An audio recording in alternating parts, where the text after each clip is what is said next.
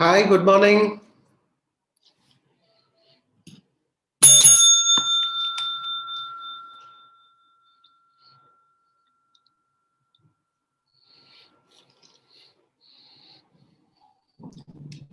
बेटा बंद कर दो। बाहर सबको बोला है, बिल्कुल आवाज नहीं कर, ठीक है?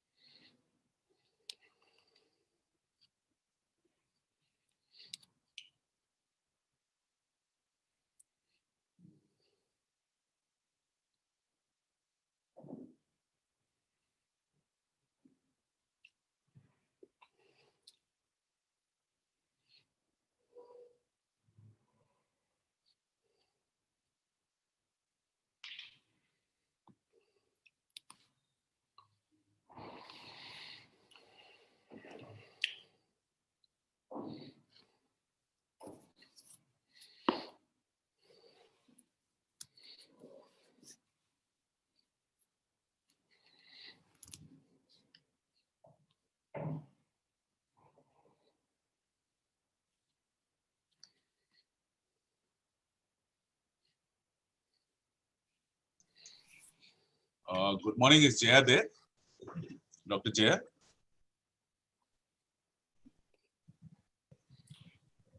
Good morning, sir. Morning, good morning. I think we're supposed to start at 9, I guess. Sir, I'm there. Good morning. Hi, good morning, Jaya. Good to morning. Good morning, sir. I doubt if Rajat would be able to join us. He messaged me yesterday. He has some domestic issues. Okay, sir. So it'll be nice if he can. But do we have all the people who are supposed to be here to present their papers? I don't think so, sir. Okay. The names are not showing. Okay, so I think Rishabh Grover, is he here? I don't see him either. Rajul Shah? No, I don't see his name either. Sagarika? Prachi? Neha? Yes, sir. Yes, sir, I'm here. Yeah, Prachi, is that Prachi? Yes, sir. Yes, sir. Great, so you're here. Yes, sir. Neha? Pranav? Arvind? Yes, Rahul. sir. Arvind is here, great. Rahul? And Kavleen. So we only have Rahul, Arvind and Neha here, right? Prachi. Yes, sir. Yes, sir. Prachi is. Prachi and Arvind are here, right? Sir, Pranav is also over. Who? Sorry, I didn't get you. Pranav has reached. Okay, Pranav is also here. So we have 3. So Jay, you have the spreadsheet open with you, right? I mean, Yes, sir, I have.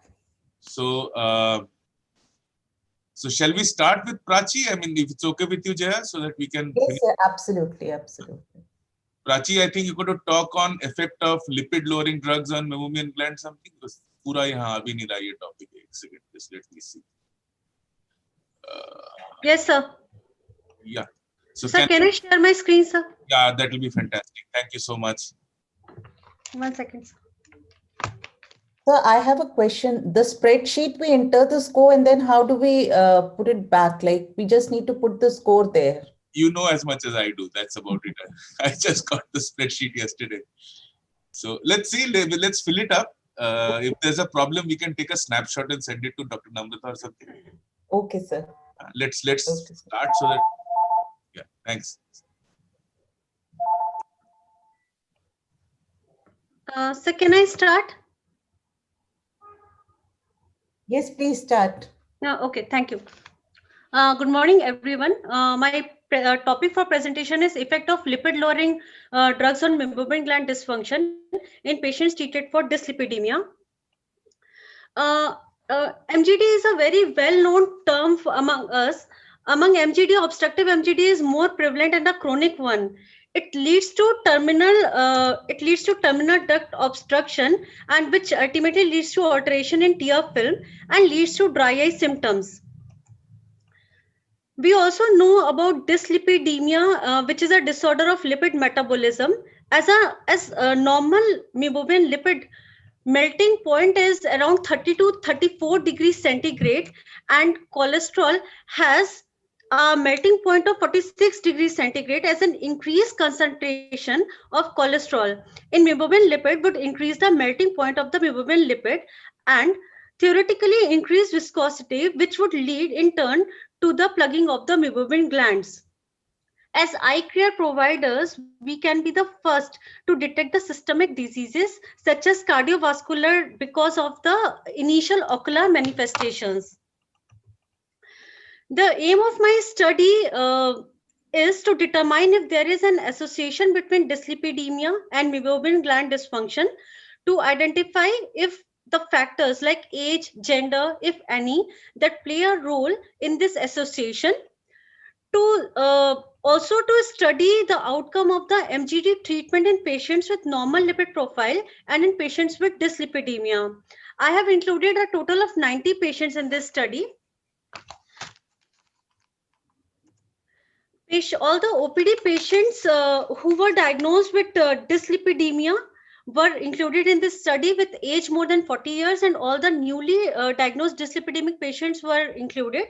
Whereas patients with previous history of hypercholesterolemia, inflammatory or allergic ocular surface diseases, history of ocular surgery, lacrimal drainage system dysfunction, chronic treatment with lipid-lowering drugs, omega-3 fatty acids, beta blockers, or other systemic drugs affecting tearing, as well as the use of topical ophthalmic medications, including corticosteroids 4 weeks before the study, diabetes, hypertension, thyroid, pregnancy, primary or secondary Sjogren's syndromes were excluded from this study.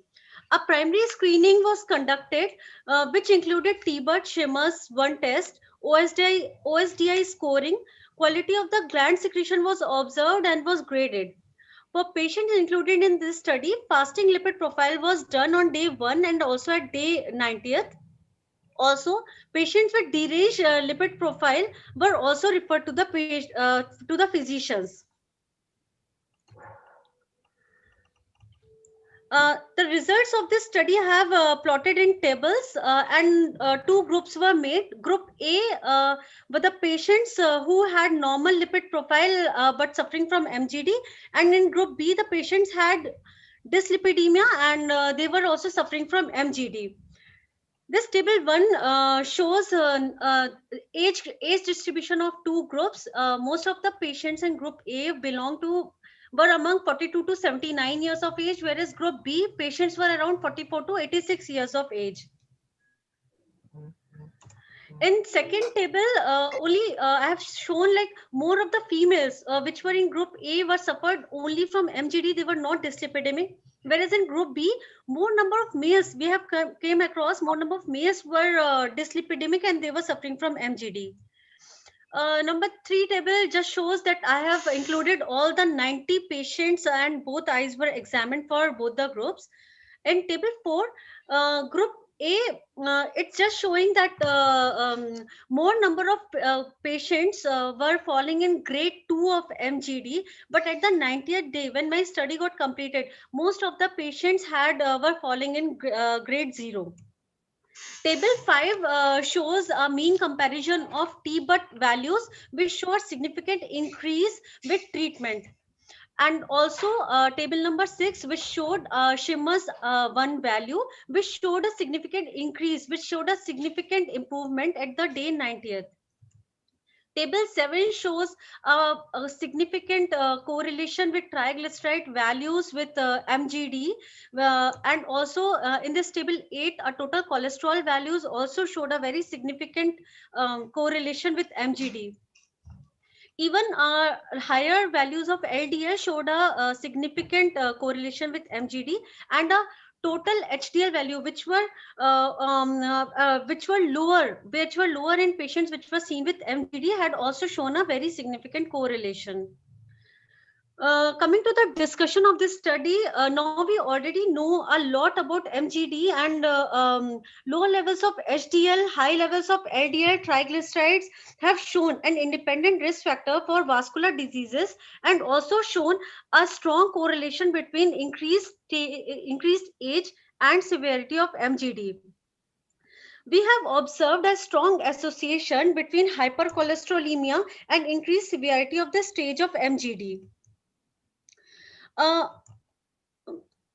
Meibomian gland secretion contains triglycerides in addition to cholesterol, which is known to constitute 1 to 2% of the normal. We need to wind up, Prachi. So I think your time is finishing. Yes, sir. But could not reach to statistical significance. Just to conclude, sir, the patients with MGD were diagnosed with hypercholesterolemia for the first time, and just to conclude, sir, cholesterolemia for the first time and lipid-lowering drugs were started. Severity of MGD decreased and ocular conditions of the patients improved, but duration to get cured completely was prolonged in dyslipidemia patients.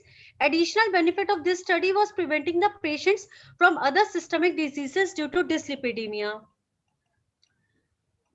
These are my references. Thank you.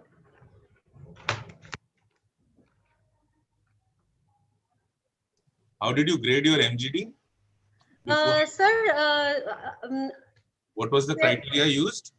Sir, there was a paper published, sir. I have given the reference of that paper, sir. According to that, they have graded MGD into several gradings according to the mebum secretion, sir. We have on the slit lamp examination, we have pressed the lower lid, and according to that, on the slit lamp examination basis, we have graded it from grade 0 to grade 4. And the very severe grade contained, like if the mebum was getting secreted on pressing the lower eyelid, we have graded it grade 4, sir.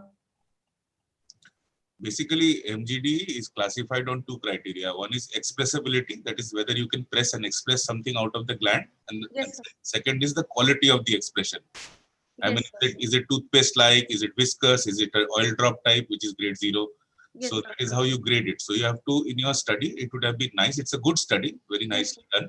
It could have been further, been more scientific if you had showed us that you have brought down a patient from grade 4 by controlling his or her cholesterol levels to grade 2 or grade 1. Yes, So that would have been a much more scientific way of presenting it. But on the whole, it was a fantastic study. thank you, sir. Thank you, sir. So Jaya, any questions? Dr. Jaya? I think we don't have Dr. Jaya. Is Rishabh here? Rajul? Sagarika? Prachi has... Excuse me, sir. I am Dr. Asif. Actually, I have been sent here for the moderating the session, and I've discussed with Professor Namrata Sharma. She said like once the marks have been entered, it could be mailed to her, or you can WhatsApp her the spreadsheet, Okay. and after that it will be evaluated, sir. Fantastic, fantastic. And we have one more participant, Neha Adlaka, Yeah, and I think we can call her next in the order on the list. yeah, sure. And Dr. Neha Adlaka is going to present on a prospective study on comparison of tear film stability before and after different modalities of pterygium surgery. Dr. Neha? Yes, sir. Am I audible? Yeah, sure. Yes, you can go ahead. Thank you. Yeah, sure. Asif, one question. The scoring is out of 10. That's not mentioned. Yes, ma'am. Yes, ma'am. Okay. Is my screen visible? Yes, visible. Good morning, everyone. Myself, Dr. Neha Adlaka, and I'm going to present a paper on prospective study of comparison of tear film stability before and after different modalities of pterygium surgery. Needless of an introduction, pterygium is a fibrovascular subepithelial growth of degenerative bulbar conjunctiva over the cornea. A reduction in tear ferning is seen in patients with pterygium. This study was done to assess any improvement in tear film stability after different modalities of pterygium excision surgery. Now let's come at the changes. I wanted to observe 4 in my study. I wanted to find out incidence of tear film instability in patients with primary pterygium to assess whether there is any improvement in tear film stability after pterygium surgery, to assess which surgical technique, that is the Beer sclera or the limbal conjunctival autograft, gives better result in terms of improvement in tear film stability. How did I start? First of all, 100 eyes of 91 patients attending the outpatient department of ophthalmology and having primary pterygium in one or both eyes were included in the study. The research work was executed after approval from the Institutional Ethical Committee. All the patients were randomly divided into 2 equal groups.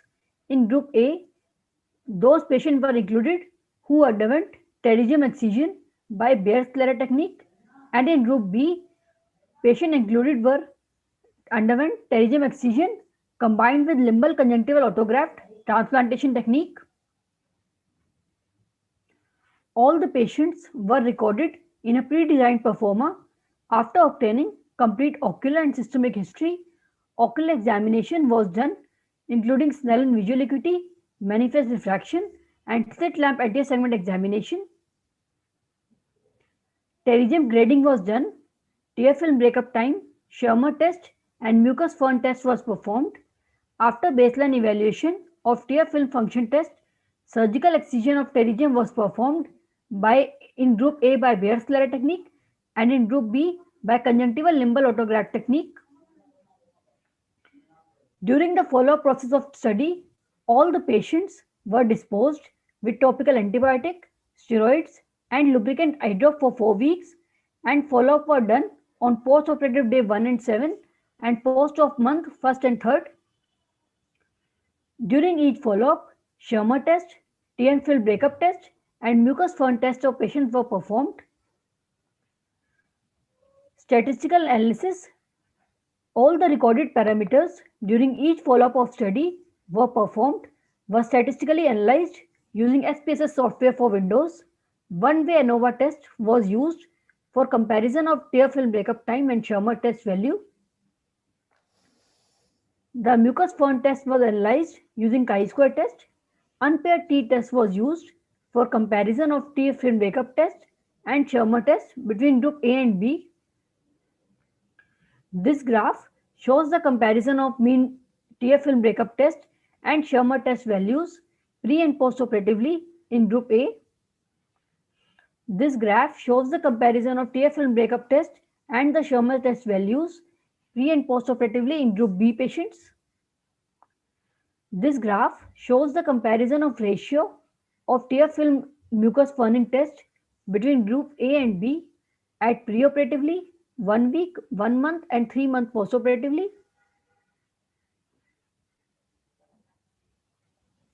Abnormal tear function test is associated with pterygium, as tear film breakup test and mucus Ferning test results were abnormal in eyes with pterygium, while the Schirmer test values were normal. It shows that the quantity of tear film remained unchanged in eyes with pterygium, but its quality or composition altered significantly. Reduced tear film breakup test may be caused by an irregularity in the surface epithelium in eyes with pterygium, while abnormal Fern pattern is mainly seen due to mucus deficiency.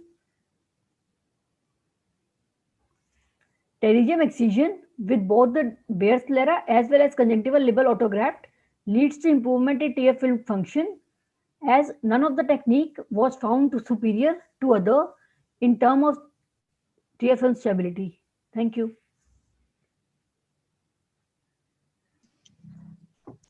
Thank you very much. And I think any questions from Jaya? Yes, sir. So what do you think about doing Bayer sclera technique? Would you give, considering the recurrence rate following Bayer sclera technique, do you think it's ethically correct to do such a study? And ma'am can say better, like what was the recurrence rate following the Bayer sclera technique? Yeah, the presenter, what's your opinion? Dr. Neha? Yes, sir. Dr. Jaya just asked you, was it ethical to do Bayer sclera to conduct this Bayer sclera technique to conduct this study? The recurrence rate is found out to be 5% in Bayer sclera technique. 5% over a period of? So 1 year. 1 year is hardly a study period for a Bayer sclera technique. Usually is not employed nowadays, considering its very high recurrence rate. Yes, sir. So Dr. Jaya asked you the question. So, Jaya, would you like to elaborate further? No, sir, I would probably not value the tear film status so much, as the primary outcome of pterygium is to get rid of the pterygium. So primarily my concern should be not to have a recurrence. And Bayer sclera technique, as far as I know, literature says almost 60% recurrence rate following Bayer sclera technique. Yes. 5% is what is quoted with conjunctival autograft. Though we hardly see following conjunctival autograft, but 5% is what is quoted with conjunctival autograft. Great. Shall we invite the next speaker, Jaya? Can you do the honors? Yes, sir. Thank you for the presentation, Dr. Neha. The next presenter will be Dr. Rajul Shah, and he's going to present on effectiveness of a smartphone app for self-assessment of dry eyes in smartphone users. Dr. Good morning. Hello, good morning, sir. Yeah, good morning. Good morning. Yeah, you can proceed with your presentation. Sir, my screen is visible? Yeah, it is visible. Okay. So my presentation is dry eye in prevalence in smartphone app users. I can't find it. So we have a study population is 21 to 40 years old, and dry eye disease is defined as a disease of tear production, ocular surface that leads to discomfort, visual disturbance, uh, and tear film instability, causing subsequent damage to the ocular surface with increased osmolarity of the tear film and ocular surface inflammation. Our patients complained of a constellation of symptoms like dry eyes, the gritty feeling, burning sensation, or a foreign body sensation in like in the eye. Risk factors we included were advancing age, most commonly female gender, patients with connective tissue disorders, or history of drugs like antihistaminic or hormonal treatment, or past history of any corneal refractive surgery. Our main aim this study was early diagnosis and prompt intervention, so patient can self-diagnose themselves before they need to approach any doctor and take the necessary measures, adapting various methods of lifestyle modification, reducing the screen time, and reducing the dependency on medications. Smartphone app is easily available and it motivates people for quick dry eye screening and leads to increasing the number of dry diagnoses. There are approximately 468 million in 2017 and it's still increasing. So it is very handy app where everybody can diagnose themselves and take the necessary measures. Hello. So we included 150 participants with that is 300 eyes in the age group of 18 to 35 years, and we did both classical test as well as app-based evaluation for these patients. That is Schirmer's, TBUT, and OSDI score. And on the app, we had evaluated them for blink rate, blink interval, subjective discomfort on lifestyle, screen time, and we had also asked a history of contact lens use. So we compared the OSDI, that is the manual OSDI score which we have available, and the app's OSDI score, and classified the subject into 3 categories, that is mild, moderate, and severe. And also patients were assessed on the digital tests that were offered by the app. Our inclusion criteria was patients in the age group of 18 to 35 years old, smartphone users, computer users, and a visual acuity of more than 6/18. And exclusion was patient not falling in the age group of 18 to 35, patient having comorbid conditions, prior treatment or prior surgery were excluded from the study. The statistical analysis showed that we found a negative correlation between blink rate Schirmer's, blink rate with TBUT, but a positive correlation between the app score and OSDI, suggesting good reliability between both of them. And we included 80 males and 60 females with a total of 150. This table shows the classification, distribution of patients as per their age, with maximum patients in 18 to 22 years of age. And maximum cases were also recorded in the moderate category, that is 76 cases from 150, almost occupying 50% of the whole chunk. Yeah. But then this table shows that patients were classified based on the Schirmer's, TBUT, and OSDI into mild, moderate, and severe category. And maximum number of patients in Schirmer's also by assessing these methods were in mild category. This table shows the classification of patients based on the app-based test. That is, we evaluated them based on the blink rate, blink interval, and the dry eye score that was present in the app. It consisted of 5 questions rather than the classical test consisting of 12 questions and 3 domains.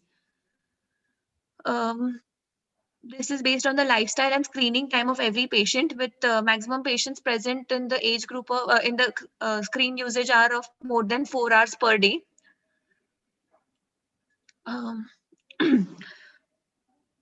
We had another study also where more prevalence of dry eyes was present in the younger population, as described by Whitner and Newshire. But also Shanti et al. Study showed that patients in various age groups also had presence of dry eyes, because their study had a huger sample size, which was a limitation factor in my study due to only 150 sample size. And according to lifestyle, we found that mobile users more than 4 hours, or computer or near work users are more predisposed to develop dry eye disease at a younger age with severe manifestation than regular users. And also increased screen time has a negative impact on personal behavior as noted by Noor et al. We found a positive correlation between the OSDI manual score and the app dry eye score, suggesting both are reliable for classifying dry eyes with same efficacy, but app dry scores are easy and quick. As I mentioned, they have only 5 questionnaires, and person can take those tests anywhere possible without the requirement of any technological or a doctor's help. But a negative correlation was established between blink rate and Schirmer's, blink interval and Schirmer's test, TBUT and blink rate, and TBUT and blink interval.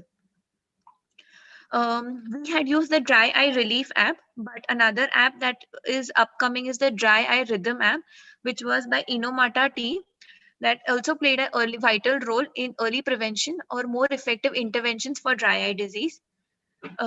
We could not find any study similar to app, as it is just a newer app and it is not a standardized app for dry eye diagnosis, but it can surely help in assessment and follow-up. And with the availability of a huge sample size and formation of standardized protocols for diagnosis of dry eye disease, it will definitely have a role in DED management. To conclude, the smartphone app is effective means for screening of dry eyes by self-assessment and keep track on its progression in the tech-savvy population, as they are more vulnerable for dry eyes and are comfortable using such apps. We have to develop a standardized protocol and criteria for diagnosing DED based on the effectiveness of smartphone apps, and it will be good supportive tool for the clinician in DED management, as it is free, handy, easy to use, and have automated reporting for user understanding. Also, future scope, the app can help users to follow 20-20-20 rule as specified required time by linking with another app according to the DED status. These apps are also offer patients various exercises with alarms, so they can manage the screen time along with manage the screen time. Hence, it is a very handy app for patients to diagnose themselves for dry eyes before they can approach any clinician. Thank you, sir. Thank you so much. Any questions from Dr. Jaya? No, sir. So, Asif, do you have the next speaker ready? Thank you. The next presenter is Dr. Sagarika. She's going to present on correlation of dry eye disease and sleep disorder in menopausal females. Dr. Sagarika.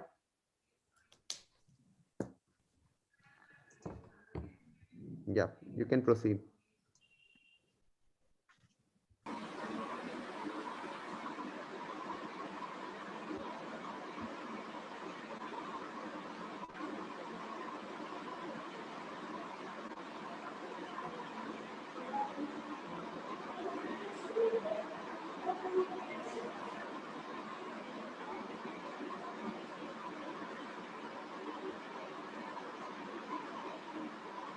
Dr. Sagarika.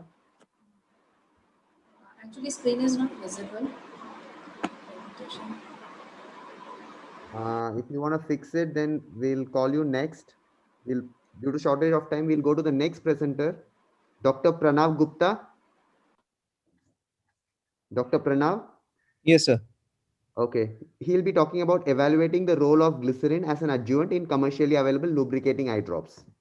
Thank you. You can proceed with your screen. Thank you. Good morning, everyone. I'll be presenting on evaluating the role of glycerin as an adjuvant to tear substitute eye drops and management of dry eye. Dry eye, as you all know, is a multifactorial disease. It is one of the most common ophthalmic pathologies we encounter in our OPD. Dry eye is associated with tear film hyperosmolarity, and it affects about 5 to 50% of the global population, according to various studies. Dry eye impacts the daily functions and thereby diminishes the quality of life. Symptoms which patient present with are watering, burning sensation, grittiness, foreign body sensation, blurred vision, and photophobia. For treatment, TS substitutes are the primary therapy, and they include cellulose derivatives, carbomers, polyvinyl alcohol, glycerine, sodium hyaluronate, autologous serum, povidone, and sodium chloride. Out of these, carboxymethyl cellulose is available in 0.5 to 1% concentration as the most frequently used cellulose derivative. It increases the viscosity and binds to corneal epithelial cells. Glycerine is available in 0.1 to 1% concentration, is a demulcent, lubricant, humectant, and it promotes the epithelial cell growth. The study was conducted to evaluate the role of glycerine as an adjuvant to carboxymethyl cellulose eye drops. This was a randomized prospective single-center study conducted in the outpatient department of ophthalmology GMC Jammu in the month of March to April 2019. All the patients of dry eye were included. Those were symptomatic, having tear film breakup time of less than 10 seconds and Schirmer test less than 10 mm after 5 minutes and of more than 18 years of age. Patients instilling any kind of eye drops or having any history of ocular surgery or trauma were not included in the study. All the patients underwent complete ocular examination. Schirmer test and tear film breakup time were noted. Subject to inclusion and exclusion criteria, all participants signed written informed consent. A total of 60 patients of dry eye were randomly distributed into 2 groups. Group 1 received commercially available fixed dose combination of carboxymethyl cellulose 0.5% and glycerine 0.9% eye drops. Group 2 received carboxymethyl cellulose 0.5% eye drops. All patients were instructed to instill eye drops at least twice daily for a period of 4 weeks. They were examined on day 1, day 7, and day 28. Data was recorded statistically and statistically analyzed using the t-test. A p-value of less than 0.05 was considered statistically significant. Results. Baseline parameters were comparable in both groups, group 1 and group 2. On day 7, when we compared the tear film breakup time and Schirmer test of group 1 patients with the baseline, it was statistically significant. And when compared with the other group that received only carboxymethyl, that was also significant. On day 28, both the groups showed a significant improvement when compared with baseline. But when both the groups were intercompared, there was no statistically significant changes were noted. To conclude, both the formulations were equally effective in alleviating dry eye symptoms. Carboxymethyl cellulose 0.5% with glycerine 0.9% caused earlier relief in symptoms when compared with carboxymethyl 0.5% alone. These were my references. Thank you. Thank you, Dr. Pranav, to make it short, crisp, and a very nice study. Thank you so much for presenting. Asif, do you have the next speaker with us? Thank you, sir. Thank you. Yes, sir. The next speaker will be Dr. Arvind Kumar Maurya. He's going to present on Trehalose, a novel disaccharide against dry eye. Dr. Arvind? Yeah, I'm there. Yeah, sure. Okay, you can proceed with your presentation. Good morning, everyone. I will be speaking on Trehalose, a novel disaccharide against dry eye. As we all know, dry eye is a multifactorial disease of tears and ocular surface. It causes discomfort, visual disturbances, and tear film instability, damaging the ocular surface. And it has DED has a worldwide incidence of 5 to 50% in different type of population. It is more prevalent in females and in age group of more than 45 year of age group. And because of the increased dependence on digital devices, which has further increased during the COVID time, so that leads to incomplete blinking, and this leads to tear film instability. And according to the latest TFOS, the definition has been redefined that dry is a multifactorial disease of ocular surface, along with the tear film instability and hyperosmolarity that leads to ocular surface inflammation, along with the evaporative and aqueous deficiency DED. So we require a multi-pronged approach to treat the tear insufficiency, lid abnormalities, the ocular surface inflammation, along with the dietary changes and environmental modifications. So there are already so many topical drugs are available. So now this Trehalose as an adjunct with the existing lubricant, which is the sodium hyaluronate, it is a naturally occurring disaccharide, and it has proven good role in the homeostasis and benefit patients of DED. How it acts? It increases the autophagy and it protects the cultured human corneal epithelial cell membrane. It prevents cell death and also from the desiccation, and it preserves the normal cellular morphology of cell membrane and their proliferative activity. Also, these autophagic genes are stimulated, FOXO1 and ATG5. And at molecular level, it works as a cytoprotective agent in preventing crystallization of protein hydration water. So what has been clinically done and what different we did? There are many randomized clinical trials. Most studies have inadequate sample size or patients were not followed long enough. So we planned a randomized controlled trial between the Trehalose group versus the sodium hyaluronate group with the 192 patients in each arm. And it has the highest sample size in all worldwide studies. Participants were 15 to 75-year age group, and we did the OSDI, Shimmer, TBUT, and the chronic drug intake like the antidepressants and antihistaminics leading DD were also included. And the exclusion criteria were prior ocular surgery and any previous ocular lubricating, and those who failed to give consent, and randomization and masking was done.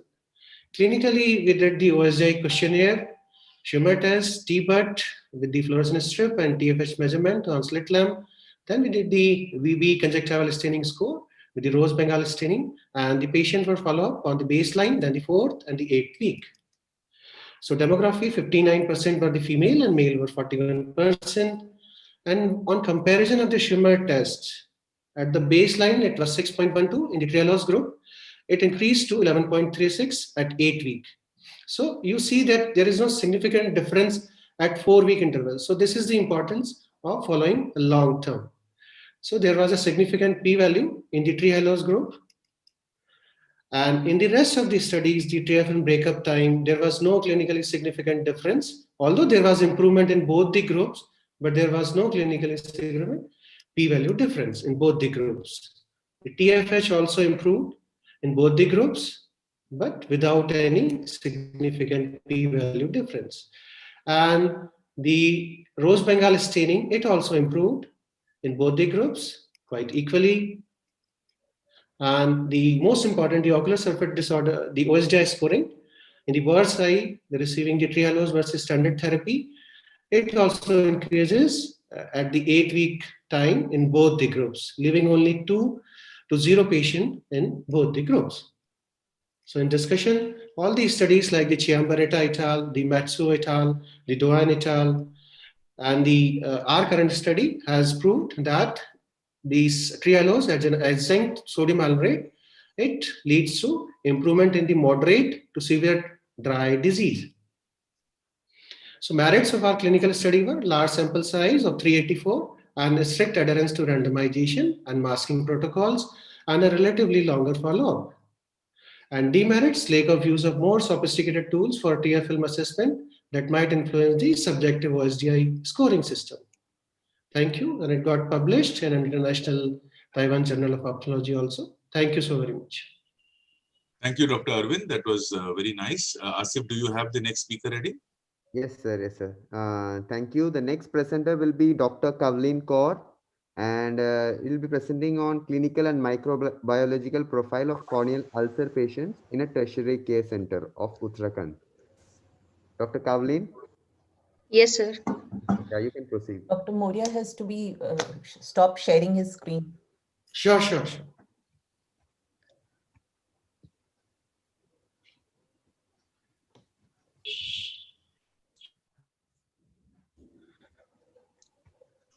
Good morning, everyone.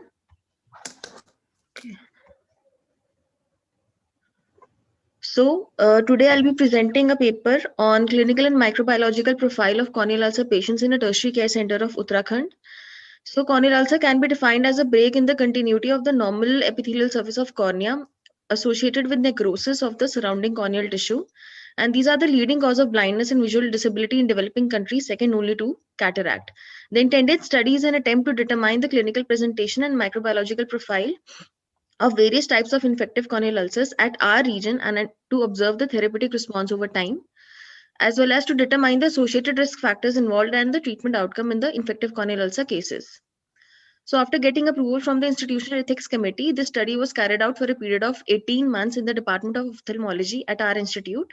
This was a prospective analytical study and consisted of 100 eyes of 100 patients presenting to the ophthalmology outpatient department with infective corneal ulcers and subsequently admitted and treated in the ophthalmology ward.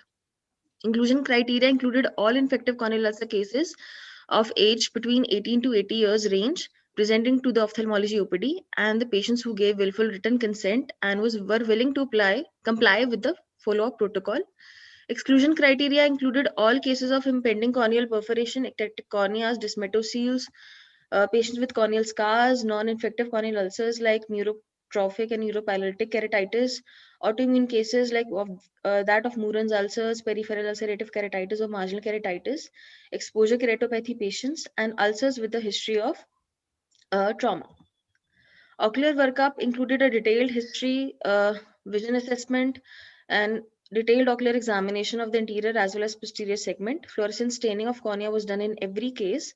Complete details of the ulcer were documented using proper color coding, and clinical diagnosis was based on the severity of symptoms, nature of injuring agent, duration of, and findings on the slit lamp, ulcer characteristics like site, size, shape, depth of infiltration, margin of the ulcer, satellite lesions, immune rings, and hypopyon. Hospitalized patients were evaluated at least twice daily, and OPD patients were followed up as per the treatment response, initially at 2 days interval and thereafter weekly for 3 weeks at least. Clinical progression of the ulcer was documented, and an initial empirical antibiotic treatment, including 45 drops, followed by tailored treatment as per microbiological assessment, was given. Corneal scrapings were taken from both the leading edge as well as base of the ulcer. As per the proper aseptic and antiseptic precautions, samples were obtained and sent to the microbiological department. Serological assessment of viral markers was done whenever the viral infection was suspected, and re-scraping were performed in cases where the profile was inconclusive. SPSS Windows software was used for the analysis. Chi-square tests were applied, and a p-value of less than 0.05 was considered to be statistically significant. So total of 100 eyes were evaluated. Mean age of the patients was 50.49 years. Gender distribution was close to 1:1. Maximum number of patients in our study constituted the housewives, followed by farmers. Rural population was more affected as compared to urban population. Keratitis involved right eye in more than the left eye. External ocular trauma with vegetative matter was the most commonly implicated local risk factor and was also statistically significant. And amongst the systemic risk factors, diabetes mellitus was statistically significant with a p-value of 0.032. And a history of receiving previously topical treatment in the form of antibacterial, steroids, fungals, antivirals was also observed. Then the visual acuity at presentation ranged from 6/6 to no PL. In 33% cases, the ulcer was located in the paracentral area and an epithelial defect was present in 72% cases.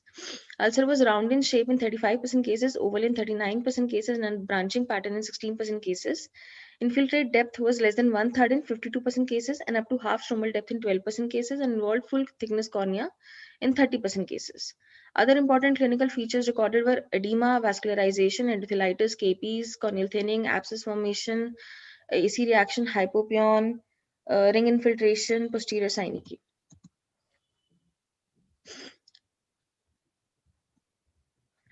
Then biological profile revealed that the most commonly isolated fungi was Aspergillus fumigatus in this study, and bacteria was Staphylococcus aureus and Pseudomonas aeruginosa. And virus detected by serological assessment was HSV1. Bacterial culture positivity in this study was 19% and fungal culture positivity was 11%. So out of 30 culture positive cases, clinical diagnosis did not match with the microbiological investigation in 3 cases. So final outcome was that the 8 patients were lost to follow-up, 92 patients were followed up to 3 weeks, out of which 10 cases deteriorated and 82 cases showed improvement in signs and symptoms, which showed a statistically significant p-value of 0.025. So at the end of 3 weeks of follow-up, 3% cases had no PL, 35% cases had BCVA PL to 6/60, which showed a p-value of less than 0.001. Majority cases resolved with or without corneal scarring. 8 cases ended up in adherent glaucoma. 5% patients developed perforation and 17% patients developed severe corneal thinning.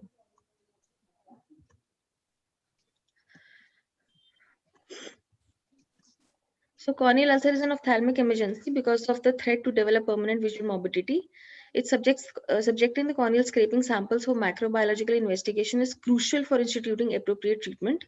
And direct microscopic examination of corneal scraping provides a rapid diagnosis and forms the basis for instituting initial antimicrobial therapy, which may be modified later according to the culture report. And further multicentric large longitudinal studies are warranted to verify the validity of this study. These are the references. Thank you. Thank you, Dr. Kavlin. Sir, do you have to ask any questions to her or anything? No, Or we should are we good. proceed to the next You can. speaker? I think let's proceed to the next speaker. Okay, thank you, sir. Thank you, Dr. Kavlin. The next speaker will be Dr. Sagarika. She'll be presenting on correlation of dry eye disease and sleep disorder in menopausal females.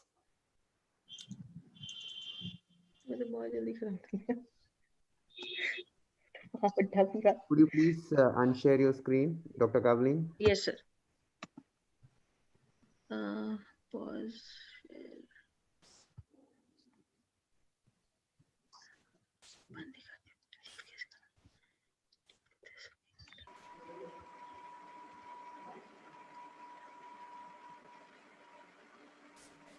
I think we still have Rishabh Grover, Sagarika, and Rahul Verma. Yes, sir. Yeah. Could you please start your? Thank you. Is the screen visible, sir? Yes. Good morning, everyone. My study topic is Sagarika, can you put it onto presentation mode, please? Bottom, Yes, sir. bottom right. Bottom right. Just go down, slideshow. Make it full screen. Dr. Sagarika, make it full Yes, sir. yes, that's it. Okay, sir. My study topic is correlation of dry eye disease and sleep disorder in menopausal females. According to International DUS classification, it is a multifactorial disease of tear and ocular surface that result in discomfort and visual disturbance and tear film instability. It's causing symptoms like ocular discomfort, irritation, itching, fatigue, foreign body sensation, photophobia, and various pain and burning sensation. Different studies have shown a relatively vast span of prevalence ranging from 7 to 33%. This variances depend on the population being studied and criteria used to define dry eye. In postmenopausal female have higher rate of having dry eye diseases. There are various epidemiological studies have been conducted on large scale showing dry eye disease in women over 50 years old is nearly double than men over 50 years at 7% and 4% respectively. Several studies have shown that there is a hormonal etiology behind the susceptibility of dry eye in postmenopause females. Both androgen and estrogen have known effect and synthesis and component of TFM. Androgen binding results in synthesis and secretion of lipid from these glands, while estrogen actually cause a decrease in lipid production. For this reason, increased level of estradiol are believed to be the risk factor for dry eye. It also had an impact on physiological, psychological and mental health, causing anxiety, depression, sleep disorders, and mood disturbances. Thus, the aim of our study is to find out the correlation of dry eye disease with sleep disorder in pre and postmenopausal females. A cross-sectional study was conducted among 200 females aged 35 to 70 years in a duration of 2 months. A well-designed performer was prepared, including all the demographic profiles, their menstruation histories, extraocular and ocular symptoms, and also the duration of electronic device usage. Dry eye was analyzed both subjectively and objectively by performing various tests like TBOT, Schirmer's, tear meniscus height, corneal staining, and ocular surface disease index, and graded accordingly. And sleep quality was analyzed by Pittsburgh Sleep Quality Index and graded according to the validated standard system. Inclusion criteria, all females from the 35 to 70 years were included, and those who are willing to participate in our study. And we excluded the female less than 35 years and more than 70 years, and any female with any ocular surface disorders. These are the demographic profile. Out of 200 females, 69 were from the younger age group. Perimenopausal, in perimenopausal, 76 females, and in postmenopausal, 55 females. This is a distribution according to the ocular symptom. The most common ocular symptom found in our study was photophobia, followed by pain and watering, and the most common extraocular symptom was headache. This distribution, this chart shows as the disease, as the severity of dry eye increases, as the age increases, the TBOT and the Schirmer test shows the severity. Then this chart is showing the corneal staining. Here we can see that postmenopausal female, in the postmenopausal female, the staining was present, and tear meniscus height also decreases in the postmenopausal female.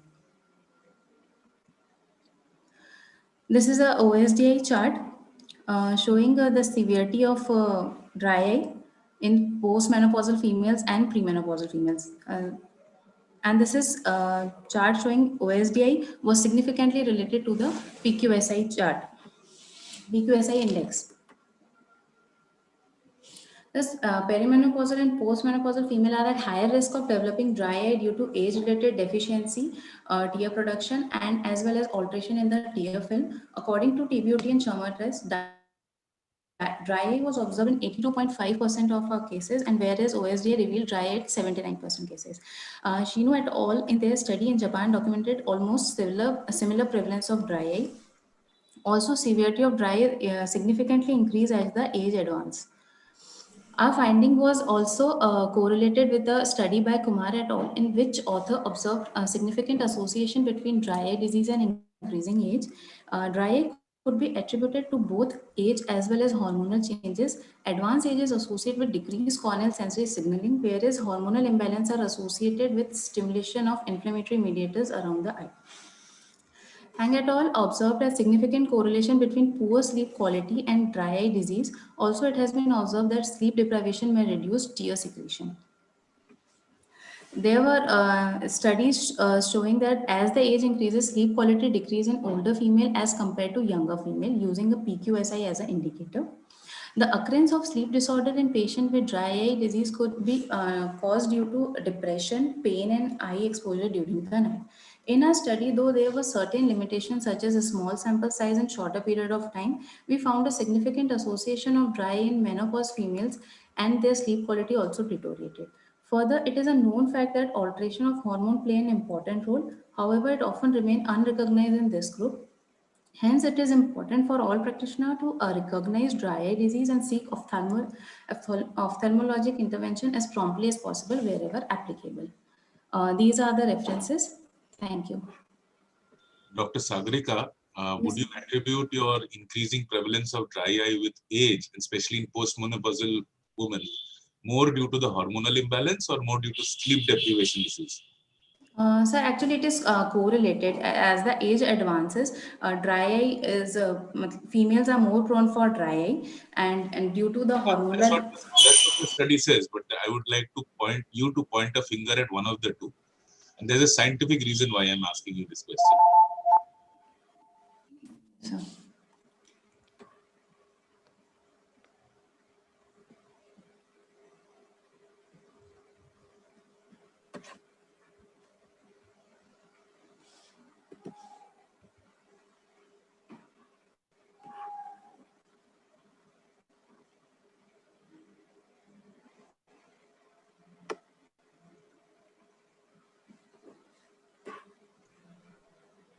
Hello. Hello. Yes, sir. So could you figure out my question, or should we just skip it? No, sir. Actually, I not heard. Okay, I'll just repeat it. Yes, sir. Rather, I'll just make a statement rather than Yes, it is well documented that in menopause or alteration in hormones in women during the period of menopause is Yes, sir. majorly responsible for causing MGD. Yes, sir. Right? That's a very Yes. big Yes. risk factor.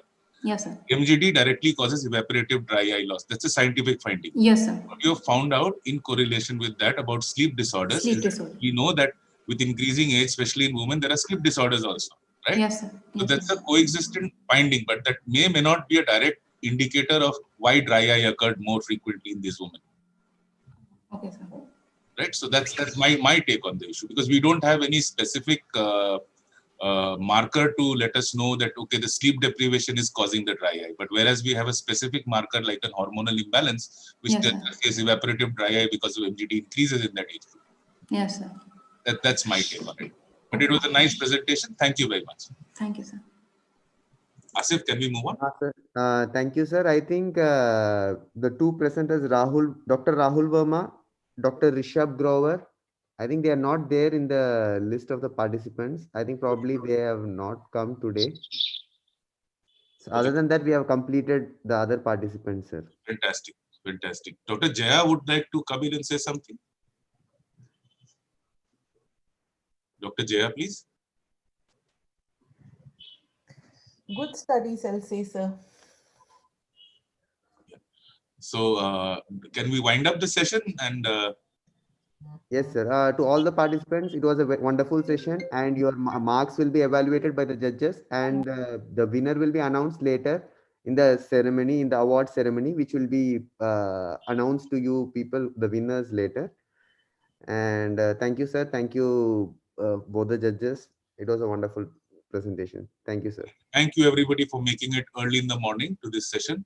And I must thank Dr. Jaya, my co-judge, who's been very supportive in asking the questions and evaluating as well. Thank you, Asif, for being there and helping us out. Thank you, sir. Thank you, sir. Thank you, sir. Yeah. Wonderful to be here. Yeah, great. Thanks, Jaya. Thank you, sir.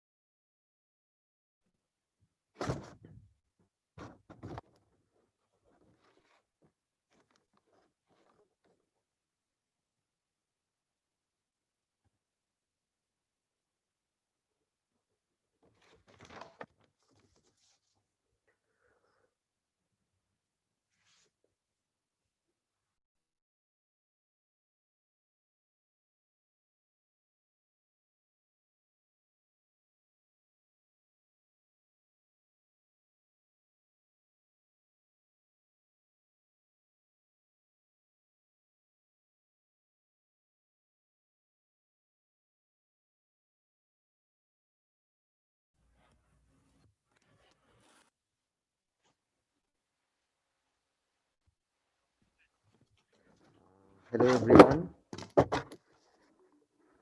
Hello. Welcome, everyone. Thank you for joining for today's DOS Conference 2020. And I'm Dr. Asif, and I'll be moderating this session. Today, we are here having a free paper session on cornea and ocular surface, session 2. And we have our judges, Dr. Ajay Dave, Dr. Manisha Acharya, and Dr. Ekeda Lal. And we have 10 participants, and out of which 4 have already logged in. So we can proceed with those who have logged in, and then like subsequently, if people who are joining, we can go through their presentations as they join in. So each presenter will have 6 minutes for their talk and 2 minutes for discussion. So we would like all the participants to stick to their time limit. And now, without any further ado, we'll go and we'll turn the time over to the presenter. First presenter here right now is Dr. Pratama Sarkar. Dr. Pratama, yes, be ready with your slides. And I hand over the mic to the judges. Thank you. Good morning, everyone. Is my screen visible? Pratama, could you just wait for a minute? Just ensure that the judges are ready, and then you can proceed with your presentation. Very good morning to everyone. I am Dr. Ekeda, one of the judges for this session. Am I audible? Yes, ma'am. Yes, You ma'am. are. Have the other judges logged in? Yes, ma'am.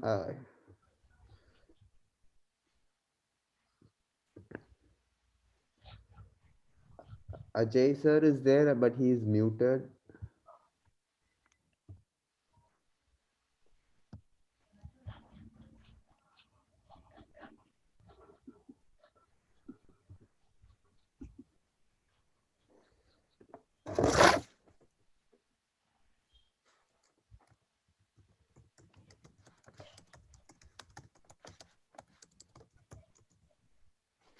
Ma'am, the spreadsheet will be with you, the Google sheet. You can evaluate, and you could mail that to Professor Namrata Sharma. Okay. All right. I'll just do that. So all the judges' mark sheet will be compiled, and the winners will be announced later, ma'am. Yeah, I'm trying to just do that. It's a little difficult to open it when the meeting is on. So I'll just, 1 second. Just give me 1 second. All right. Okay, I got it. Okay, ma'am. Thank you.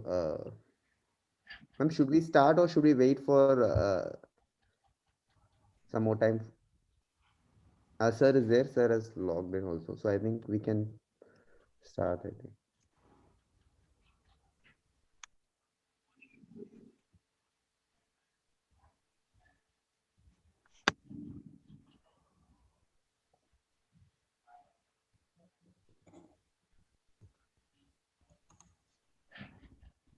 Dr. Ajay sir, should we proceed with the first presenter? Very good morning, sir.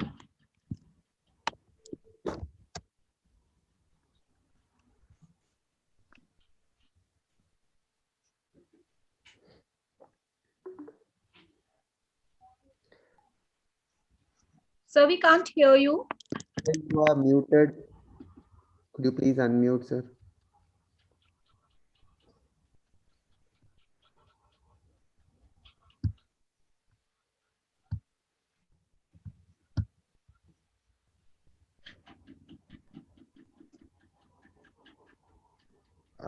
Ma'am, could we proceed with the first presenter?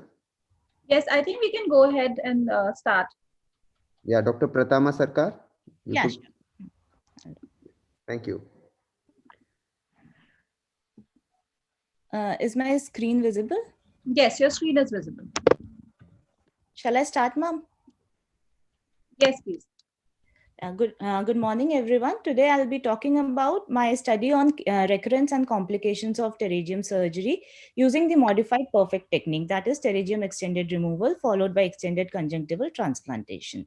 So as we know that the prevalence of pterygium in India is approximately 9.5 to 13%, and the primary treatment being surgical excision, yet there has been no consensus regarding which is the most effective surgical intervention. The recurrence is the most inexplicable complication that has been seen so far. So as we know, there are various techniques, and the technique with the least recurrence rate is the limbal conjunctival autograft, which is around 0 to 15%. So when we did the study, the lacuna was that the literature was scanty with respect to the surgical treatment of pterygium with the perfect technique. Very few studies had been conducted on this technique, and no study from India was reported. So what was the rationale?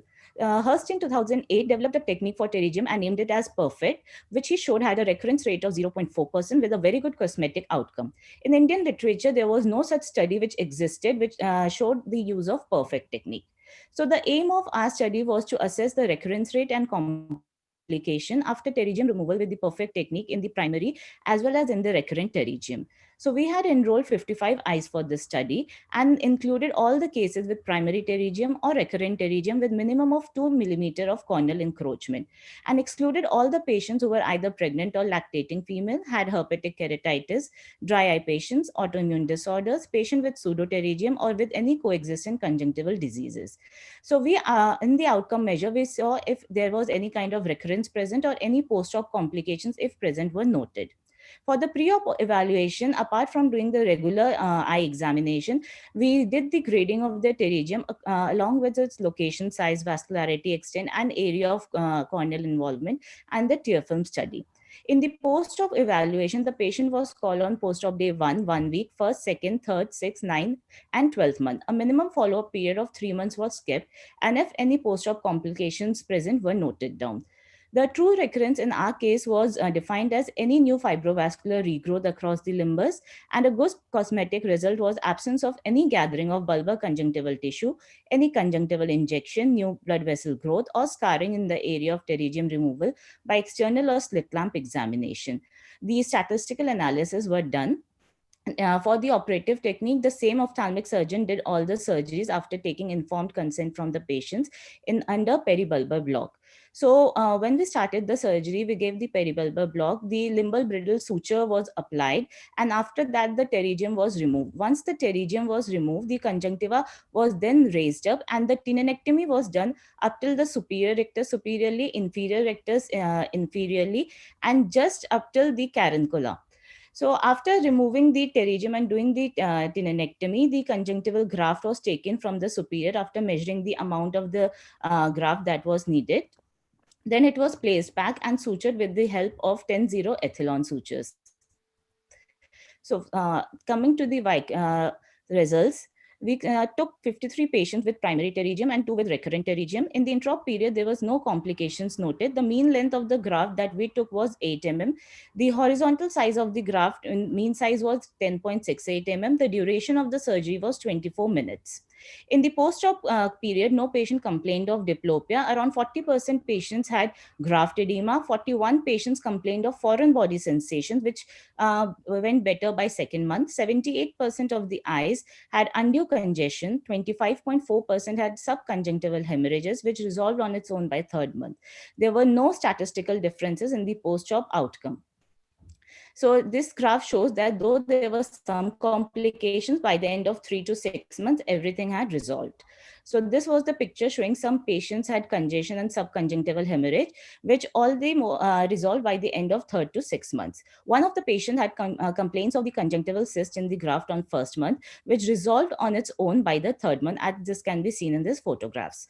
One patient had symblepharon. She was a 60-year-old female, and she had no history of trachoma. Pre-op fornix was adequate. Mild symblepharon was noted on everting the lower lid. However, there was no difficulty in the extraocular movement by the patient. Coming to the cosmesis part, it was evident in most of the patients by the end of 3 months. No recurrence was seen in any of the patient. As we can see, by the end of 12 months, the eye was pristine clear. So if we compare our technique with the original technique of Hurst, the graft size that we took was slightly lesser than that of Hurst, that is 10.68 millimeter. We did not pass any kind of muscle hook or a suture beneath the medial or the rectus, lateral rectus muscle. The conjunctival dissection was up to the caruncle only, and we did not use any kind of ADR with cautery to stop the bleeding. The advantage in our procedure was there was no complaint of diplopia, as we did not engage the medial rectus muscle. And in our case, the recurrence rate was 0% even after 2 years of follow-up. So the highlights of our method was that it was less aggressive in comparison to that of Dr. Hurst. No major intro complication were there. The recurrence rate was 0%. Neither performed we extensive conjunctival resection nor very large conjunctival graft transplantation. Extended tendinectomy remains the common step. A second graft can be retrieved from the same site where the first graft was harvested for the glaucoma surgery. To conclude, I would like to say that the perfect technique was used in this study was found to be very safe, not very much time consuming, less aggressive, highly effective with 100% success rate with no recurrence and minimal complications. To the best of our knowledge, this was the first independent report on the use of perfect technique in the Indian literature. Our study verifies and confirms that the recurrence rate may be as low as 0 using the perfect technique for pterygium. The limitations of a study were small sample size and a shorter period of follow-up. Thank you. Very nice study, Dr. Prathama. Just a few points I would like to make. First is that, see, if you're calling your study that you did the perfect technique, then I think it is important that exactly what Dr. Hurst has described, those kind of steps should be taken in the study. Otherwise, you'll have to name it differently. You'll have to say modified conjunctival autograft, because essentially this is just a larger conjunctival autograft. Perfect technique, in a sense, how the way Dr. Hurst has described is a little bit different and more extensive.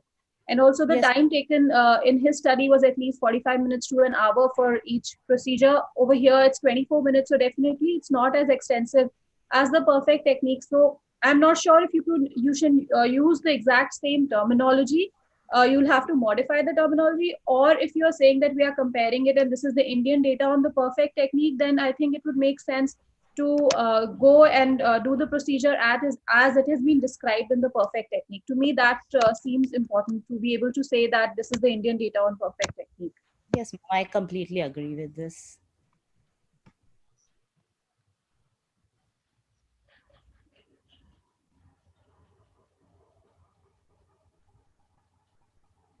Ma'am, should we proceed with the next presenter, or like any other questions for discussion?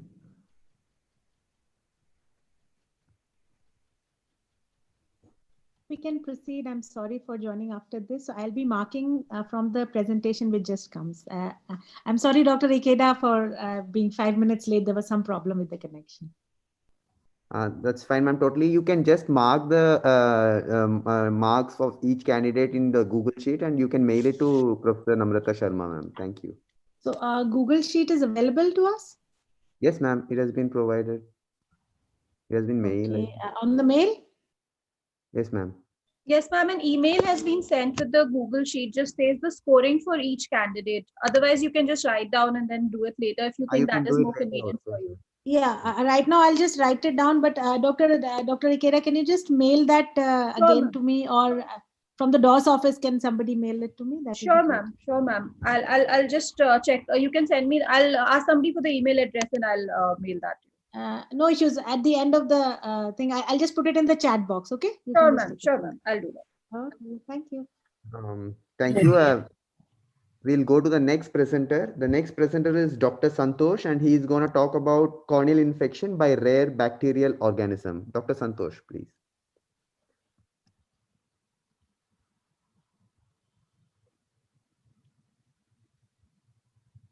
Asif, is my slide visible? Yes, sir. It is visible, sir. Yes, sir. Okay. Good morning, everyone. At the outset, I would like to thank the DOS Organizers Society, and especially my teacher, Dr. Namrata Sharma, for giving this opportunity to me. I'll be discussing the few cases which were caused by the rare bacterial organism. We, most of, as a corneal specialist, come across various infections, corneal infections, and which are very difficult to diagnose. And we try all our best to diagnose this condition. And we do all investigations to come to a conclusion. And if at times we also come across various severe infection that may terminate into perforation. So our aim should be, all these cases should be to identify the species and find the best antimicrobial so that we can treat the patients. Now, my first patient, he was a known case of trigeminal schwannoma. After surgery, he had a left-sided facial hypoesthesia, and he was for a treatment of ulcers, for corneal ulcer for last 2 months. And when he presented to us, he had complained of pain, redness, and photophobia. Since he was already on treatment for last 2 months for multiple drug therapy. So what we did, we stopped all his medication for 24 hours and did the corneal scraping. The results showed an organism known as Pseudomonas stridgeri. And this organism was sensitive to a lot of antibiotics, out of which we started the patient off on combination of fluoroquinolones 1 hourly and fortified amikacin 2.5% 1 hourly, along with the cycloplegics. But this patient developed some toxicity to this fortified amikacin. So we came back to only moxifloxacin. Finally, this corneal ulcer healed, and he had a central corneal scar. And so we planned for deep anterior lamina keratoplasty, and he underwent DALC. Following which, he had a very good visual recovery. From 3/60, he came to 6/18. When we searched for this organism in the literature, it was mentioned that it's a very rare organism. It generally causes conjunctivitis. At times can cause some endophthalmitis, and a few case reports showing that it can cause panophthalmitis. Now, the next patient, the patient 2, he was a 70 years old lady who had gone cataract surgery somewhere else, following which she had developed PBK, and she reported to our center where we planned her for DSEK. Following the DSEK, on the 3rd post-op day, she developed endophthalmitis along with severe graft infection with vision of PL present and PR accurate. She also had corneal infiltrates, and ultrasound was suggestive of vitreous exudates. So we planned her for therapeutic keratoplasty, and along with keratoplasty, we also give her intravitreal injections of Cefta and Vanco. We had sent her corneal button for culture and sensitivity. On the report came, the organism was Acinetobacter baumannii, and this organism was sensitive to tigecycline and colistin. So when on the next visit, by the time that is the second visit, we were already knew of the organism. So apart from Cefta and Vanco, we also give intravitreal colistin and started her on topical dose of colistin, that is 0.119%. Serial follow-up was done after 2-3 days. Every 3 days she used to come. And finally, the post of day 50, she had a very good vision of 1/60, and the patient is still under follow-up. The patient 3, similar patient, similar patient. She was also operated on the same day for the DSEK, and she also developed post-DSEK endophthalmitis. By this time, we were already knew that because she was operated on the same day, so most probably we thought that the organism will be same. So we did not wait for the culture report, and we started her on colistin. By 6th day, the corneal button did not show any growth, but the vitreous biopsy showed culture positive of Acinetobacter baumannii. She also underwent multiple intravitreal colistin and colistin, and also topical colistin, and she is still under follow-up. The last visit, that is post-op day 50, she had a vision of hand movement close to face. So when we search for this organism, this is the gram-negative Coccobacillus, very opportunist pathogen, generally supposed to be a nosocomial infection found in ICU settings, and this causes lung infections, pneumonias, urinary tract infection, meningitis, and ocular infection is very rare. So when we thought of from where did this Acinetobacter came, on the retrospective, when we searched for this, that the donor tissue for this both the patient were taken from the death in ICU. So most probably the bacteria came from the ICU setting. So what's so peculiar about these 2 cases? When we searched for the literature, there was 2 case report of endophthalmitis by this Acinetobacter baumannii. There's only 1 case of endophthalmitis post ECC IOL, but the organism was this is the first reported case we recorded for post-DSEK endophthalmitis caused by this organism, and even after being viral in the organism, the patient had very good visual recovery. Now, my last patient, the patient who had undergone DSEK, After 3 months, he developed corneal ulcer. He presented to us, vision was poor. He had a deep central ulcer, corneal ulcer with infiltrate. Corneal scraping was done, and the organism identified was Achromobacter denitrificans, and the organism was sensitive to a host of these antibiotics. Out of which we started the patient of fortified amikacin, and in a period of 2 months, the corneal ulcer has healed. He's got a vision. Presently, the vision is counting finger close to face, well-healed ulcer, and the patient is planned for optical keratoplasty. This organism is gram-negative aerobic bacteria. It's a rare organism to cause ocular infection. Generally, it causes gastrointestinal infection as well as pneumonias. There's only just one case report I could find out, but not exactly the same species. It's from the Achromobacter diloscens, which has been reported in a journal. So coming to conclude, these cases are very rare cases, rare organism, but in any case of corneal ulcer, we must do our best to find out the organism and treat the organism accordingly. Thank you.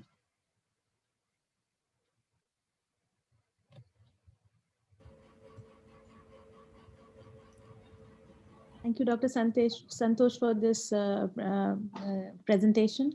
I just have one question for you. First being, when you're taking a tissue from the ICU in the second and the third case, were they the right and the left of the same pair, or were they different? Same pair, ma'am, same pair. Same pair. So it's more likely, like as it is, we say you have to go back and see where you've transplanted the other eye. The second question is, when you're taking from the ICU, was it there anyway septicemia noted in that patient, or was it not? What was the cause of death for that? Diagnosis of septicemia was not there. I mean, it was not an established case of septicemia.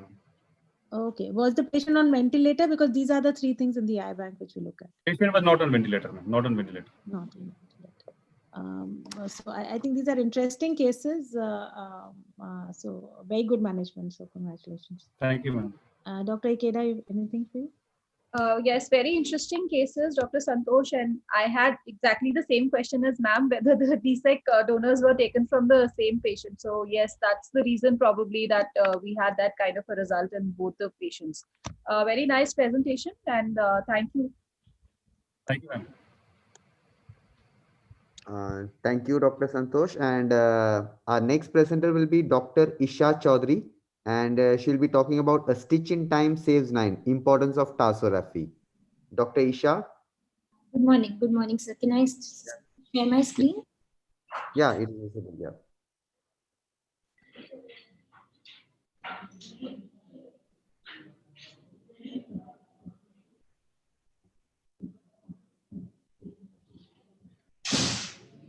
Good morning, everyone. Is my slide visible? Yes, it's visible. Perfect. Okay.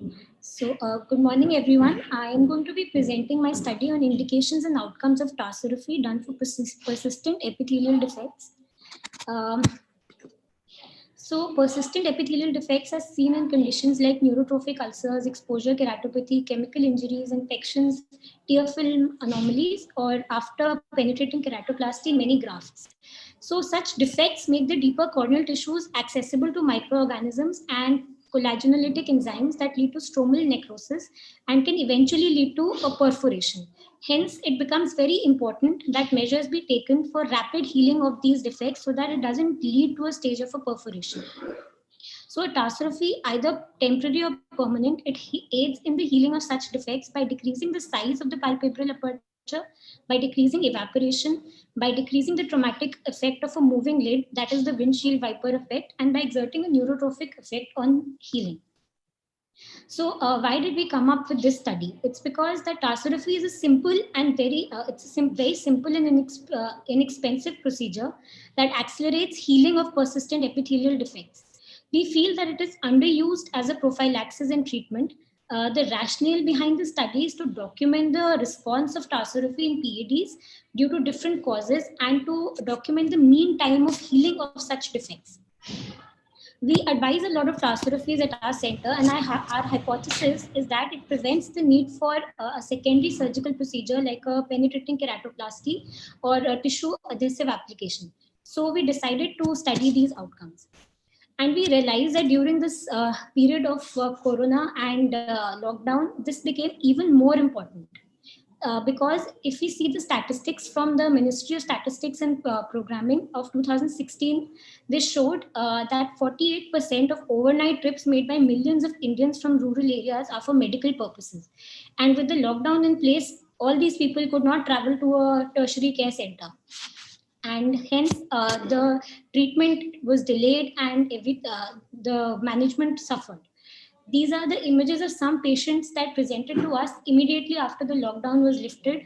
And this happened during the period of lockdown because they could not reach a tertiary care center in time and did not receive any sort of management at a secondary center.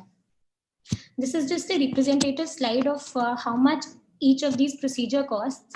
If we see that a tarsorrhaphy costs 10 times less than a penetrating keratoplasty. So if we look at the cost of each of these procedures, we would feel that prevention is better than cure. The other advantages of a tarsorrhaphy is that it is easy to perform. It does not need eye bank services. It can be done by any trained personnel in a minor OT as a minor OT procedure, and it is also affordable. So the purpose of the study was to study the outcomes of tarsorrhaphy. It was a retrospective study, and data from files of the patients who underwent tarsorrhaphy, either permanent or temporary, were included in the study. Data from July 2017 to July 2020 was collected. All persistent epithelial defects were included in the study. As the study was retrospective, there was no fixed protocol for advising tarsorrhaphy, but the treating surgeon's discretion was taken into account. But more or less, we took those defects that didn't heal with medical management for about 2 weeks as persistent. And even the cases of post-penetrating keratoplasty patients who did not heal, who did not have a healing defect by 2 weeks were also included. Patients in which the tarsorrhaphy was performed on table, either because of a one-eyed status or because of the patient being a known case of viral keratitis, were not included in the study, and also the ones in which the tarsorrhaphy was done within 2 weeks of the surgery were not included. Patients with chemical injury or Stevens-Johnson syndrome or OCP or any limbal stem cell deficiency were not included. The primary outcome measure was success versus failure. Success was a tarsorrhaphy in which a healing the defect healed, and a failed tarsorrhaphy was the one where another supporting procedure like AMG had to be done if the defect did not heal or did not heal at an expected rate, or a secondary surgical procedure had to be done because of a consequence of a non-healing defect like a perforation. So we enrolled a total number of 235 cases, out of which 70% were males and 30% were females.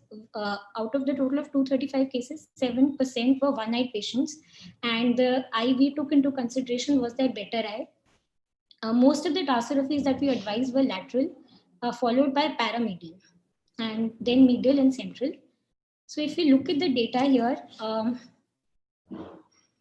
I can't get to my pointer, but if we look at the data here, if we look at the graft, if PED on grafts, the success rate with the tarsorrhaphy was 57.8%.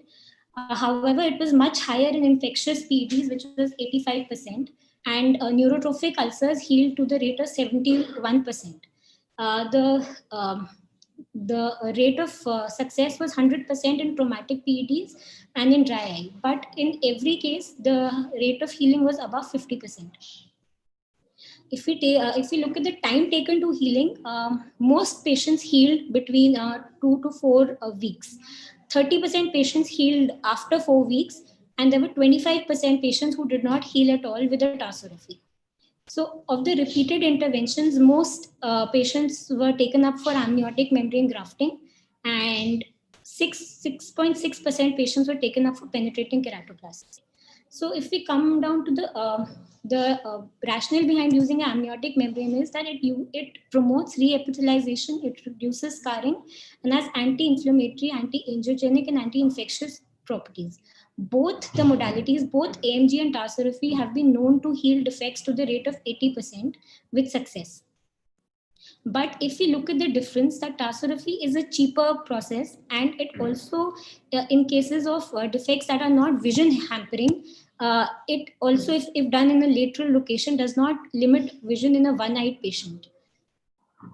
So the average success rate in our study was 77.7%. Other studies have also shown success rate to the tune of 80 to 100%.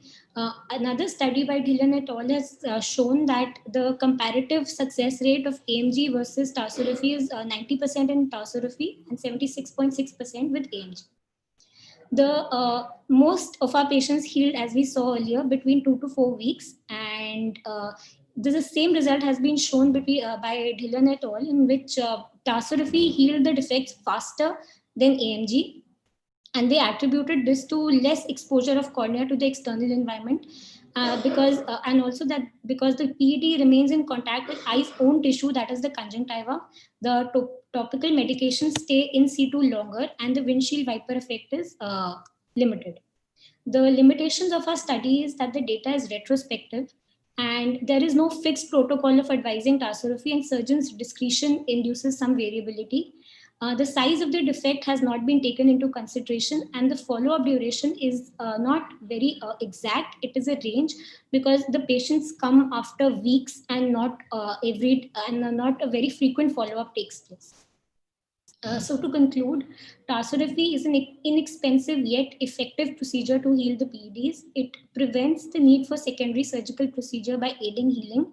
And in today's scenario, it becomes especially important in a peripheral or a rural area where a person trained in this procedure can minimize, with minimal infrastructure and financial constraints, can minimize this kind of perforation or need for secondary surgical procedure, and can minimize the delay in acquiring treatment due to distance.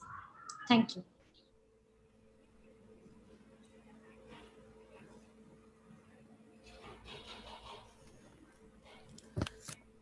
Thank you. That was an excellent presentation. Did you exclude the cases where AMG and tarsorrhaphy both were performed, like especially in chemical injury? Sometimes we need to simultaneously do a amniotic membrane grafting plus a tarsorrhaphy. So those were, I guess, excluded Yes. from this analysis? Yes, ma'am. So this is only for the patients who underwent tarsorrhaphy as a primary procedure. And if amniotic membrane grafting was done later, then it was included. Otherwise, the ones taking both the procedures simultaneously were not included. Okay, all right. And what was the minimum follow-up for your study? In any case, that would not matter much because you would know the outcome in a couple of weeks. But how long did you follow up these patients to see whether they required any additional maneuver later on or required any additional secondary procedure? Ma'am, actually, that is because it was seen by multiple doctors over many years. So it was not a fixed period of time over which people advised a secondary procedure, but when they felt that as per the size, it did not heal at a rate that was required, then a secondary surgical procedure as per the surgeon's discretion was performed. All right. Thank you. Nice presentation. Just a reminder to all the presenters, the time is important and you would be marked if you, not well if you extend your time. The time, I guess, is 6 minutes? Yes, ma'am. 6 minutes and 2 minutes of discussion. 6 plus 2. So I think all of you please be aware of that also. Nice presentation, Isha. I think it's a good study and it definitely tells us about tarsorrhaphy, and stitch in time does save a lot of problem in this case. So no further questions from my side. Thank you. Thank you. With no delay, I'm introducing the next speaker is Dr. Shrujati, and she'll be talking about topical insulin drops in treatment of non-healing corneal ulcer. Dr. Shrujati.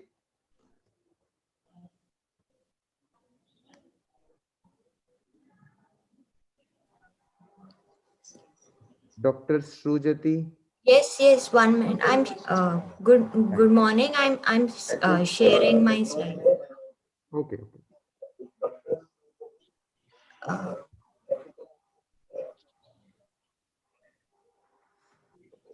Yes, one second.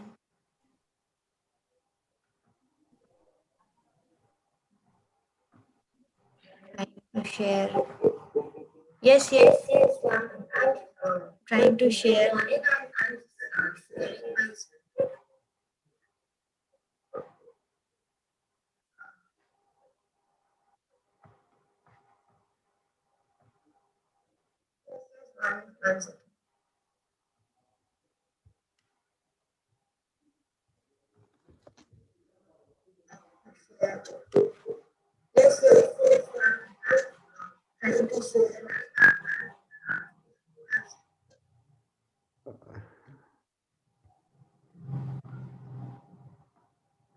I think if you have any technical glitches, and we'll come back to you later. Okay. I'll ask the next Give me speaker, some Dr. time. Sarita Agarwal. Okay, sure. Dr. Sarita Agarwal. Good morning, everyone. Yeah, you can Good proceed with morning, your all. presentation.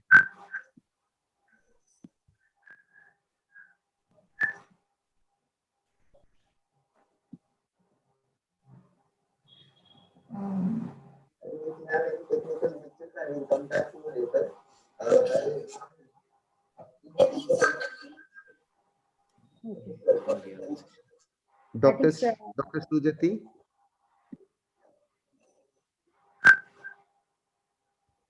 I started sharing mine. Yeah, you can proceed. Can I start? Yeah, you can proceed. Yeah. Good morning, everyone. I'm Shujati. My topic is on topical insulin drops and treatment of non-healing corneal ulcer. My abstract is, yes. Can you hear me? Absolutely. Yes, we can hear you.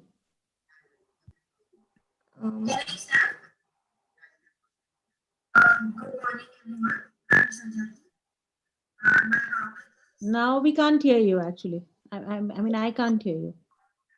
This is, I'm having a delay in the audio. Maybe the connectivity is not the best. Can you please make your slide full screen? Can you go to slideshow, please? Yes.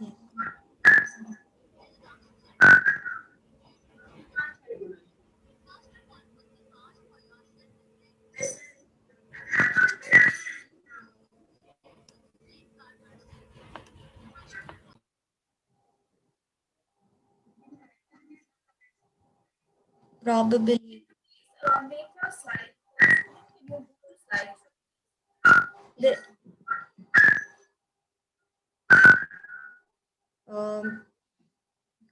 The purpose is to report the clinical course of 8 patients with non-healing corneal ulcer that were treated with topical insulin drops.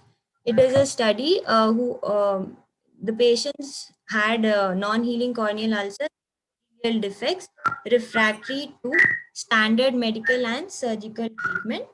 Insulin drops prepared by mixing regular insulin in 10 ml artificial.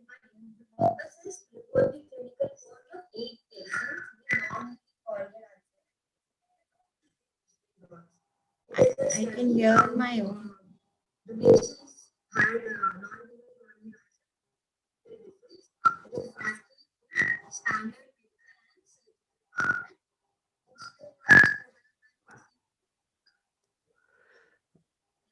The technical team, could you please look into this? There is lot of delay in the audio. After 5 minutes of my talking, there is audio being recorded. I think there is some kind of connectivity issues from your side. Could you find some other place where you can like have a good connectivity? Till that we can Give me proceed like with 5 to 10 minutes? I'll do it. Yes, sure. You switch off your screen. Yes, okay. Unshare it. Dr. Sarita Agarwal. Yes, good morning, everyone. I will just sharing my screen. Yeah, sure.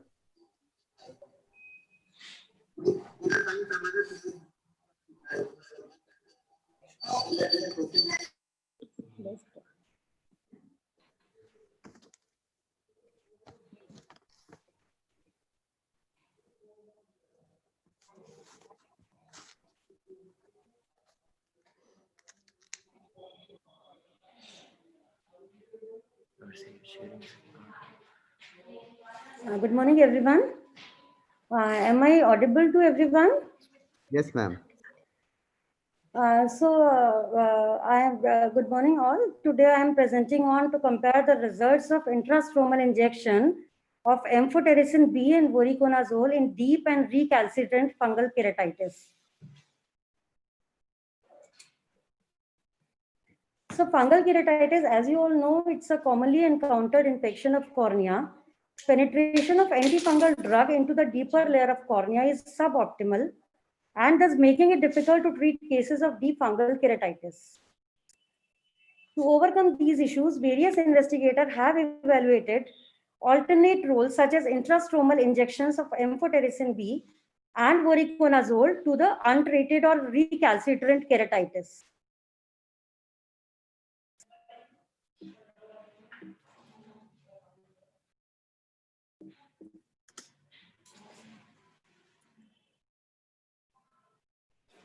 So a prospective, randomized and comparative study performed on eyes with deep and resistant fungal keratitis was done, and eyes were randomly allocated into two groups according to their order of preference. Group A includes eye treated with intrastromal injections of voriconazole and topical eye drops of voriconazole 1% and netamycin 1%, 5%. Group B included eye treated with intrastromal injection of amphotericin B and topical eye drops of voriconazole 1% and netamycin 5%. Healing of fungal keratitis was considered as the primary outcome measure. So amphotericin B, it has broad spectrum of activity. It is effective against Candida, Aspergillus, and to a lesser extent against Fusarium. It should be stored in dark and refrigerated at 8 degrees centigrade. And the dose of intrastromal injection is 25 ml per 0.5 ml. So what is the mechanism of action of amphotericin B? It binds with ergosterol of fungal cell membrane and inhibits its permeability. Voriconazole is effective against, it's a broad spectrum activity against all the antifungal organisms. It is effective against Candida, Aspergillus, Fusarium, and Scedosporium. It is more effective than first generation antifungals, and the advantages compared to polyenes is that it has greater stability to the light and it could be stored or it could be effective for up to 30 degrees centigrade. It inhibits ergosterol of cell membrane of fungi and causing cell death. So what is the technique of intrastromal injection? Under all aseptic conditions, peribulbar anesthesia was given to the patient and with beveled down needle was inserted obliquely from uninvolved clear area to reach flush to abscess at mid-stromal level. And 5 divided doses were given around the abscess to form deposits of drug around circumference of the lesion. You can see all around the abscess, the 5 divided doses were given, and total amount given was about 0.05 ml to 0.1 ml. The efficacy of intrastromal voriconazole was found to be better than amphotericin B injection. And the size of ulcer, you can see on week 1, the size of the ulcer with on the patients treated with voriconazole was reduced, and gradually you can see on week 4, the patients treated with voriconazole were reduced drastically than patients treated with amphotericin B. So complete healing of fungal keratitis was higher in group A than in group B, and the difference was statistically significant, and the duration of healing ranged between 2 to 4 weeks in group A and 2 to 6 weeks in group B. Lab studies also showed increased prevalence of filamentous fungi more than yeast, and the difference between both the groups was statistically not significant. These are the references of the study. Thank you.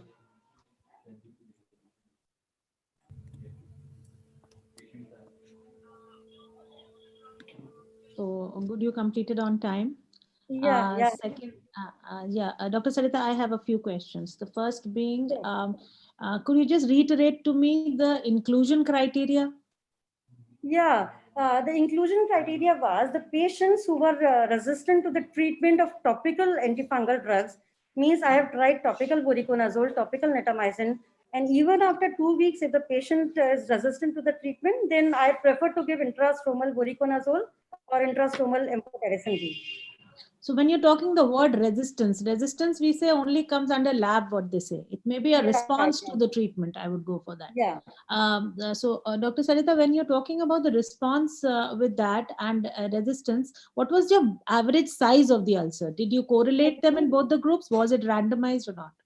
It was randomized actually, and the size of ulcer, it was not much reduced with all the patients. No, I'm not talking about reduction. I'm talking what was the presentation? Was it a mild, moderate? How many of them fall into the mild category of an ulcer, moderate or ulcer? Yeah, it was a mild category of ulcer actually.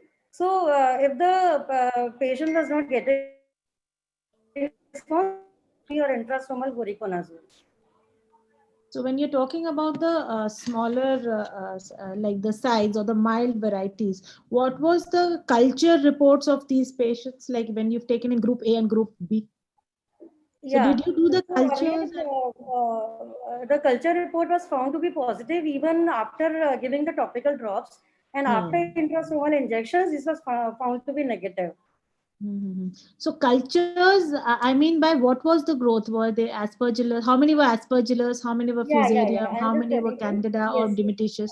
Yeah. Actually, I did not see that in the slide of results. Yeah. Actually, one growth was found to be fusarium and one was candida. So in fusarium, the patient who were found to be, fusarium, that patient were given intrastromal voriconazole. So the culture reports we do not have of all the patients, right? No, actually, the culture was done in all the patients. Oh. Yeah. Okay. Thank you so much. It was a good presentation. Thank you. I think Dr. Dave has also joined. So would you like to ask something?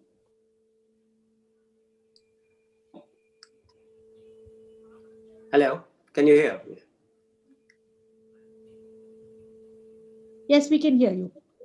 Okay, I'm borrowing my daughter's computer, so my thing has failed down. Now, I do agree with Manisha's line of questioning. So your presentation would have been a little more interesting had we taken into account the nature of organism behind this thing and what are you treating with voriconazole versus the natamycin group. I think if you had taken into account a very interesting study groups coming from Arvind, I think, Prajnas, who has very nicely kind of divided the mode of actions of natamycin versus use of voriconazole, especially in these two different groups, filaments and the yeast. So that would have given this study a little more interesting way of listening to. Anyway, it's a good presentation. Many people have tried this thing, and I admire your effort into this area. Congratulations, Sarita. Thank you. Dr. Ikeda, would you be commenting on that? Yes, yeah, this is an interesting area where there are a lot of studies which are coming in. I think I agree with ma'am that we'd have the same line of questioning with respect to what organisms were included in the study and how were they randomized. And I would also like to know the, what was the minimum follow-up period for these patients and how many of these did you end up doing a therapeutic transplant for if eventually if they did not respond to the intrastromal injections? Do we have that data?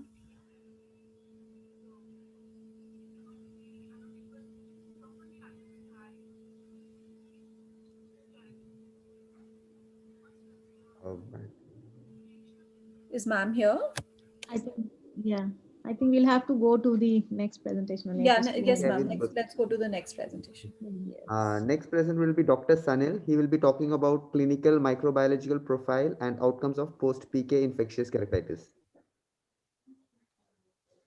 Good morning, all. Dr. Sanil, yeah. Is my screen visible? Yeah, absolutely. Good morning, all. I'll just comment on this because I'm part of this study, so I won't be marking this paper. I think Dr. Dave and Dr. Ikeda can mark them. Yes. I was part of this study, so I wouldn't be marking. Good morning, all.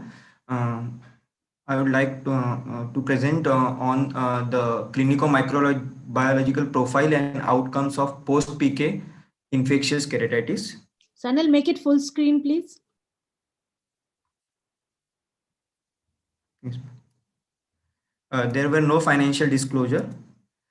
Infectious keratitis following penetrating keratoplasty is a serious complication. It is associated with poor graft survival and visual outcomes.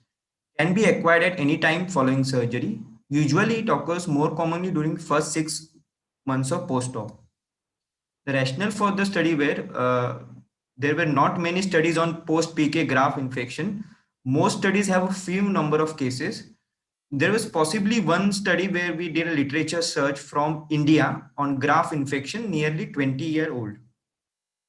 The purpose of this study was to study the clinical microbiological profile, prognostic factors, and outcomes of post-PK infectious keratitis. It was a retrospective type of study where we collected data from medical records of post-PK patients from 2015 to 2018. Sorry for this 3-year study. The sample size was of 108 eyes. On this 3-year study, we actually had a minimum. We kept minimum 3 months of follow-up of patients who developed post-graft infection, and at least a 3-month of non-infected period post-TPK. Also, the proper documentations of the files were for the inclusion. We excluded those patients who develop infection within less than 3 months of time from the graft, or unresolved or recurrent within 3 months of infection post-TPK. We excluded that cases. Also, those who didn't have any improper documentations and viral pathology were excluded from this study. So from the 3-year study, the inclusion criteria was of 108 eyes because we had to exclude 28 eyes which were meeting due to improper data or some exclusion criteria. We had to exclude these eyes. So the pre-PK details were of age, gender, residence, pre-PK diagnosis, surgery, was it penetrating keratoplasty or therapeutic penetrating keratoplasty. Also the fellow eye status was noted. Details which were documented in our master chart were best corrected visual acuity, time from presentation from the PK, time to presentation from infection, risk factors, status of the sutures and topical steroid usage. Also the infiltrate size and location were documented. Any medical and surgical management, what was done for the graft infiltrate, lens and retina status. Also the systemic factors like diabetes mellitus or any immunocompression. Details of post-infection were best corrected visual acuity, graft clarity, IOP, follow-up duration, and any complication or recurrence of infection. Coming to result, mean age was around 53 years. Mean follow-up of the patient was around 14 months. Majority were of males, and most of the patient landed are in second week from the complaints. The average duration between PK and graft infection was around 11.6 months.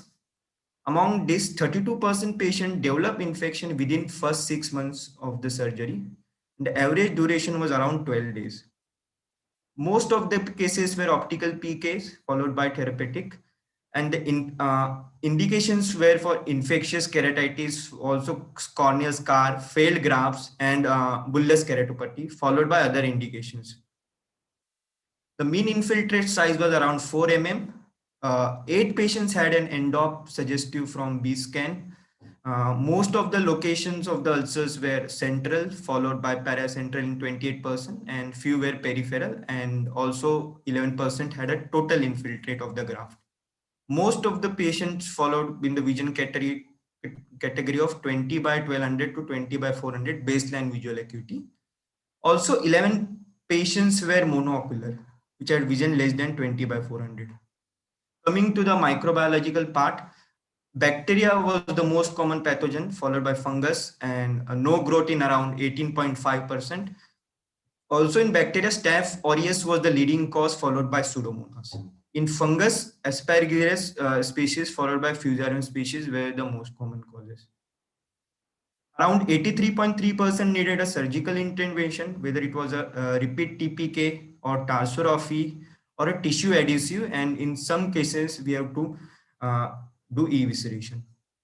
At status as 3 months, majority patient were at around 20 by 1200 to 20 by 400, and graft failure were around 65% patients, and the p-value, which was based between graft failed and graft survived, it was significant for fungal, that is 0.03%. So to conclude, post-PK infection is a sight-threatening ocular condition associated with high incidence of graft failure, which requires frequent surgical intervention to save the eye. Fungal etiology and large infiltrate size carries a poor prognosis. Infectious keratitis is a serious complication. It necessitates post-prompt diagnosis and interventions. Gram-positive cocci, including staph and strepto, are the most common pathogens with post-PK infections. Also, the proportion of fungal keratitis varies from 2 to 13% in different studies. They remain for visual prognosis is poor in these eyes, even after prompt medical therapy, with high rate of graft decompensation. At the outset, I would like to thank DOS for giving me opportunity to present this paper. Thank you. A very interesting study and very important as well. I would just like to know that the patients who underwent therapeutic keratoplasty, the infections that they developed, was it the same organism for which the therapeutic transplant was done, or was it a different organism? Ma'am, in some cases it was same, in some cases it was a different actual organism. Although we have not documented this, but it in some cases it was same, in some cases it was different. But actually we had excluded 3 months, like we had not taken recent. After TPK, at least 3 months of okay. So we've ruled out any residual infection. Yes, yes, we have ma'am. looked at just the Yes, graft for that time we have excluded yeah. those cases which I need to look at the data that the patients who underwent therapeutic keratoplasty did, what was the subgroup data analysis of those patients, and to see whether they got secondarily infected by another organism or was it the same organism. It will just be interesting to look at those patients and did they have higher risk of infection as compared to optical grafts. I think that would be an interesting data to look at, but a really nice study, and I would like to congratulate you on this. It's important for us to look at these graft infiltrates and see how they do over a period of time. Yes, ma'am. Dr. Sanil. Yes, sir. It's a nice kind of a aggregation of data. I would be interested if little more effort could be put into an area. You see, patients which are coming to your institution are clearly divided into 2 groups. I think the major, if you look at the demographic of patients, yes, where they are relatively poor, it's hard to communicate to them, and yes, in that subgroups, you are likely to have more of this data. Yes. Versus, let us say, I've been operating on a very different class of patients. So it does not reflect the same kind of data on this side. So when we look at this entire kind of population which we are handling, and the bigger institution which does attract infection, and infection does fall in the, let us say, poor demographic data in our country.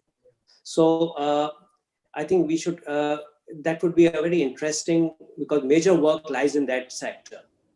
Sorry to interrupt you. When you have a comparative things versus a group of patients where they are following instructions, where the visits are different, and compare the 2 groups. So that might throw in a very different group of bugs also, which is kind of doing all that. Overall, I think we need to kind of revisit this area of infection again and again over so many different ways, because that's one of the best ways to make sure that the success rate of graft improves over a period of time. My congratulations to Manisha and the team for putting up this lovely work. Thank you. Sir, actually, we just a point I would make that. Sure, man. Yeah, because we did a study, what you're saying, Dr. Dave, not regarding this paper, but it was overall on infectious keratitis. Like what is the demographical profile, and actually what was we didn't take it as a a private or a general patient, but it was more where the patient was from and the occupation of the patient. So we found that, yes, compliance definitely may change, but there was not a very significant change in the times when the patient was putting the drops or not. The only difference was their follow-up regime. They were following much better when they are more educated, or they come from, visiting the hospital is not a big financial drain on them. So that was all. But that was not for this paper. We did it in another set of paper where we compared. We did it. You see more the like a level social of their study. nutrition, their and everything. No, the healing characteristics would be different in those two groups. Yeah, and surprisingly, we all know that diabetes is more common in the urban population than in the rural. So most of the fungal ulcers, they usually did not have. They were not diabetics, what we expect. So those things were there. They were. It was like an eye opener for us. Also, we had a small sample size of it, so that was there. But I think we can move to the next because of lack And of then time. also we have like it's not published yet, but this like similar what points you have mentioned in detail we have analyzed, but it is not in publication yet, so I won't be able to talk much. But we have analyzed this graph infiltrate in various factors, and it will be hopefully out soon. Data. Thank you, everyone. Now I'll invite the next speaker, Dr. Mamta Agarwal. She'll be talking about the damaging shield and incapacitating presentation of VKC. Dr. Mamta Agarwal? Yes, sir. Yeah, yes, please. You can start your presentation.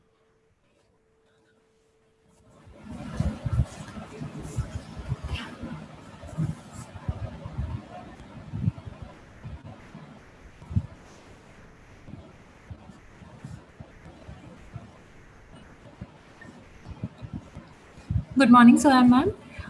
The damaging shield and incapacitating presentation of VKC. Viral keratoconjunctivitis is a recurrent bilateral seasonal and atopic disorder. The onset is usually before the age of 10 years and it lasts for 2 to 10 years. Mostly it affects the young males. Shield ulcer is also known as Togde's ulcer and it is an uncommon manifestation of a severe form of VKC. The incidence of shield ulcer is around 3 to 11%. A 15-year-old male presented with a complaint of severe itching, foreign body sensation, and redness in both eyes since 1 week.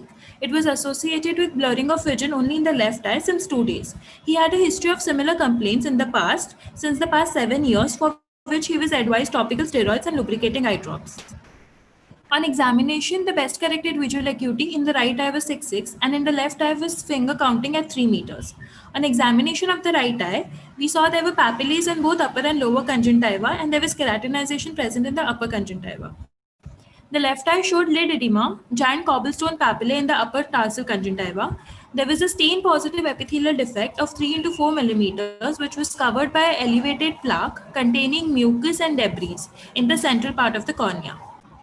The patient was started on topical prednisone in 1 person 4 times and a lubricating eye drops in both eyes, along with topical tacrolimus 0.3% BD. There was no significant improvement was noted after 3 days. The margin and the base of ulcer was then with 1 mm of clear margin was debrided and a bandage contact lens was put on the 3rd day of starting the treatment. On follow-up, we noticed that at 1 week, there was a healing margin present and the best corrected visual acuity improved to 660. At 1 month follow-up, it improved to 618 and at 3 months follow-up, it improved to 69. These are the pictures. The first picture is of the 3rd day, immediately after the debridement. The next picture is the 1 week, which shows the healing margin, and then the 1 month follow-up and the 3rd month follow-up pictures. Shield ulcer is divided into 3 grades according to the Cameron classification. Grade 1, it has a transparent base and is usually treated with a medical therapy alone. Grade 2, there is translucent base or an opaque white base with yellow deposits. Debridement is usually necessary in grade 2 or an AMG grafting with medical treatment helps. Grade 3 has an elevated plaque and a debridement with AMG grafting or a phototherapeutic keratectomy with AMG grafting is needed in these patients. Mild VKC can be treated with topical steroids, mast cell stabilizers, antihistaminics, calcineurin inhibitors, etc. Conservative management should always be preferred over the surgical management, and grade 2 or above ulcer should be treated aggressively to have a better visual outcome. Thank you.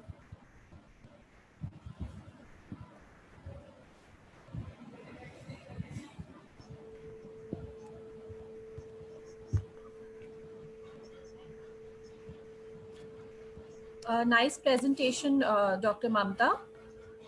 So I think the shield ulcer that you showed here, the one that you treated, looks like grade 3 to me. Do you have access to amniotic membrane graft?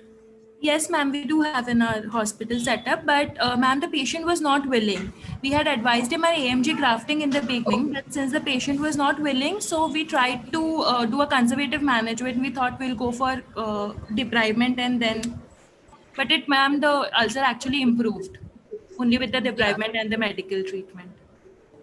Right. So a well managed case and good follow up pictures as well. Congratulations. Thank you, ma'am. Just one question. The cobblestone papillae which you were saying were there, did they persist after that or? Ma'am, they reduced. Ma'am, they had reduced a lot over the period What's of. the follow-up status now? So how many days? Ma'am, we followed him after, we could not follow up the patient after 3 months. Later, he didn't come, so we are assuming that the patient is doing good. Just an advice, Dr. Mamta, because these patients are on steroids for a long time, it's best to follow them up very closely. Yes. And they might recur at any point. And doing a glaucoma workup for these patients is very, very important. We all have burnt our fingers in various phases of our careers that these patients, they keep on putting the drop because, you know, this is the drop which works. And they're young patients, and it's very important to do a glaucoma workup in these cases. Yes, ma'am. Just a point. Yes. Good presentation and good management.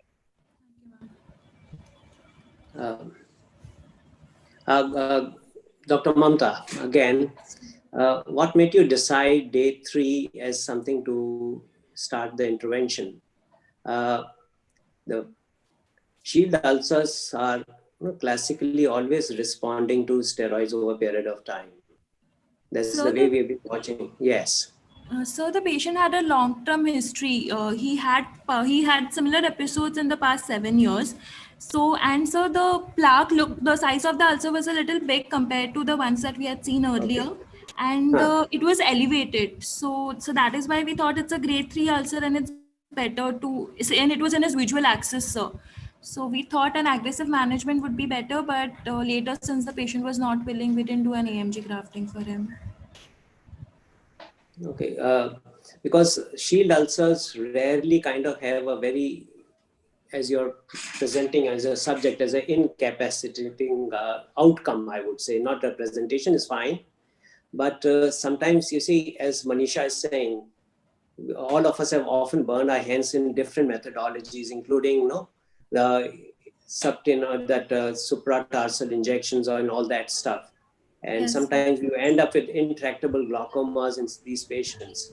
So watching these patients over a period of time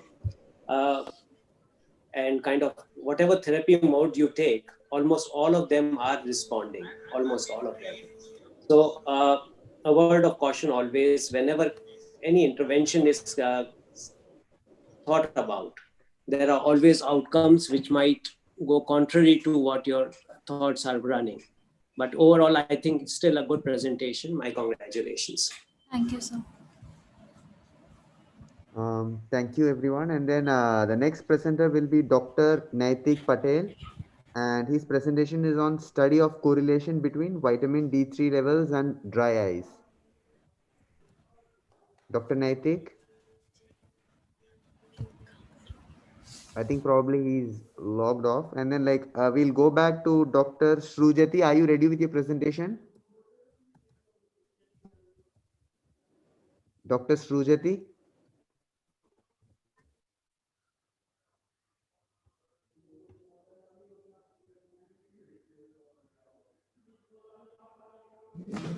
Dr. Shrujati? Can you? Hello. Yeah, could you please start the presentation? Share your screen. Yes. Someone is already sharing. Someone is already sharing. I'm not share mine. Yeah. Just a minute. Dr. Mamta, could you please unshare?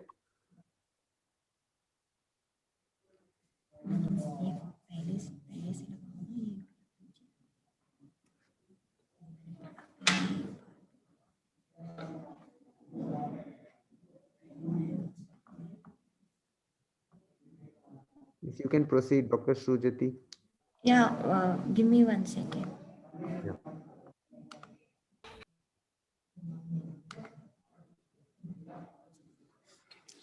Can you see the slides? Absolutely, yeah. Good morning. I'm Shrujati. My topic is on topical insulin drops in the treatment of non-healing corneal ulcer. Slide.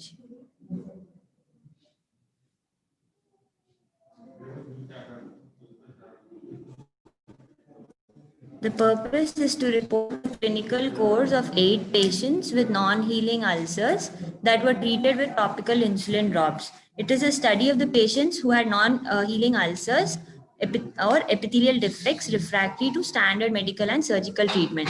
Insulin to a concentration of 1 unit per ml. It is prescribed for 3 times a day. The result was there were 8 patients between 20 to 75 years who had a history of ulcer, non-healing ulcers refractory to a range of medical and surgical treatments. It included bandage contact lens, amniotic membrane graft, or tarsorrhaphy. Each patient was started on topical insulin drops with a complete corneal epithelialization within 7 to 25 days in 6 of my patients, and two showed no improvement. Actually, I've taken 10 patients, of which 2 were lost to follow-up. Conclusion, topical insulin drops effective treatment for non-healing ulcers. Further studies with greater sample size would be needed to determine a clinical efficiency and side effects of insulin drops. Introduction, the treatment of refractive corneal ulcers remains a challenge for ophthalmologists. The purpose is to evaluate the efficacy of insulin eye drops in the treatment of persistent, non-infectious and refractory neurotrophic ulcers. Neurotrophic keratopathy is a degenerative disease of corneal epithelium secondary to impaired corneal innervation by trigeminal nerve. Current therapies include ointments, BCLs, amniotic membrane graft, artificial tears, and autologous serum with fibronectin, substance P, and insulin drops. However, clinical experience with topical insulin in patients with non-healing corneal ulcer is minimum. The purpose of this study is to present 8 patients with refractory ulcers and use of insulin drops in them. Material and method is a retrospective chart review of 8 patients at my institute. All patients were prescribed insulin drops as used for the treatment for non-healing corneal ulcers after standard treatment had failed. The risk, benefits, and alternatives of treatment were discussed with all patients and with their parents, and they verbally consented to the off-label use of insulin.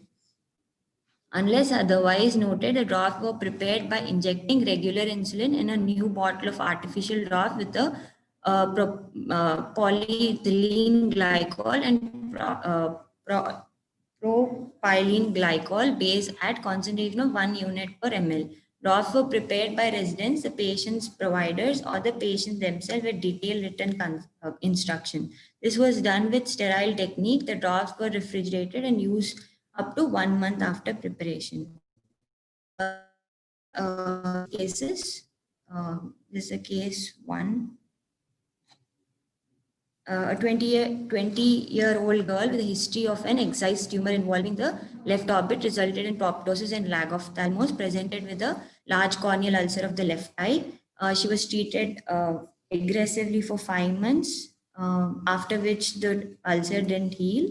So we started with insulin drops, and after 14 days, the ulcer started healing.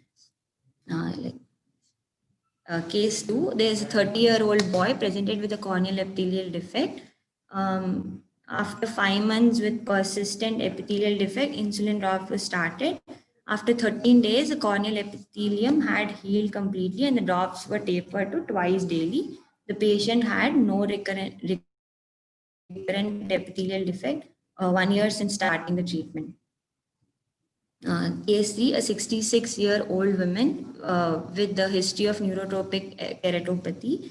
After the patient used insulin drops of a total of 25 days. They were discontinued and follow-up was transferred when she moved out of state.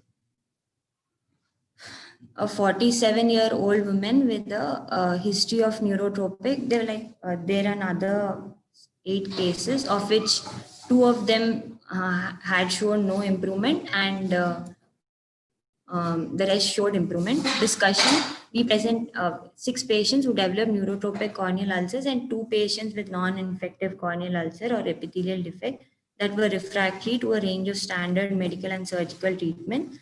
The addition of topical insulin resulted in rapid and complete corneal reepithelialization ranging from 7 to 25 days following installation of treatment in patients of neurotropic ulcers, while 1 patient with non-healing, non-infective corneal ulcer did not show much improvement. 1 patient developed crystalline keratopathy while on treating with insulin drops, though this was likely secondary to chronic topical steroid use. No other local or systemic side effects were noted, including change in corneal vascularization or opacity. Conclusion: topical insulin has been found to improve healing of decubitus ulcer and experimentally induce a superficial skin wound in diabetic and non-diabetic individuals. The effect of insulin on corneal wound healing has been well studied in rodent models, notably in diabetic rats. Topical insulin improves corneal sensation and improves wound healing after corneal abrasion. Experience with insulin drops in corneal wound healing in humans is limited to 2 case series, a 2013 and 1945 study. In these studies, there has been the mechanism of insulin in promoting corneal wound healing in our patients remains speculative, but data suggests that restoration of corneal nerves and improved epithelial cell migration may play key roles. Insulin-like growth factor has been shown to an important modulator of corneal wound healing. In several preclinical studies, insulin-like growth factor 1 was shown to act synergistically with the substance P to promote corneal epithelium wound healing. In 2 case series, patients with neurotropic corneal epithelial defect treated with topical combination of substance P derivative peptides and either IGF-1 or IGF-1 derivative peptides underwent complete epithelial resurfacing within 4 weeks at response rates of 89% and 73%. Topical insulin may be simple and effective treatment for refractive neurotropic corneal ulcers. Our case series is limited by heterogeneity in the patient presentations, differences in the treatment frequency and duration, and lack of comparative control. Further study is needed to determine the clinical efficacy and side effect profile of topical insulin in corneal wound healing. Thank you.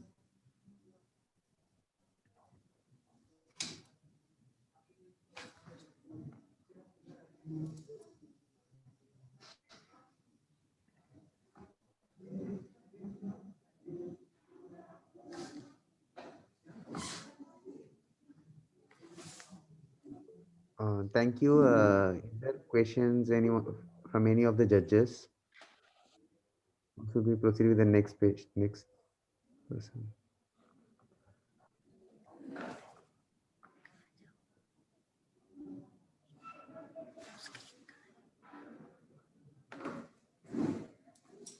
Manisha, would you start with the comments?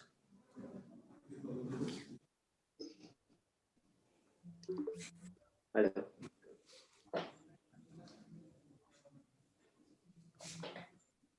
Okay. I think it's an interesting way of looking at managing the non-healing epithelial defects of the various kind of methodologies. Insulin, of course, needs a lot more work to start actively thinking in that area.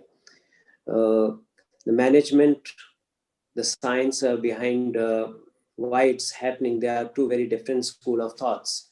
And as long as the persistent epithelial defects remain in different case backdrop, there will be so many different ways of managing it. insulin is seemingly one of the areas where one can look into it. Overall, a fair presentation, I would say. I'll pass it on to Manisha for comments. I think this is a new area which is now needs a little more dwelling upon, and I congratulate you for bringing it to light, and overall a great effort. And I mean, I'm definitely going to think about in my clinic now using this. So thank you for this wonderful presentation. Thank you so much, ma'am. Thank you so much, sir. Thank you. Then we'll proceed to the next presenter, and it is Dr. Naitik Patel, and he'll be talking about study of correlation between vitamin D3 levels and dry eye. Dr. Naitik? Yes. Am I audible? Yeah. Okay. So I should just share my screen. Absolutely. Yeah. Okay. So good morning, dear faculty. My topic is a study of correlation between vitamin D3 levels and dry eye. So what I did was not shared yet. Is it visible now? No. Is my screen, sir, visible? No. You have to share. Open your PowerPoint and then share the screen. You go to the share screen option and then project your screen. Okay, I'm sharing the screen.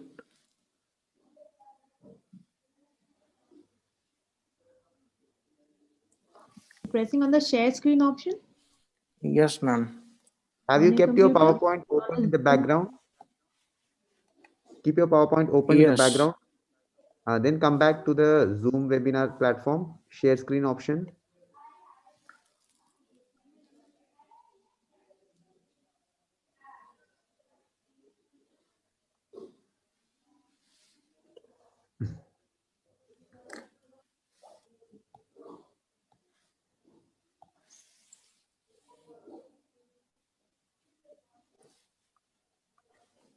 Is my screen visible now?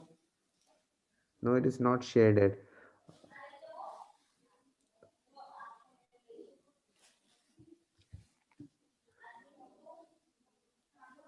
When you open the share screen option, are you able to see the screen, your PowerPoint, your presentation? I can see options in share screen, such as screen, photos, iCloud Drive. So which option? Is your PowerPoint already opened in the background? Yes, sir. Okay, then when you open the share screen option, there will be a desktop, or you'll see the picture of your PowerPoint, Microsoft PowerPoint, which is already open in the background. So click to that and then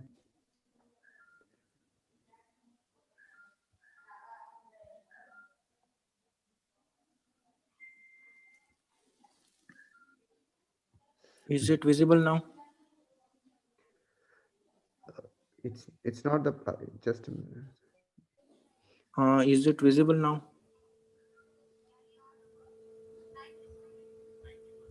No, I think it's the wrong screen you have opened.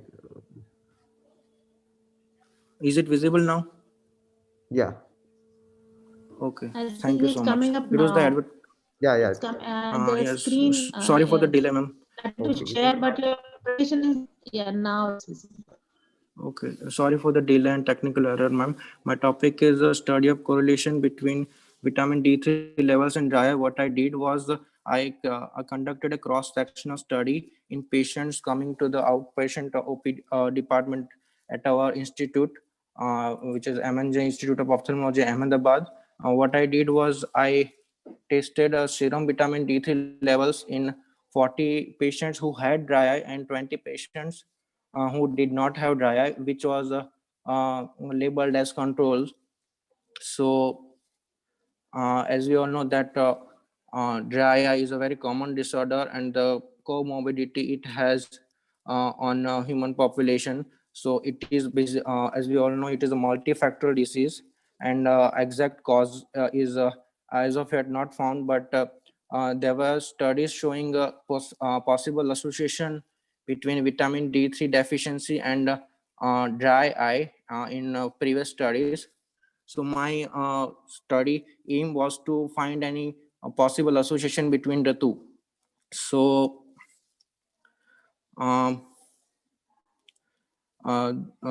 factors such as contact lens wear, environmental exposures, out of many conditions responsible for dry eye blepharitis, mammary gland dysfunction, eyelid deformity are known risk factors. So out of which vitamin D3 deficiency has a possible immunomodulatory role upon the ocular surface.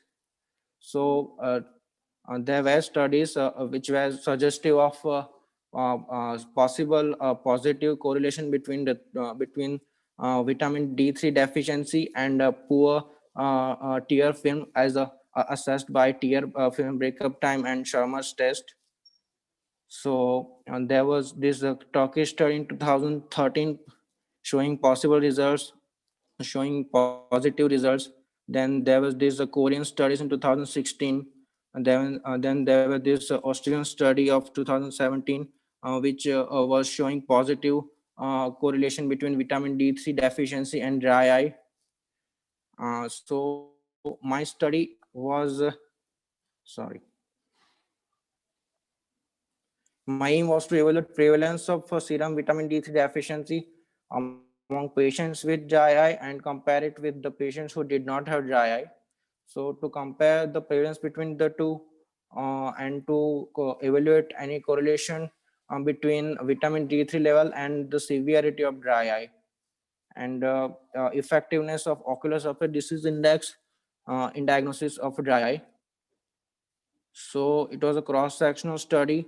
The inclusion criteria were simple. I chose patients between age 18 to 45 with exclusion criteria applied as shown here, which are basically factors which were possibly responsible for secondary dry eye causative factors. So secondary to any ocular surgery, any ocular established disease, burns and chemical injury, these patients were excluded of the study to have any already causing the dry eye symptom.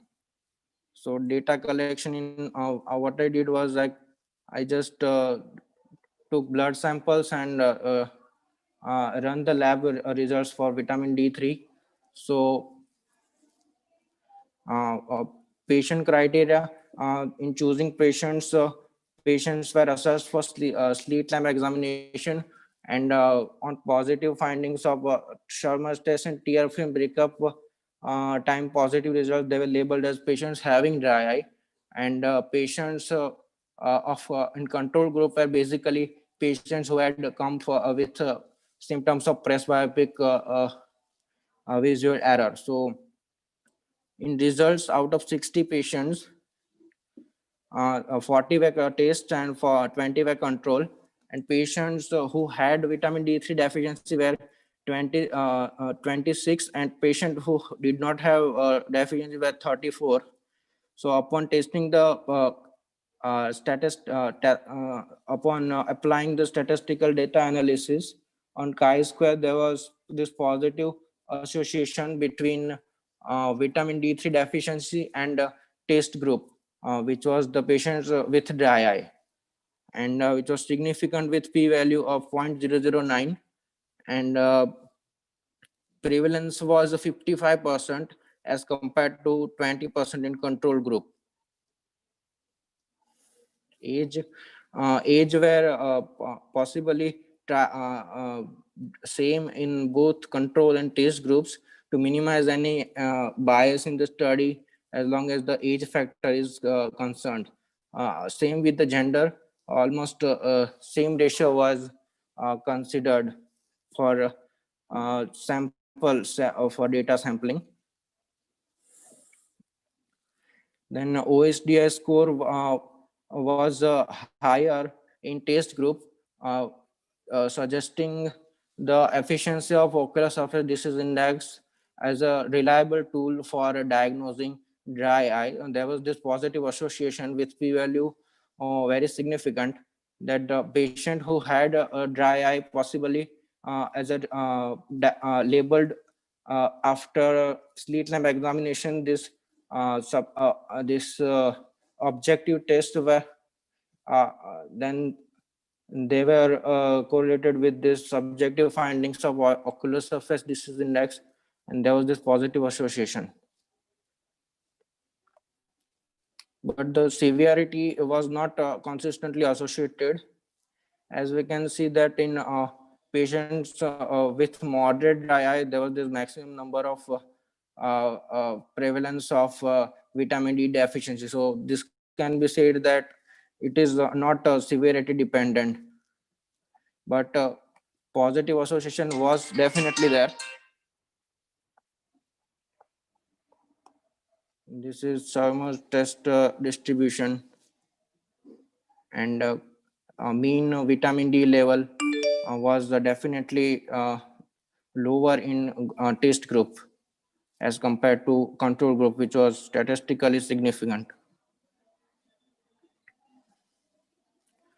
And this is again the severity correlation. So mean levels were significantly associated to be positively associated with vitamin D3 deficiency and dry eye, and its objective tests such as tear film breakup time and Shermer's test. So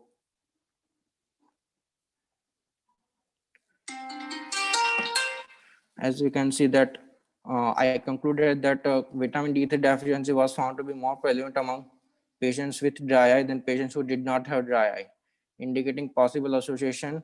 Our inference is maybe not sure enough to establish a concrete association between the two because of maybe a lower data sampling size, a lower sample size available. But what I concluded that there was positive association between the two, and OSDI index is a reliable tool for diagnosing the dry eye. So this is it, ma'am. Thank you.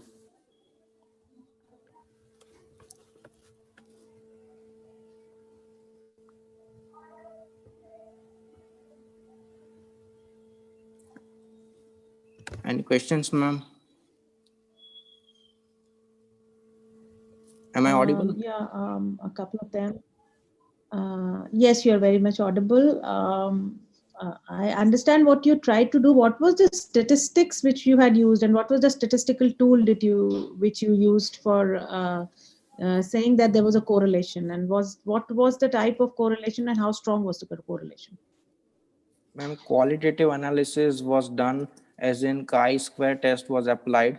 So it was the chi-square value, as we can see that it was positive, around 6.65 was there,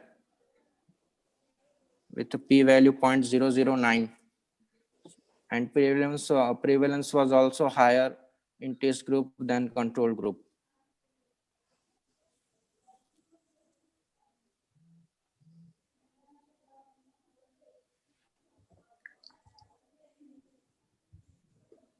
Dr. Dave, over to you for this. Ikeda, we would like to say something before I summarize this talk. It's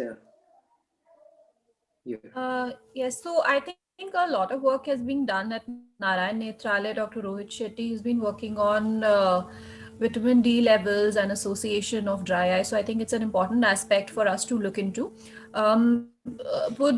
Did you classify these patients further into, mainly evaporative or aqueous deficiency dry eye? Was there any, is there any inclusion criteria to say that these were, aqueous deficient dry eyes or evaporative dry eyes, or a subgroup of those two different kinds of dry eye syndromes? No, ma'am. Subgroups were not created as such. As long as the inclusion criteria was concerned, I only choose the patient between 18 and 45 who had symptomatologically and also dry eye upon objective findings on slit lamp examination, on positive tear film breakup and Sherman's test. Subgroups were not included, ma'am.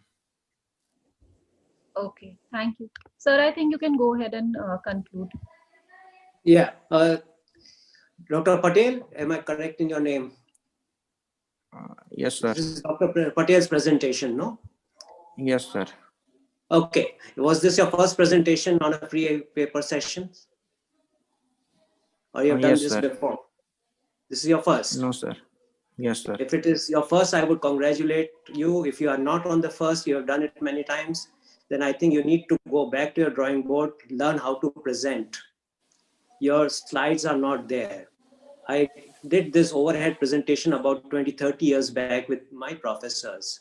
The period of your presentation is completely outdated. I am not with you throughout your presentation. Your place, the entire study, everything is cluttered. I can't make out what you're speaking and what is being shown on the slides. There is no slide as such. So I think it's a good idea, since it's a free paper and you are in a competitive session.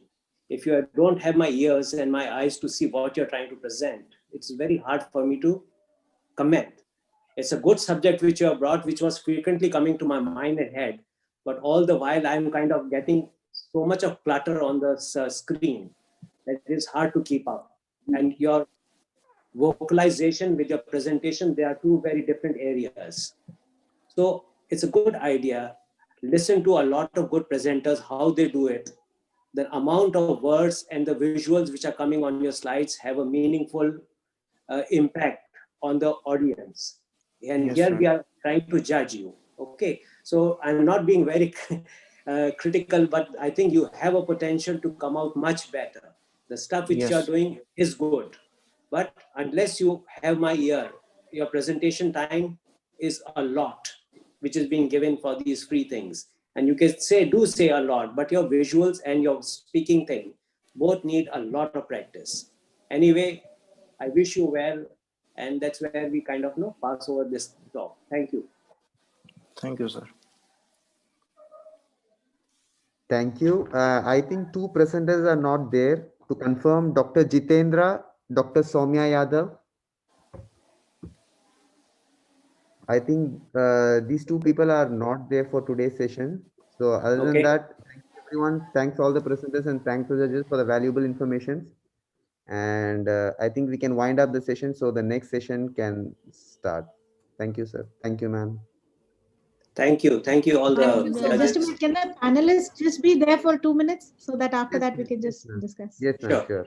Yeah. The participants can, I think, exit.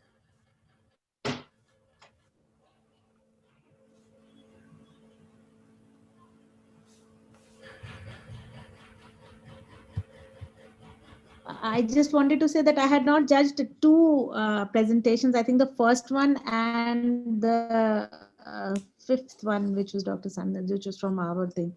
So the rest I will be sending. So I will not be sending because I did not hear the first. Yes, ma'am. Where was I mean, this, whatever is being something, calculated. judging kind of sheet or something? I didn't get that.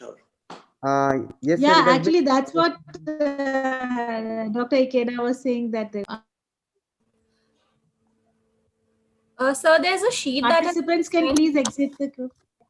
Ma'am, I think these are the participants for the next session. I think all the participants, could you just exit and then come back again? No, that's okay. That's okay. So we can fine. just say one thing. Fine, That sheet, Dr. Dave is there. I mean, Ikeda has just mailed me and we can mail it to you as well. I was just trying to open it, still not opening, but I'll work on it. Sir, if you could write in your email address in the chat box, I'll just email the sheet to you as well. Okay, I'll try it. It's a different computer, so let me see. Chat box. And ma'am, I misjudging a few papers. I'll just see what all I misjudging because I was in the other session. I had a talk in the other session. So maybe I think 2 papers I could not judge, but I was there in the beginning. So I'll be marking the ones that I could attend. Yes, ma'am. So I think we can coordinate with you, Asif, if that's okay. Yes, ma'am. Absolutely. Right? I think three of us can just put it that way, and maybe a judging sheet again. Asif, if you could just share your number or just WhatsApp me your number so that I can just give you, because I'm still not able to open that sheet. Thank you. Oh, yes, ma'am. I'll share my WhatsApp number here, ma'am. Okay, I send my email to Ikeda, so you can kind of. Yes, sir. I'll forward me. just. Yeah. Thank you. Bye bye, all of you. Yes, ma'am. Yes, sir. Thank you, sir. Bye bye, sir. Thank you. Bye bye. Take care. Thank you, Dr. Asif. Thank you, ma'am. Thank you, Asif. Thank you, Dr. Thank Asif. you, Thank you, ma'am. Dr. Ikeda, for all your help. It was great being part of this session, and please enjoy the next session. Thank you, Yeah, ma'am. thank Thank you. you so much. Bye, ma'am. Bye. Yes.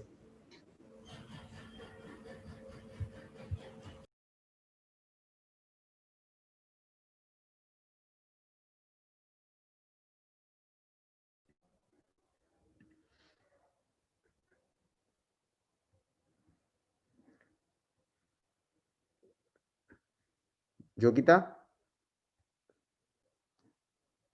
you're muted. Oh, yes. Hello, Asif. Hi. Okay, I'm handing over the session to you. So the next session will be the third part of cornea and ocular surface. The cornea and ocular surface, and do we have judges And here? the judges will be, I think, Dr. Nidhi Kalra and one more judge was there. Ramendra Bakshi. So Yeah, once I we think log in. once the judge joins, and then like based on the panel, based on the speakers, whoever has joined, let them start presenting so that we don't lag in time.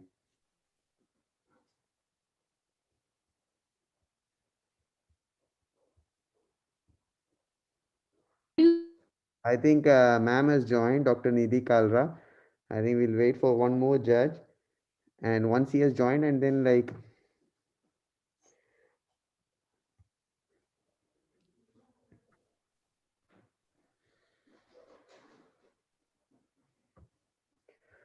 hello, ma'am. Nidhi, ma'am, you're muted. Can you hear me now, Dr. Asif? Am I audible? Yeah, absolutely. And I think like since we are behind schedule, it's already 12. I think we can start, and you can discuss with the other judge, your co-judge, when he comes, and he can evaluate, or later the videos, whichever has been recorded, he can evaluate later also. So since the participants have already come, we can start with the persons who have already come, and Yes. you can evaluate them. You must be having the Google sheet, right, ma'am? Yes, I have got the spreadsheet, and we can use the spreadsheet to evaluate. Yeah, absolutely. You can mark and give the you can evaluate them, and you can mail it to Professor Namrata Sharma. Okay, we'll do that. I hand over it to Dr. Yogita Gupta, and I am taking a leave here, ma'am. Thank you.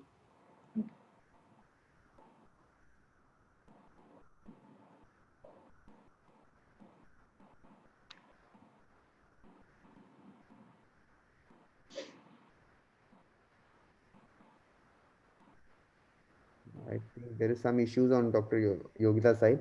Dr. Sridevi.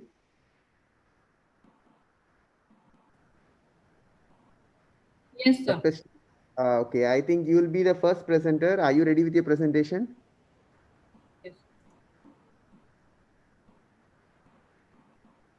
So should I start sharing the screen? Yeah, absolutely. It's past 12. You can start your presentation. You can share the screen.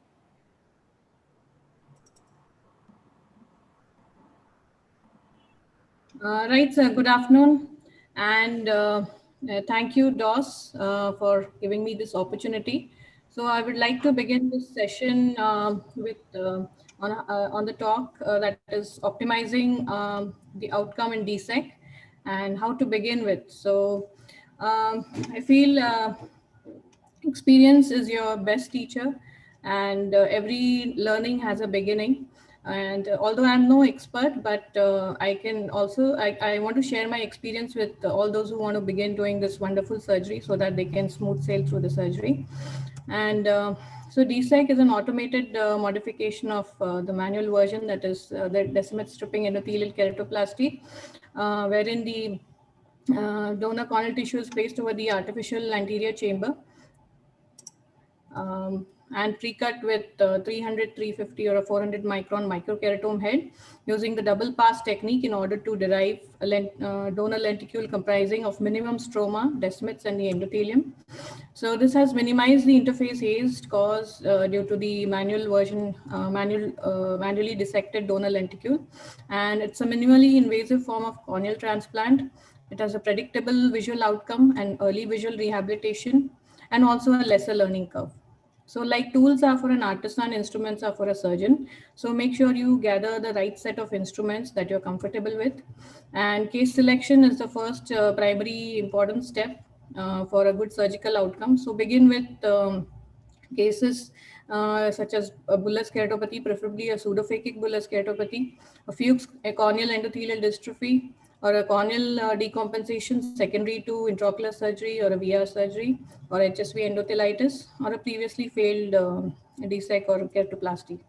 So avoid scarred corneas, avoid inflamed eyes, and avoid any abnormal anterior segments such as presence of peripheral anterior synechiae or an ACIOL or ICE syndrome. And if the central corneal thickness is something more than 700 microns, it's quite likely that the edema will persist for a little longer time. And some of the cases that I began doing my DSEC was pseudophakic bullous keratopathy, a failed previously done DSEC, and Fuchs endothelial dystrophy. There is again a pseudophakic bullous keratopathy following eventful intraocular surgery. And so preoperative assessment is very important to any good surgical outcome. So a complete slit lamp biomicroscopic examination is must, and carefully look for the anterior chamber depth, and also applanation tonometry wherever possible. And if there are a lot of bullae, then avoid doing an applanation, but do an NCT to at least have a gross idea about the intraocular pressure. And anterior segment OCT should be done so as to rule out any scarring, and pachymetry to know the corneal thickness, central corneal thickness, and a B scan to rule out any gross optic nerve head cupping. Wide to wide diameter is to be measured to determine the size of the donor lenticule that you're going to use.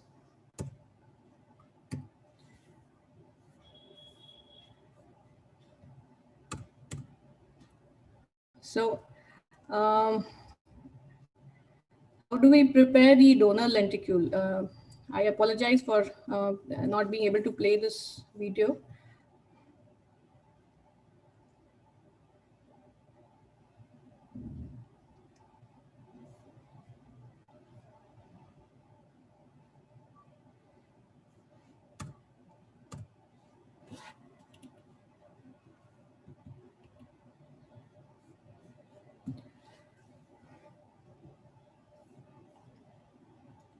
So a suitable donor cornea with adequate sclerocorneal rim is mounted on the artificial anterior chamber, and it is pre-cut at 300 and 350 or a 400 micron Moria Altec unit using the double pass technique.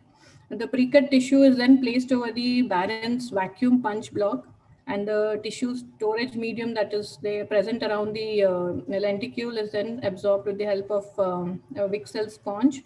Suction is then applied, and the Trifine block is then placed over it to obtain the same size donor lenticule as the Descemetorexis that you performed. So partially fold the lenticule and then expose the stromal surface to mark it with gentian violet stained S or a P stamp, whichever you prefer. And to begin with the wound construction, I prefer a superior 5 millimeter sclerocorneal tunnel. And in case of a post-AGV or a post-trap patient, prefer doing a temporal clear corneal incision.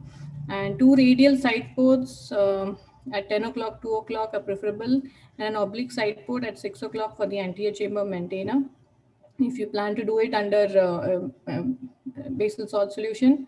And epithelial debridement may be required in cases of poor visibility. and inject trypan blue dye to stain the endothelium. So how do we prepare the host bed? That is, mark the surface of the cornea using 8 mm corneal marker and score the Descemet's membrane with the reverse Sinskey under air or BSS along the surface marking. Then peel the scored Descemet's membrane using Descemet's stripper and pull it out in toto with 23 gauge forceps, microforceps or McPherson's. And under light pipe guidance, ensure that no DM tags are left behind, or sweep the crescent knife across the anterior chamber to look for any reflection of the stained DM tags. Roughen the peripheral rim of the stroma for better graft attachment peripherally, and make two or four mid-peripheral venting incisions at 45-degree angulation to drain the interface fluid. This may not be required in every case, but wherever in cases like aphakic bullous keratopathy, where there's more chances of graft attachment due to air absorption or air displacement posteriorly. So in such cases, venting incisions should be made. So there are multiple techniques for donor insertion, and the endothelial cell loss is comparable in most of the techniques. So you can master one technique, but you should know others as well in special cases. So I prefer using a sheaths glide. So I place the sheaths glide in the anterior chamber and put a drop of Helon over the sheaths glide at the tunnel. Then place the donor lenticule with the endothelial side facing down and remove the anterior stromal layer. So then place the Sinskey at 6 o'clock tip and push the graft and simultaneously withdraw the glide. And at this point of time, anterior chamber maintainer should be stopped, otherwise the lenticule will come out through the tunnel. And inject short burst of fluid through the side port to center the donor lenticule. Suture the wound with 3 interrupted tenonylon sutures. Then inject air with a fresh cannula and with a 30 gauge needle, and ensure that the air bubble is beneath the graft. It should be an airtight chamber. And then steam roll and do dry spawning of the corneal surface to drain the interface fluid. So I'm going to show a short video of the steps that we perform. And so there's a superior sclerocorneal incision that I've made. And I'm going to make 2 radial side ports, one at 10 o'clock and 2 o'clock.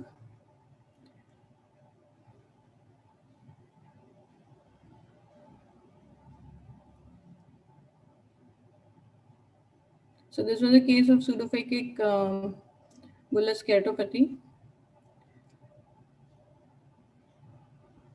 with a corneal edema of 656. So I've marked the corneal surface with 8 mm Trifine. I'm going to wash off the trypan blue dye. I'm making an oblique entry inferiorly at 6 o'clock to place the anterior chamber maintainer.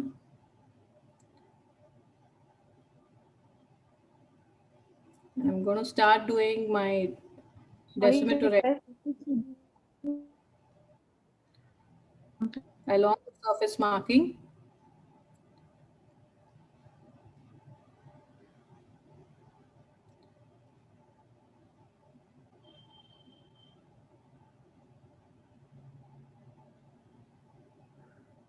Dr. Sridevi? Yes, sir. Sorry to interrupt you. It's a 6 minute and 2 minutes of discussion. The more time you are overshooting, then the marks for discussion will not be carried. So I think you need to wind up so you can have a discussion or something.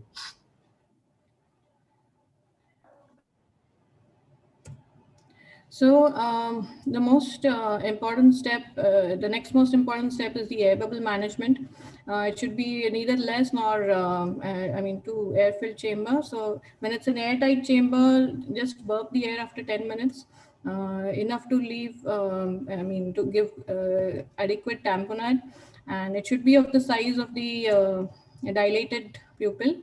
And so this is how it's going to appear immediate in the next day post-op. So these are some of the outcomes of DSEC in my early cases. At the same time,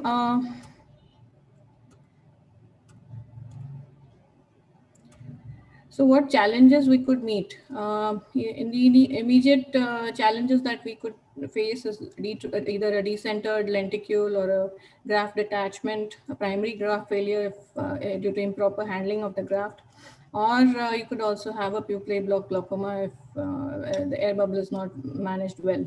And in the later stages, you could have endothelial rejection, and you could have steroid responsiveness and therefore secondary glaucoma. And certain cases may have interface haze and thereby suboptimal visual outcome. So this was one case of primary graft failure. It was quite an eventful surgery, and the patient had history of NSF-IL done. And then she went into second pseudophakic bullous keratopathy. Even after TSEC, the edema persisted for a very long time. And as you can see, the bullae here and a lot of edema here. So, and this was one case where there was in spite of doing a surgical PI intraoperatively, there was a shallow, it was an abnormal anterior segment. There was superior peripheral anterior synechiae, and this patient went into pupillary block glaucoma. Thank you. Thank you. Any points or queries from the judge? No, I think it was a good presentation regarding DSEC. I don't know about the timing, whether we have crossed the timing, but Yeah. I mean, the other speakers, please try to stick to your time. 6 minutes and 2 minutes discussion. Each carries separate marks. And if there is no discussion, then you're losing the marks on the discussion part. So please try to stick to your timings. So apart since from there that, is it was complete, but I think you can just maybe cover the routine post-operative management of all these cases that you are doing briefly, and the challenges like you've covered. If you could have given some data on how many complications, but it was a very good talk. Thank you. Thank you. And the next presenter is Dr. Anuradha, and she's going to talk about glaucoma after penetrating keratoplasty, risk factors and its management. Dr. Anuradha? Please share. Am I audible? Yeah, absolutely. Okay. Just wait, I'm going to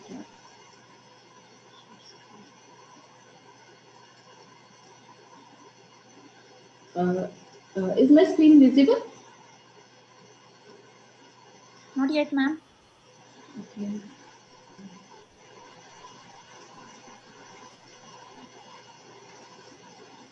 Now, is it yes. Visible? Yeah. Am I audible? No. Okay. Can I start, ma'am? Yes, your screen is visible. You can start here. Okay. Thank you, ma'am. You can go to the slideshow mode. Yeah, ma'am. Yeah. Yes. Good afternoon, everyone. I'm going to start my presentation. That is, the topic is glaucoma after penetrating keratoplasty, incidence, risk factors, and its management. Post-keratoplastic glaucoma is a real complication which happen after penetrating keratoplasty, and it is the second leading cause of graft failure. So by definition, it is IOP if it is more than 21 millimeter of mercury within 1 month of PK with or without associated visual field loss and optic nerve head changes. Incidence is mostly on literature search. It is 9 to 35% of the cases. Early diagnosis is mandatory to preserve the optic nerve function and graft clarity. Otherwise, with a raised IOP, it can lead to an endothelial cell attrition and further graft failure eventually. So difficulty in diagnosis of PKG is really there because tonometry is quite difficult in these cases because of the thick graft as well as astigmatic corneal grafts. Optic nerve as well as visual field assessment is also impossible because of media non-clarity and high astigmatism. So aim and objective of this study were incidence of to find out the incidence of post-keratoplastic glaucoma and factors which are associated with this. It was a retrospective observational study which was done over a period of 3 years by seeing the records of the penetrating keratoplasty patients. So inclusion criteria were when raised IOP post-PK were there and they were non-controlled, and on that even non-compliant with the topical drugs because surgical part was also included in this study. Difficulty in the follow-up of the cases and pre-existing glaucoma were also taken into this study. And the exclusion, the post-keratoplasty, post-glaucoma surgery patient were excluded, one-eyed, as well as elderly and pregnant women and herpetic keratitis patient were excluded from the study. Recipient factor which was taken into account were age, sex of the recipient, indications of keratoplasty, optical, therapeutic, or tectonic, and type of PK, then glaucoma before PK, then lens status, whether phakic, pseudophakic, or phakic patients, graft clarity, depending upon grade 1, 2, 3, and 4. Preoperative IOP were also taken as one of the factors. Combined cataract surgery, recipient graft size were taken into account, intraocular lens explantation, and other additional surgeries if iridoplasty, conus necrolysis, or anterior vitrectomy was done additionally. All these patients, the records were collected for best corrected visual acuity, slit temp examination, intraocular pressure with tonopen or applanation tonometry, corneal center corneal thickness, and even anterior segment OCT photographs, gonioscopy, IOP. IOP follow-ups were given at 1 week, 2 weeks, 1 month, 3 months, and 6 months. Those patients where medical management was done, if IOP was more than 22 millimeter of mercury, and if the patient IOP was not controlled with all the medical management to the best possible limits, then trabeculectomy was done with or without MNC. The results were total 155 eyes of 155 patients were taken into consideration, and here the range of age was even 71% of the cases were more than 40 years of the age, with age range of 10 to 83 years. Majority of the patients having best corrected visual acuity between 20 by 60 to 20 by 200, that is 54%. Incidence of PKG was found almost 32.25%, and indications of PK, size of recipient graft, and CCT were found the significant risk factor which affected the post-keratoplastic glaucoma. Here, logistic regression analysis was done for this. So among the major indications of PK, major indication was cornealoplasty followed by graft failure, then infective keratitis followed by PDK, anterior staphylococcus and corneal dystrophy. IOP follow-ups were done 1 week, then 2 weeks. At 2 weeks, 30% cases showed raised IOP, and then 1 month, 30.32% cases showed raised IOP. After that, 3 months and 21.29% cases, and then 6 months, it showed decrease in the raised IOP cases, that is 19.35% cases. Significant association was found in between the age group and the raised IOP with a significant p-value. 70% cases were given medical therapy, and those which were not controlled by medical therapy were given surgical treatment, that is 30% of the cases. The complications of post-keratoplastic glaucoma over a period of 6 months were observed that 39% of the cases showed cataract and 25% cases showed iritis, followed up by the glaucomatous optic atrophy, dark failure, and dark infection. So to conclude, the incidence of PKG in our study was 32.25%, mainly in the age group more than 40 years of the age, and post-keratoplastic glaucoma showed a significant association with the preoperative diagnosis of cornealoplasty for the indication for which the keratoplasty was done. Even the size of the recipient graft also shows significant association, and central corneal thickness also showed the significant association. So knowledge of these factors may be helpful in limiting the occurrence of glaucoma and to increase the chances of success of the PK, because eventually it helps in the maintains the successful penetrating keratoplasty if we can maintain all these factors while we are doing these searches. Thank you. Thank you, Dr. Anuradha. I invite comments from the judges. It's a very nice presentation, ma'am. I would have a few doubts regarding this presentation. Like you pointed out very nicely that the indications of keratoplasty, the size of the graft, the corneal thickness, and the age of the patient, all these had an association with the incidence of glaucoma. So if you can tell us, like, which particular indication of keratoplasty had a higher incidence of glaucoma? What were the sizes of graft which were more likely to have post-keratoplasty glaucoma? That would be. Ma'am, in our study, we have taken the size of the recipient graft in 2 groups, that is less than 8 and more than 8. And more than 8 showed higher risk of PKG, as well as the indication that is cornealoplasty. In our study, because it was not a very long study, it was a short scale study, up to 6 months of follow-up we have taken that. And in that study, cornealoplasty was the major indication which showed, and such kind of mostly cornealoplasties were adherent lipomas. where even iris was also showing some matting and pass, and all those angle structures were also seen, which was not normal. So corneal opacity was the major indication in our study. Yes, and again, ma'am, if you can tell us about something about the age, like which particular age group was more prone to develop post-keratoplasty glaucoma? Like you said, that age was a significant factor. Ma'am, in our study, maximum age was 60 years, and we saw that after 40, means because we have taken a few cases which were less than 40, and after 40 to 60 age group showed maximum chances of glaucoma in that case. And were the patients who had pre-existing glaucoma, were they more likely to develop post-keratoplasty glaucoma?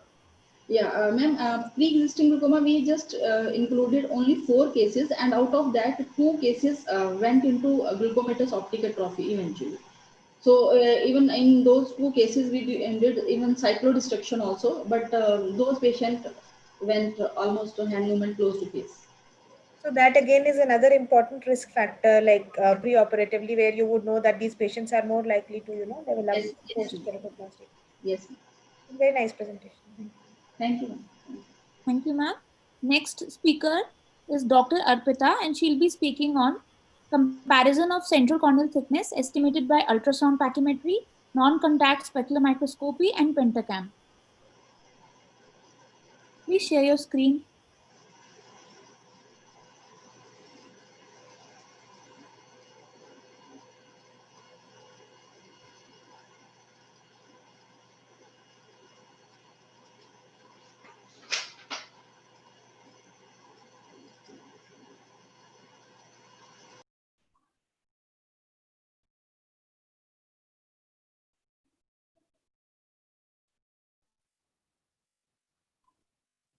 Good morning, everyone.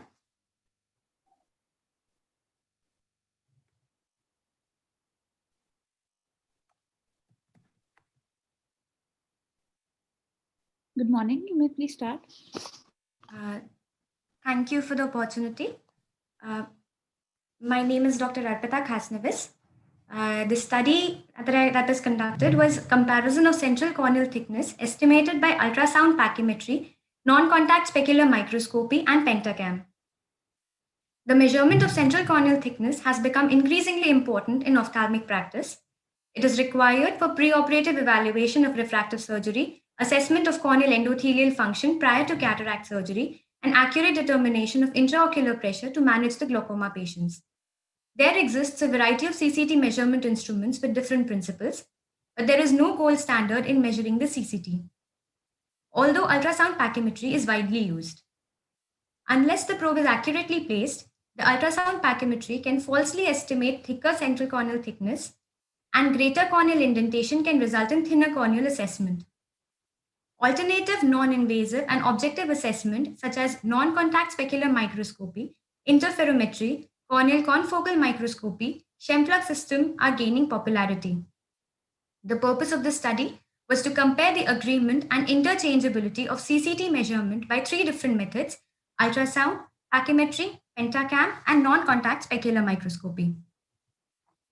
Prior to the study, clearance was taken from the Institutional Ethical Committee, and the study was conducted in accordance with the Declaration of Helsinki 1964. Prior informed consent was taken from all the patients. It was a cross-sectional hospital-based study conducted in 60 participants, that is 118 eyes. Patients in the age group of 18 to 16 years, regardless of their gender, were included in the study. It was mandatory for the patients to have a clear cornea. Patients with ocular surface disease, history of contact lens wear, patients with dry eye, history of previous ocular surgery, or any systemic disease were excluded from the study. On arrival, the patient were assessed for their visual acuity. They underwent slit lamp examination and fundus evaluation. The central corneal thickness was assessed by pentacam, non-contact specular microscopy, and ultrasound pachymetry. The ultrasound pachymetry was the last tool that was used for central assessment of the central corneal thickness. Statistical analysis was performed using the SPSS software version 22. The descriptive statistics were presented as mean plus standard deviation. The correlation between the measurements using the 3 instruments were calculated and expressed as Pearson correlation coefficient, which indicates the degree to which measurement in the different devices resemble each other. The Bland-Altman plot is a graphical method used to assess the agreement of measurement between the pairs of ultrasound pentacam, ultrasound specular microscopy, and pentacam and specular microscopy. Paired t-test analysis was performed to assess difference between pairs, ultrasound pachymetry or pentacam, ultrasound or specular microscopy, pentacam, and specular microscopy. P-value of less than 0.05 was considered as significant. The results were as follows. 118 eyes from 60 patients were included in the study. 47% of the patients were males, 32% were females. The mean age of the participants was 42 years. The CCT values measured by the pentacam was 529 micrometers. By the specular microscopy, it was 526 micrometers. And by the ultrasound pachymetry, it was 535 micrometers. As per our study, the ultrasound pachymetry measured the thickest cornea. The paired t-test showed that the CCT measured with ultrasound and pentacam and specular microscopy was statistically significant with p-value of 0.01. Mean difference of CCT measured with pentacam and non-contact specular microscopy was not statistically significant with p-value of 0.1.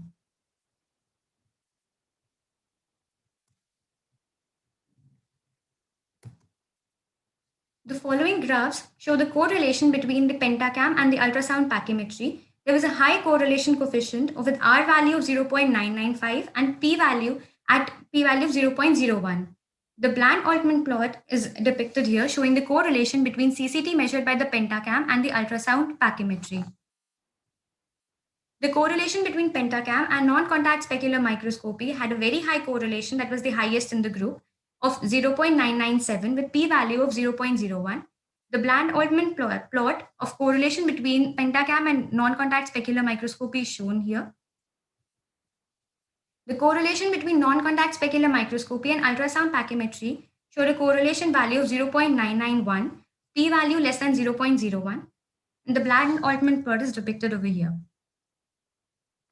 To conclude, the precision of CCT measurement is important clinically because many diagnostic and therapeutic decisions are based on it. There are various methods for CCT measurement. In this study, we compared the agreement and interchangeability of CCT measurement by the three methods. Pentacam non-contact specular microscopy showed the highest correlation, followed by ultrasound pachymetry pentacam, and then ultrasound pachymetry and specular microscopy. There are many studies in literature comparing central corneal thickness measurement methods and devices for normal corneas. Most of these studies reported that ultrasound pachymetry measurement were thicker than non-contact specular microscopy. However, most of the studies found that the pentacam measurement were highest and were higher than ultrasound pachymetry, which was in contrary to our study where CCT was found to be highest with ultrasound pachymetry, followed by pentacam and non-contact specular microscopy. To conclude, the central corneal thickness measurement between the three methods show good correlation, but cannot be used interchangeably in clinical practice. Non-contact specular microscopy underestimates central corneal thickness compared to the other two methods. Thank you. Thank you, Doctor. May we have comments from Dr. Nidhi, respected judge? Yes, actually, I have one or two questions. One, can you tell us that why 118 eyes of 60 patients? That is something interesting, actually. Why not 120? Why 2 eyes have been excluded? Is there they were one-eyed patients. They were one-eyed patients. So, is it relevant that why those patients were one-eyed, or would that, although there are just 2 patients, but would that affect your results? That what was the cause of including those eyes? But anyway, and like you said that it has been established that pentacam, you said in the earlier studies, is giving higher readings, and in your particular Ma'am, there hasn't been any conclusive result about which is the best or which measures the thickest cornea. But a lot of studies show that pentacam had measured the thicker cornea. But there were studies which also showed that ultrasound pachymetry had the measurements by ultrasound pachymetry were also higher, which collaborated with our study. Is it something to do with the sample size? Does the Yes, sample ma'am. size Larger sample size would make it more, will increase the authenticity of the study, will increase the... I mean, can you tell us that did those studies have a higher sample size than your study? Ma'am, not that much. When the highest that there was one meta-analysis kind of study, which also which was again inconclusive. That the maximum, some studies which say that ultrasound pachymetry measures more because the posterior corneal surface is not defined. There are some studies which say pentacam. There hasn't been any clear reason as to why there has been a difference. And what do you think is the role of anterior segment OCT on measuring central corneal thickness? Can that be also taken? Yes, by ma'am, that can also be used, but we did not have anterior segment OCT in our setup, so that was not included in this. So unavailability was one of the reasons why you have not included, but otherwise I think you can throw light on that also in the discussion. That is another useful device which can be, if Yes, ma'am. available, it can be utilized to measure the corneal thickness. Yes, ma'am. Thank you, ma'am. Thank you, ma'am. May we have the next speaker, Dr. Deepti Joshi.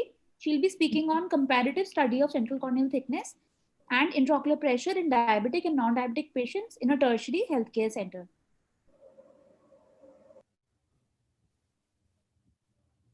Dr. Arpita may please stop sharing, and Dr. Deepti can start sharing her screen.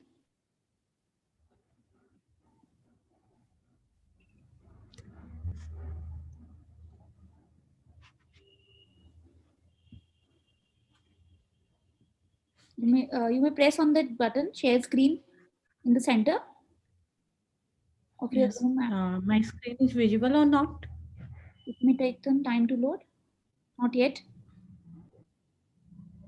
Is it visible? No. Did you click on that share screen, the green button? At the bottom of your app. Please try again.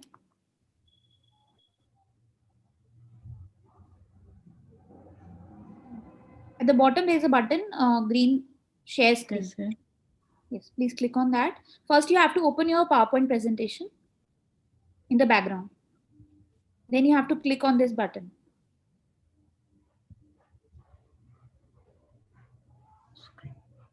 Let me know where you are having a problem.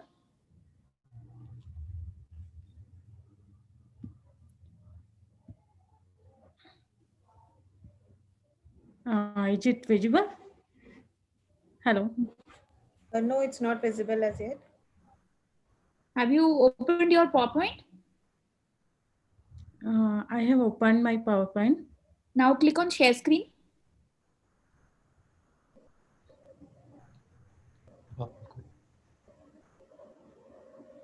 Share screen. Can you see the button share screen in the Zoom app? Bottom in the center. Once you go to the Zoom meeting where you are seeing all this, and next to the chat button, there is a share screen button. Can you see that? Yes, I can see that. So have you clicked that after opening your PowerPoint presentation? I'm seeing on desktop, but I don't know why it is not visible to you. I think the button is not being pressed, the share screen button. Have you pressed the share screen button after opening your presentation? The share screen button in the Zoom app, have you pressed it? Yes, ma'am.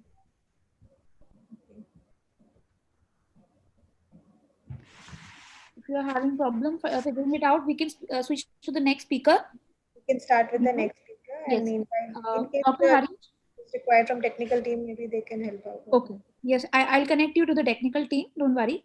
Meanwhile, we'll have a talk from Dr. Harish. His topic of speaking is uveitis nurse syndrome. Dr. Harish may please start presenting. Meanwhile, I'll connect Dr. Deepti to the team.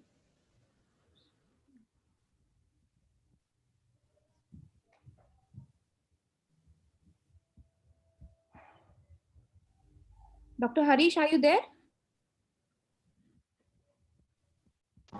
Hello. Yes, we can hear you. Dr. Harish. Okay, I will start. Yes.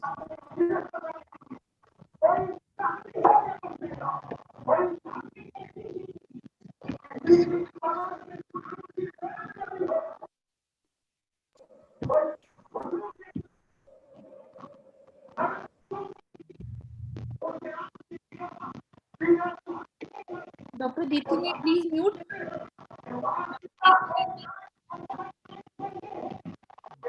Please mute your. I want to share. Excuse me? I'm not able to share. Open your presentation and share your screen. Dr. Harish. There's so much of background noise. Harish sir. Hello.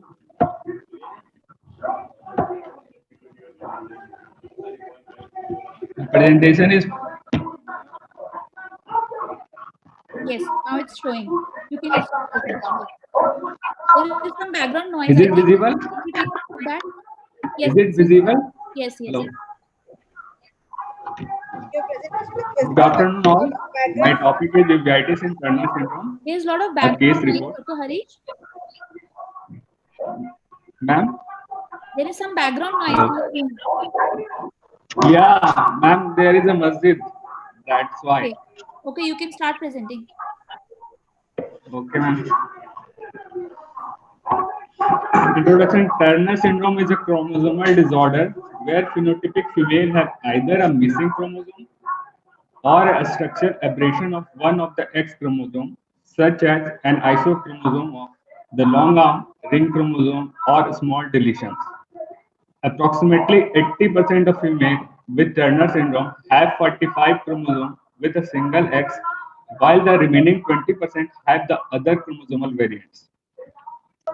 Short stature, ovarian dysgenesis with primary amenorrhea, sexual infantilism with small uterus, sterility, webbed neck, broad chest with whitish spaced nipple, uveitis vulgus are main systemic features.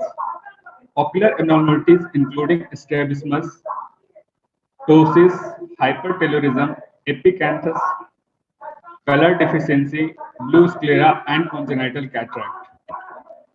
Additionally, several case reports address other ocular diseases such as glaucoma, retinal detachment, anterior segment dysgenesis, choroidal and retinal neovascularization, Coats disease, and keratoconus. Only one patient with anterior uveitis and Turner syndrome has been described in the literature. In my case, a 16-year-old girl had visited to our OPD in 2020 with complaint of redness, pain, photophobia, and blurring of vision in left eye since 10 days. On history, she has a recurrent episode of similar event which occurred previously. First episode was occurred when she was in class 5th. After that, she had 4 to 5 more episodes. She had been diagnosed as having Turner syndrome at the age of 13 with amenorrhea and short stature. On general examination, patient has a short stature, webbed neck, and has average weight. On eye ocular examination, on right eye, visual acuity is 6.6, conjunctiva normal, cornea clear, and anterior chamber within normal limit. On left eye, affected eye, visual acuity is 6.18, conjunctiva has ciliary congestion, cornea hazy, and fine capes present. On sun classification, and in anterior chamber cells 4+, flare 3+, and fibrin exudate present, which is approx 4 mm. Pupil of right eye is normal and reacting to light, and in left eye is irregular and sluggish reacting to light, and also posterior synechia present in left eye. Iris pigment present over left eye lens. No cell present in anterior vitreous. On dilated fundoscopic by indirect ophthalmoscopy, that is normal in both eyes. Investigation bundle of tests take place: complete blood count, ESR, rheumatoid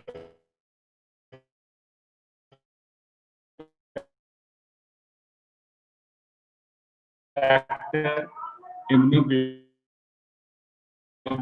autoantibodies, urine analysis, serum calcium test, chest X-ray, and HRCT was done, but these are unremarkable. Treatment and follow-up. She was given a course of topical steroid, dexamethasone 0.1% 6 times daily, mediated atropine 1%, TDS, and clervibufen 0.03%. In follow-up after 5 days, the anterior chamber cell flared doses of topical steroid dexamethasone 0.1% given 2 hourly daily. In the next follow-up, after 10 days, anterior chamber cell decreased to 2+, flare 1+, and exudate height decreased. Dexamethasone dose then gradually started tapering. Best corrected visual acuity improved after 15 days of the treatment, that is 6/6 in left eye.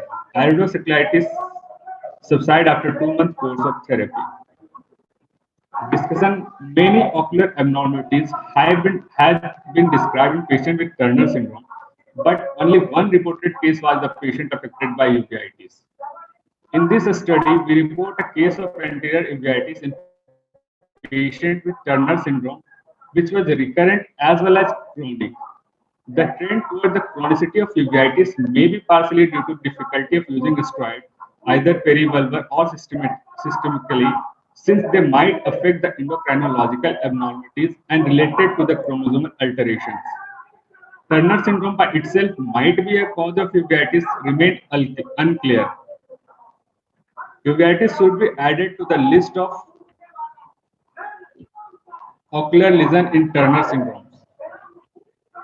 There is one study which shows only one reported case with which has anterior iridocyclitis. Conclusion is that uveitis should be added to the list of ocular lesion in Turner syndrome, and a full ophthalmologic follow-up is strongly indicated in this patient. In order to identify any possible systemic or genetic disease associated with uveal inflammation, careful systemic investigation of young patient with uveitis is always recommended. Thank you. Thank you. Maybe I have comment from the judge. Yes, actually, Harish, like this is a very rare case you are presenting, and you're saying that only one case has been reported till now. Ma'am, background sound is very high. That's why I am not able to listen. Sorry. Okay, so maybe we can give our comments later, but or maybe you can switch off your I don't know your this thing. So, but in such a case, what I want to emphasize is pictures are extremely important. You have not shown us any pictures. You have shown us only one picture of KPs.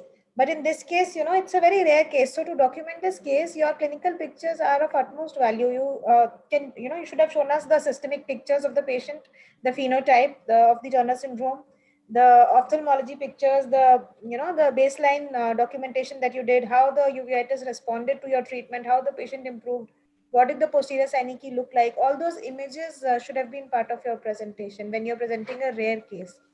So that is my observation. Otherwise, good presentation.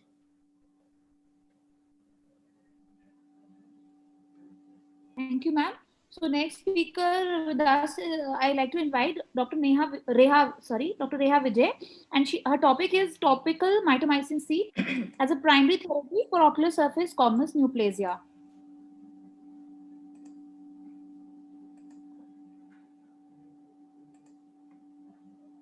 Good afternoon, everyone. Am I audible? Yes, you are. Okay. So my topic is topical mitomycin C for the management of OSSN as primary therapy. As a brief introduction, just a second. The OSSN comprises a wide spectrum of presentation from mild to severe dysplasia, and then it is up to the invasive carcinoma, squamous cell carcinoma. The term was given by Lee and Hist, and it comprises of the 3 grades: benign dysplasia as papilloma, pseudoepithelioma, benign hereditary intraepithelial disc keratosis. Then pre-invasive OSSN and invasive OSSN comprising squamous carcinoma and mucoepidermoid carcinoma. The risk factors in OSSN, as we all know, it comprises of male gender, ultraviolet B light, advanced age, HPV infection, immunosuppression, tumor suppression, P53 gene mutation, and smoking. The treatment modalities well known are surgical excision with no-touch technique, double freeze-thaw cryotherapy, radiotherapy, topical mitomycin C, topical 5-fluorouracil, and interferon alpha 2B. About mitomycin C, it is antibiotic anti-neoplastic agent isolated from Streptomyces cassipitosis, and it's an alkylating agent which inhibits DNA synthesis preferably in G1 and S phase of cell cycle. And the drug is available as a vial of 2 mg per ml, and it is cytotoxic to both proliferating and non-proliferating cells. As per the side effects of MMC, they could be self-limiting and long-lasting, and mostly we see the self-limiting side effects as mild local irritation, hyperemia, and epiphora or allergic. The long-lasting side effects are punctal stenosis and cataract, persisting keratoconjunctivitis, or the limbal stem cell deficiency. So the purpose of our study was to report the outcome of treatment of ocular surface squamous neoplasia with topical MMC as 0.02% as primary therapy. So it was a non-comparative interventional case series done, and we took 5 cases, 4 gelatinous type of OSSN and 1 leukoplakic. The main outcomes measured were tumor response and the medication related complication in our cases. So as a strategy, we did the pre-clinical workup with slit lamp gonioscopy and dilated fundus examination. And in the suspected cases, we did incisional biopsy, and after OSSN was confirmed, we started 0.02% MMC, 2 weeks on and 2 weeks off. Total 3 cycles were done, and follow up 2 weekly for 3 months, then monthly. In our demographic profile of our patients were like, there were 5 patients. The patient 1 was 40-year male driver, and he came with the complaint of irritation and foreign body sensation and watering since 5 years, and he was a chronic smoker and alcoholic. The second patient was 50-year male laborer, and he was came with the complaint of abnormal growth in the eye with discharge and foreign body sensation since 2.5 years. Again, he was a smoker. Third patient was 72-year-old patient, which was a male shop worker, and he was came with the foreign body sensation and redness since 6 years, and he was also an alcoholic. Last 2 patients were again smokers, and they were 55 to 50-year-old patient. The 4th patient was male and the 5th patient was female, and this patient came with the foreign body sensation and irritation and watering since 7 years, and he was a chronic smoker. Last patient came with the complaint of white lesions, slight discharge, and foreign body sensation since 2.5 years, and again he was a smoker. So this was the patient first picture, and it is showing 7.7 into 5 mm growth in the nasal cornea from 7 to 10 o'clock position, and extending up to the visual axis with 3 feeder vessels and gelatinous surface. And after the 3 months, we saw the complete regression after MMC therapy. In this patient, there is a gelatinous surface of 5 into 8 mm size involving lower half of the cornea from 4 to 8 o'clock, extending up to visual axis with 2 feeder vessels. And after 3 months, there was a complete regression. This is 12 into 8 mm involving nasal conjunctiva and extending up to 2 mm of nasal cornea with 2 feeder vessels with gelatinous surface. And again, after 3 months, there is a complete regression. This is last patient of leukoplakic surface type of OSSN, 12 into 8 mm involving temporal conjunctiva and cornea from 11 to 6 o'clock hours. And after 3 months, there was a complete regression. So as a result, at the time of follow-up, and at the end of the 1 cycle, there was a decrease in size in the all patients. And at the 3rd cycle, and there was a complete regression of the mass. Patients are still under follow-up, and there is no recurrence up till now. The side effects, as we told earlier, it is mild to moderate redness and irritation we saw, and which was well controlled with NSAIDs and lubricant, and no serious and ocular or systemic side effects were found. In summary, the result of our series demonstrate the effective role of topical MMC in the management of OSSN, reducing the need of radical surgical intervention. As in other studies done previously, short-term complications were fairly common, but largely self-limiting. However, in accordance with some studies which were done for the longer-term follow-up, there was some cases of limbal stem cell deficiency, which should be considered when as a serious complication. Therefore, when completing with the use of topical MMC. So to conclude, MMC 0.02% with 2 weeks on and off therapy is a well tolerable dose with no ocular side effects for the treatment of OSSN, and it could be used as a sole treatment for the non-invasive type of OSSN with close ongoing follow-up. Thank you so much for the opportunity. Thank you. May we have comments from Dr. Nidhi, ma'am?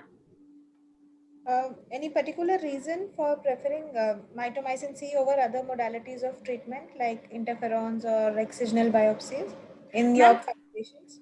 Yes, ma'am. Actually, at our center, we saw that patients, mostly low-income patients are there. So comparatively, it is much feasible. Before going to surgical or other interferon therapy, we just saw what's the results with this. Okay, and have you done any literature search on the success rate of other modalities of treatment and how your patients fared? Yes, ma'am. We just ours. It was just a case series of 5 patients we saw, but during making this, we just searched for the surgical or 5-fluorouracil literature. They also do good, but ma'am, with the some of the side effects, like in 5-fluorouracil or interferon B alpha, there is some of the side effects compared to MMC. Like what? Can you highlight some of those side effects? Yes, ma'am. Ma'am, like in 5-fluorouracil, there is more of foreign body sensation, and the initial effects like irritation and watering is much more than the MMC patients, ma'am. Okay, thank you. Thank you. Ma'am, thank you. I invite next speaker, Dr. Neha Sandhu, with us. Her topic is ocular manifestations in patients of HIV infection on highly active antiretroviral therapy.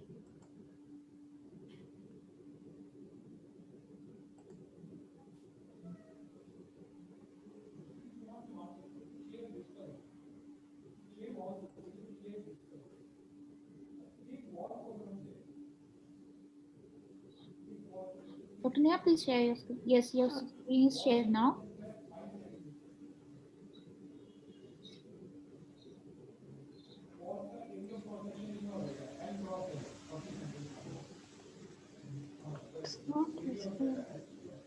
You were able to share just now.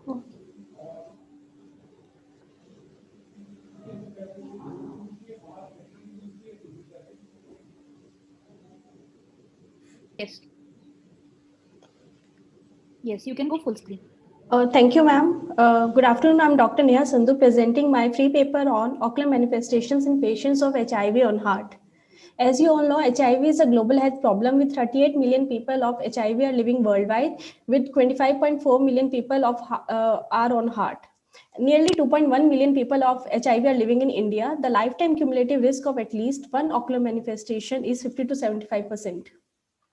The prevalence of ocular manifestation reported in various studies in pre-heart era is 40 to 100%. Your slides are not changing, Dr. Neha.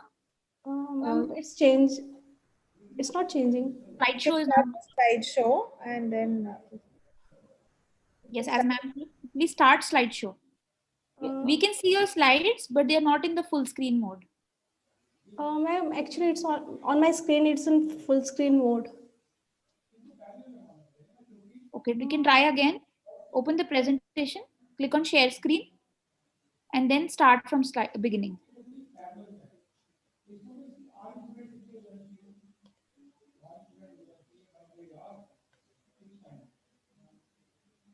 Yes. Yes. Yes, we can see now. Good afternoon. I'm Dr. Neha Sandhu presenting my free paper on ocular manifestations in patients of HIV on heart. As you all know, HIV is a global health problem with 38 million people of HIV are living in India, with 25 million people on heart. Nearly 2.1 million people of HIV are living in India. The lifetime cumulative risk of at least one ocular manifestation is 50 to 75%. The prevalence of ocular manifestation reported in various studies in pre-heart era is 40 to 100%, whereas in post-heart era reported in various regions of the India, like in northern India, it has been reported 38 to 45%. In southern India, it's 37.6 to 52.2%. In western India, it is 8%.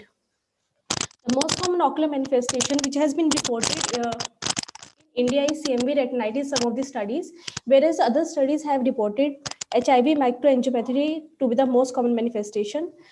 In a recent study conducted in Taiwan, they have reported dry eye blepharitis and uveitis to be the most common manifestation in heart era. All these manifestations which have been reported in India, they have been reported on a smaller cohort of patient, that is 68 to 100 only. A recent study conducted in 2017 has reported that the spectrum of ocular manifestation has largely unchanged from pre-heart to heart era. They say that CMV retinitis and HIV retinopathy, they continue to be the most common infectious and non-infectious cause of visual morbidity. The purpose of our study was to determine the prevalence and spectrum of ocular manifestations in patients of HIV on heart and to correlate these manifestations with WHO clinical staging, CD4 count, duration, and type of heart. Our study was a observational cross-sectional study conducted on 350 patients of all age group who were on heart for minimum 6 months of duration. The guidelines for heart initiation has changed from since ART was started in India in 2004. Initially, it was less than 200. In 2010, it changed to less than 350. In 2013, it changed to less than 500. The current recommendation is to treat all regardless of the CD4 count of the patient. We took detailed clinical history of the patients, and we did clinical examination, which included slit lamp evaluation and tear film status, including Schirmer's test and TF beauty. Logistic regression was used to correlate different variables with ophthalmic findings. The most common, nearly 95% of patients were on stage 1. The mean CD4 count was 431. The average duration of heart was 5 years, and nearly 86% of patients were on first line of therapy in our study. We have found that the prevalence of ocular manifestation in our study was 15.71%. Anterior segment manifestations was seen in 10.8%. 4% patients had posterior segment manifestation. Nearly 0.8% patients had both anterior and posterior segment involvement. The most common ocular manifestation reported in our study was dry eye, which was seen in 8% of patients only. The second most common manifestation was CMV retinitis, which was seen in 1.43%. We have correlated ocular manifestations with the CD4 count. We have seen that irrespective of the CD4 count status, whether the patient CD4 count was greater than 50 or less than 50, the anterior segment manifestations were more common than posterior segment manifestations. And then we have correlated ocular manifestation with the clinical staging of the disease. We have seen that nearly patients who were on stage 3 and stage 4, nearly 86.6% of the patients had ocular manifestations. Therefore, we concluded that patients in stage T1 had lesser chance of ocular manifestation, and these changes increased with the increasing staging of the disease. Then we have correlated ocular manifestation with the line of therapy. We have seen that patients who were on third line of therapy, nearly 50% of them had ocular manifestations. The patients on third line had a much higher risk of ocular manifestation as compared to those on the second line and first line. Thus, we saw in our study, we saw a lower prevalence of ocular manifestation compared to other studies which have reported a higher prevalence of ocular manifestation, that is 38% in Northern India. We have found a higher prevalence of anterior segment and adnexal manifestation as compared to posterior segment manifestation. Probably we have got these results because there was an earlier initiation of heart at an earlier stage, and a higher number of subjects in our cohort were on a longer term of heart. Thus, early initiation of heart has resulted in a reduction in the overall prevalence of ocular findings. The anterior segment findings, they have emerged more often, and mostly they are mild in nature, and there is a reduction in the number of opportunistic ophthalmic infections. Thank you so much. Thank you. May we have valuable comments from Dr. Nidhi?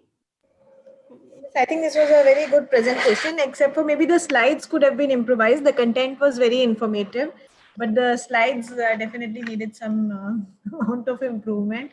the font and the alignment of the content could have been improvised. But can you tell us more about first line, second line, third line? What are the drugs? And you said like more patients on third line treatment had more ophthalmic manifestations. So what exactly was the third line treatment?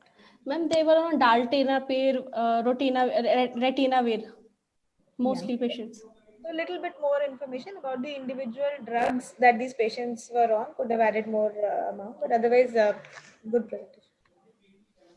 Okay. I invite next speaker. Thank you. Gupta. And she'll be speaking on vision quality post DSEC and Scheimpflug imaging.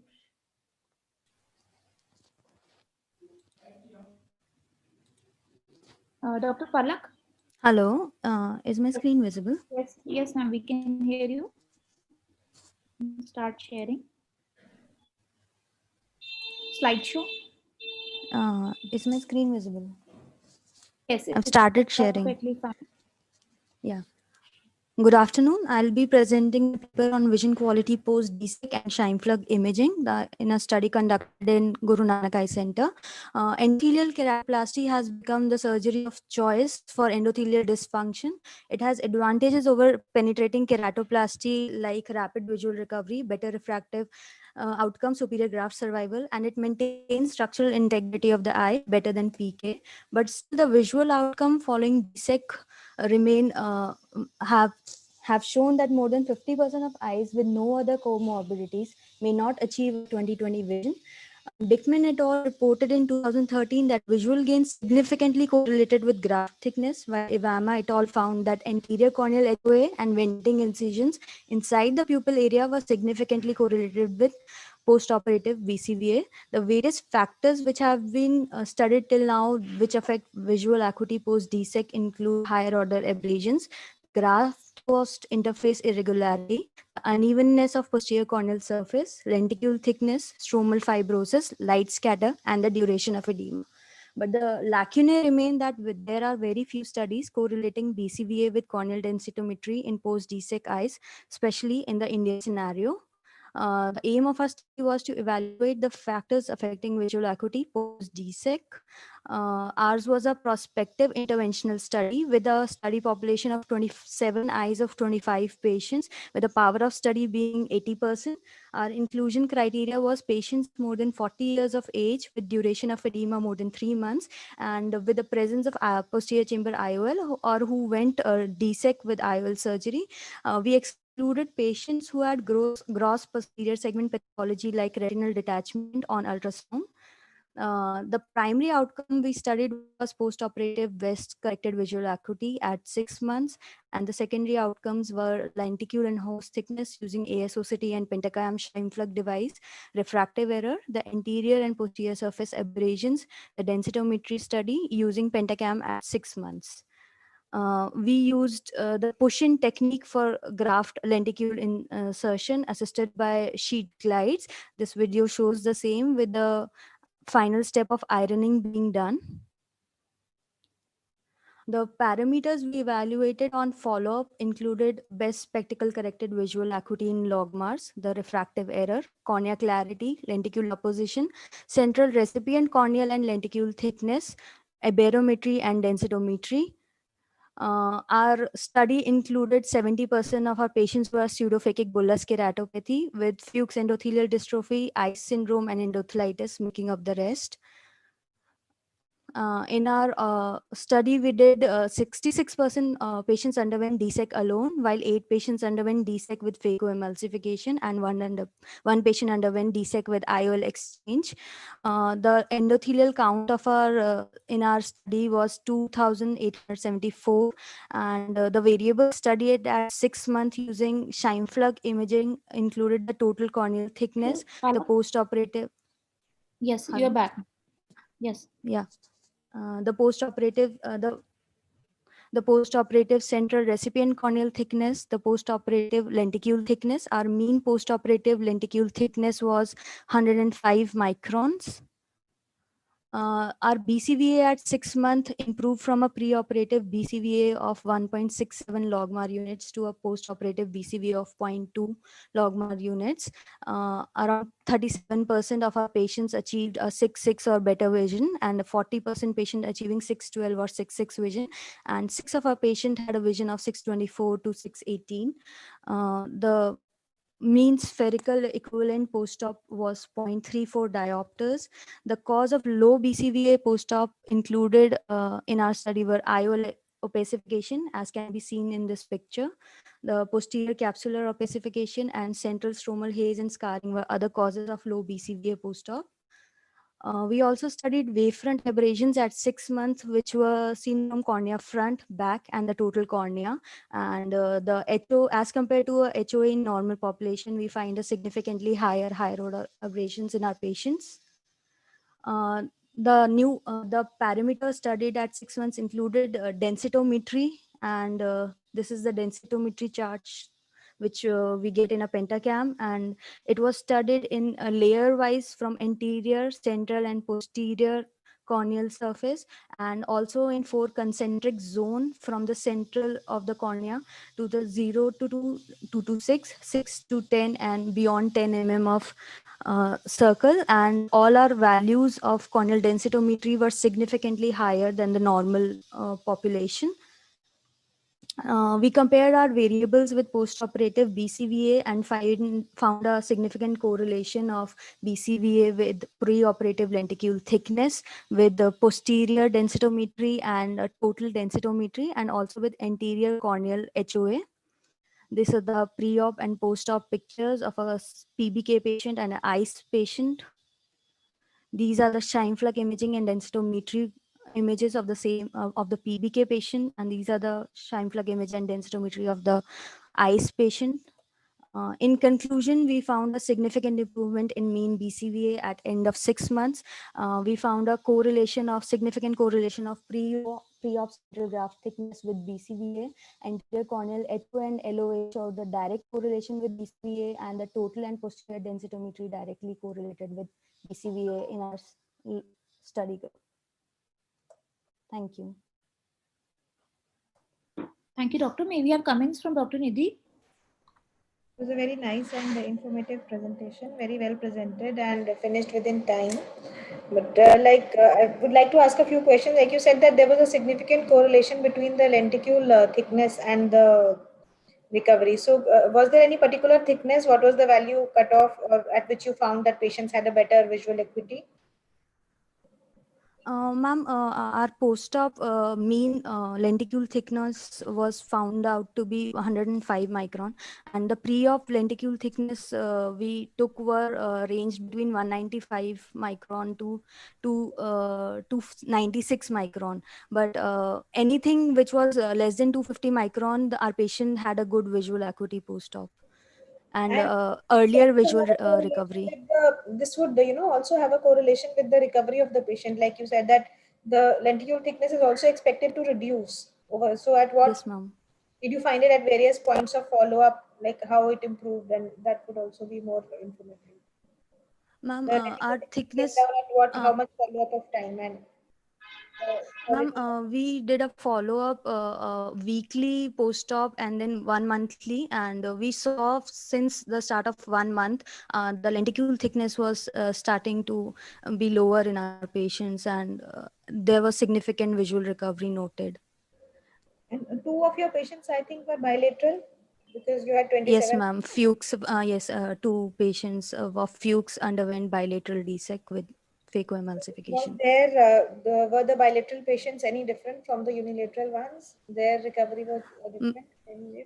Ma'am, the bilateral patients, there was a difference in the final outcome slightly, and the quality of vision that the patient experienced with the first eye which underwent a DSEC later had a significantly later visual recovery as compared to the other eye which we comparatively operated earlier, and had a better visual recovery, and the quality of vision that the patient expressed was better. Very good. Thank you, ma'am. Thank you. I request the technical team to please play the PPT of Dr. Deepti Joshi. Yes. Yes, Deepti, you can see your slide. Her topic is comparative study of central corneal thickness and intraocular pressure in diabetic and non-diabetic patients in tertiary healthcare center. Good afternoon, ma'am. Am I audible? Yes. Good afternoon, ma'am. My topic of study is comparative study of center corneal thickness and intraocular pressure in diabetic and non-diabetic patient at tertiary healthcare center. As we know that diabetes mellitus is one of the most common metabolic disorder of present century, and it has significant effect on morphology, physiology, and biochemical property of cornea. Center cornea thickness can be objectively measured by variety of means like optical pachymetry, ultrasound pachymetry, specular microscopy, and pentacam.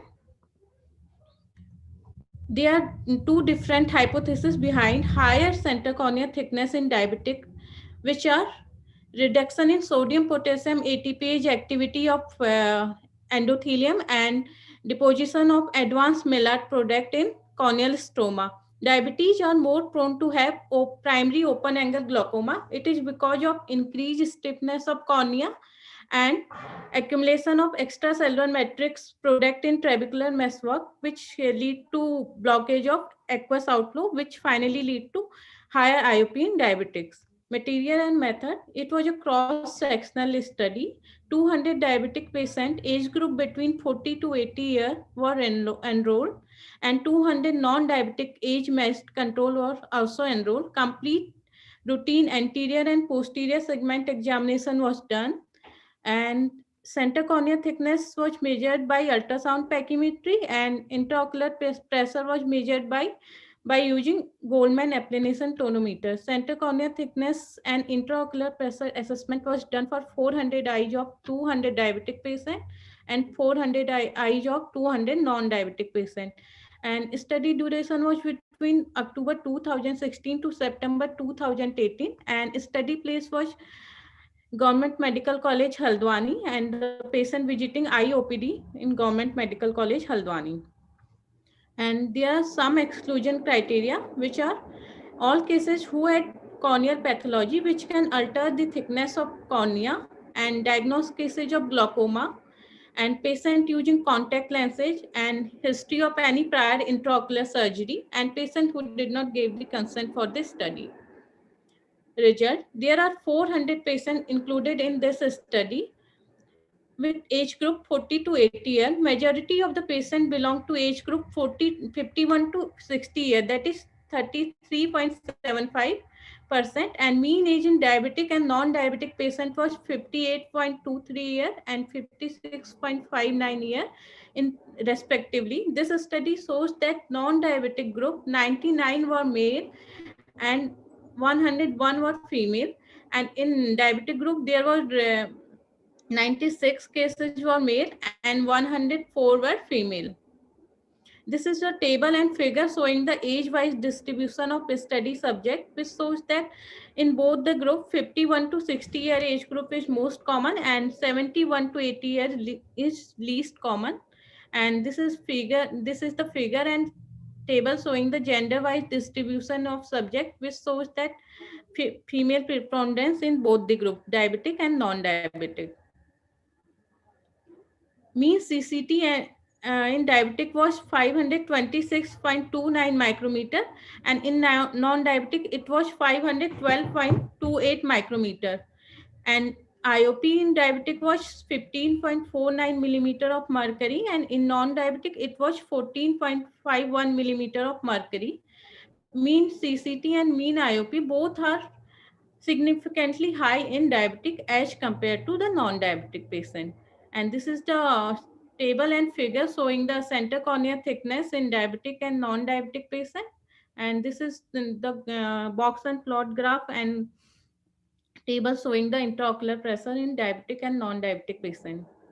There has been considerable interest in impact of some corneal parameters, especially center corneal thickness, as a potential determinant of major intraocular pressure and risk of glaucoma and progression in diabetes.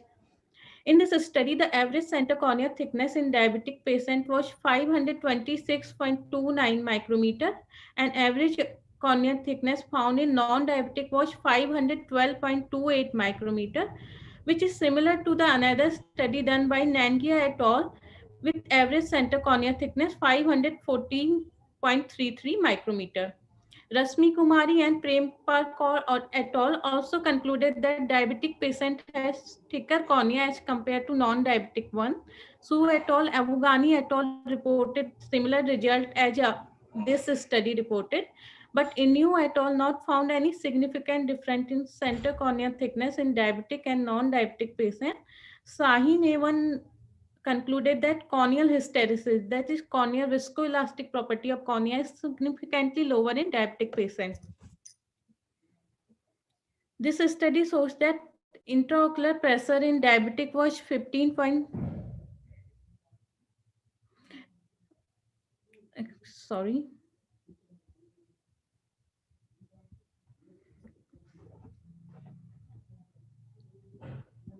This study shows that intraocular pressure in diabetes was 15.99 millimeter of mercury, and in non-diabetic it was 14.51 millimeter of mercury, which was significantly high.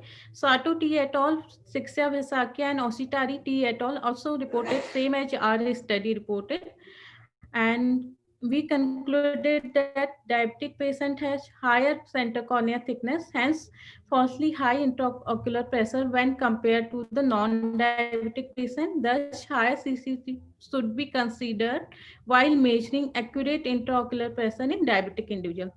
These are references. Thank you. Thank you. May we have comments from Ma'am, am I audible? Yes, yes, you are audible. Ma'am, Ma'am, what I would like to ask you is that, like you said, diabetic patients had a higher central corneal thickness, but the values were still within the normal range, right? Ma'am, because it is a study done in North India, hilly region, where the center corneal thickness of normal patient who are non-diabetic was also low, in lower limit. Okay, so your normal patients had a value, sorry, I forgot of how much they had. 512.23 micrometer. So And ma'am, for diabetic, it was 530.33 micrometer. Okay, so you're saying your normal patients are slightly on the lower side, and the diabetic patients, the value is coming almost expected within the normal range, what we are expecting for the normal population. Yes, ma'am. Okay, so how do you correlate, Maybe- apply this to your, do you actually apply this in your clinical practice? When you're seeing patients in the OPD, if they are diabetic, do you actually use this? Yes, Or ma'am, do- sometimes. I'm just trying to ask you, how would you actually apply it in your clinical practice, this interpretation? It's very interesting, but how would you actually apply it in your clinical practice? Actually, ma'am, when diabetic patient came to our OPD, we measured, see the disc first. If there are changes of glaucomatous related changes, then we go for measurement of intraocular pressure and then the CCT. CCT, yes. I think that is one very interesting point you have brought out, that even the normal population is having a thinner cornea as compared to other values. That is very Ma'am. we can move on to the more other things. So we have had 8 presentations total, and 2 presenters have been absent. Just to confirm their names: Dr. Indrajit Kaur Ahuja and Dr. Debapriya Chatterjee have been absent. So Nidhi ma'am, we will be having 8 scores for 8 participants. Right, right. I'll send the spreadsheet to Dr. Namrata. And Thank you I'll- so much. I think we can close the session so that next. Thank you. Thank you. Thank you. Thank you, ma'am. बहुत बढ़िया है, तुमने video बना ली है। तो उसने जो सवाल पूछा कि तुम इस स्टडी को अपनी प्रैक्टिस में इम्प्लीमेंट कैसे करती हो, तुमने वो जवाब नहीं दिया। तुमने उनको जो वो तो रिकॉर्ड Please stop audio. रहे थे कि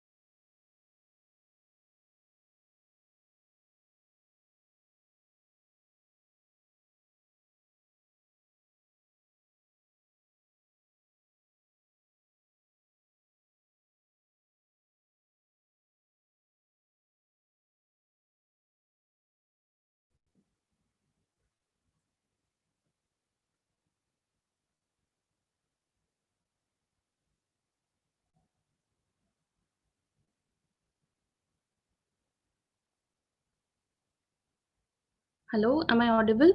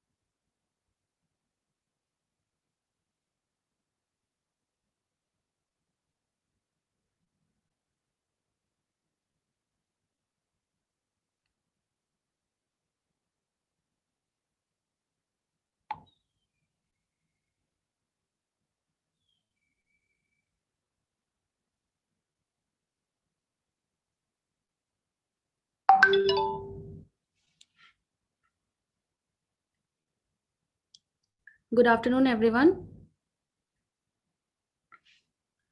We will be starting the session on cornea and ocular surface. We would like to welcome all the participants and our esteemed judges, Dr. Vijay Kumar Sharma, Dr. Dipali Singhal, and Dr. Shahnawaz. I welcome our first speaker, Dr. Jay Rathod, to be speaking on pellucid marginal degeneration. Over to you, Dr. Jay. Thank you.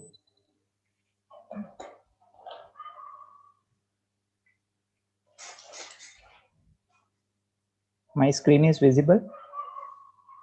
No, not yet. Yeah, it's now visible.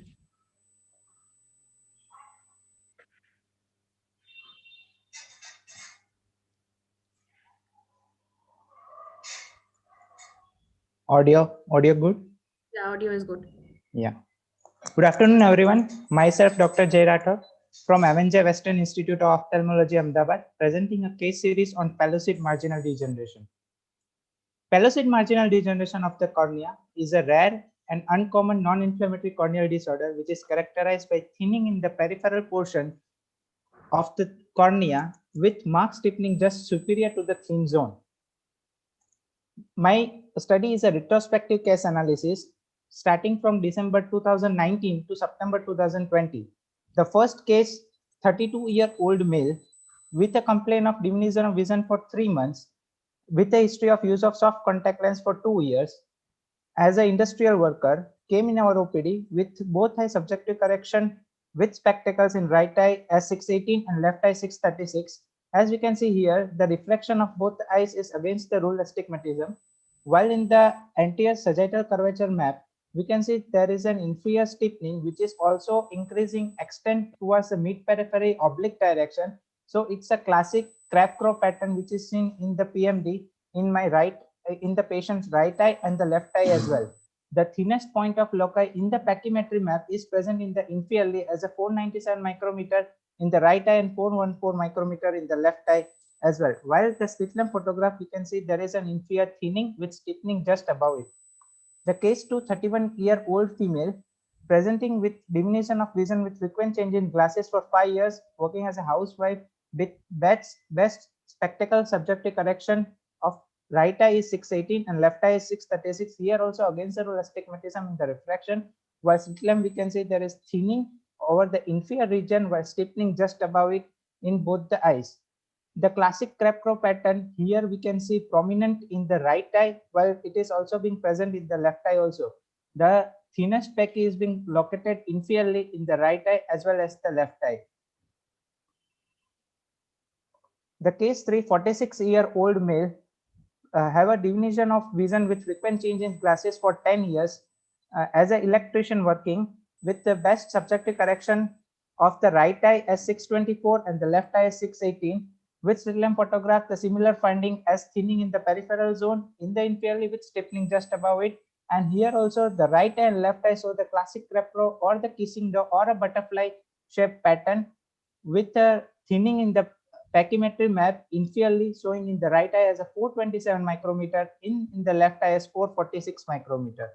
Case 4, 28-year-old female studying in a college with a diminution of vision for 4 months and history of glasses for 1.5 years with best subjective correction in the right eye as 6.9, while in the left eye it's 6.6. With against the rule astigmatism, here also slit lamp finding is similar. There is inferior thinning and stiffening just above it, and the pentagram showing the anterior sagittal curvature map. There is a Krapko pattern in both the eyes, while thinning in the pachymetry map showing inferiorly in both the eyes.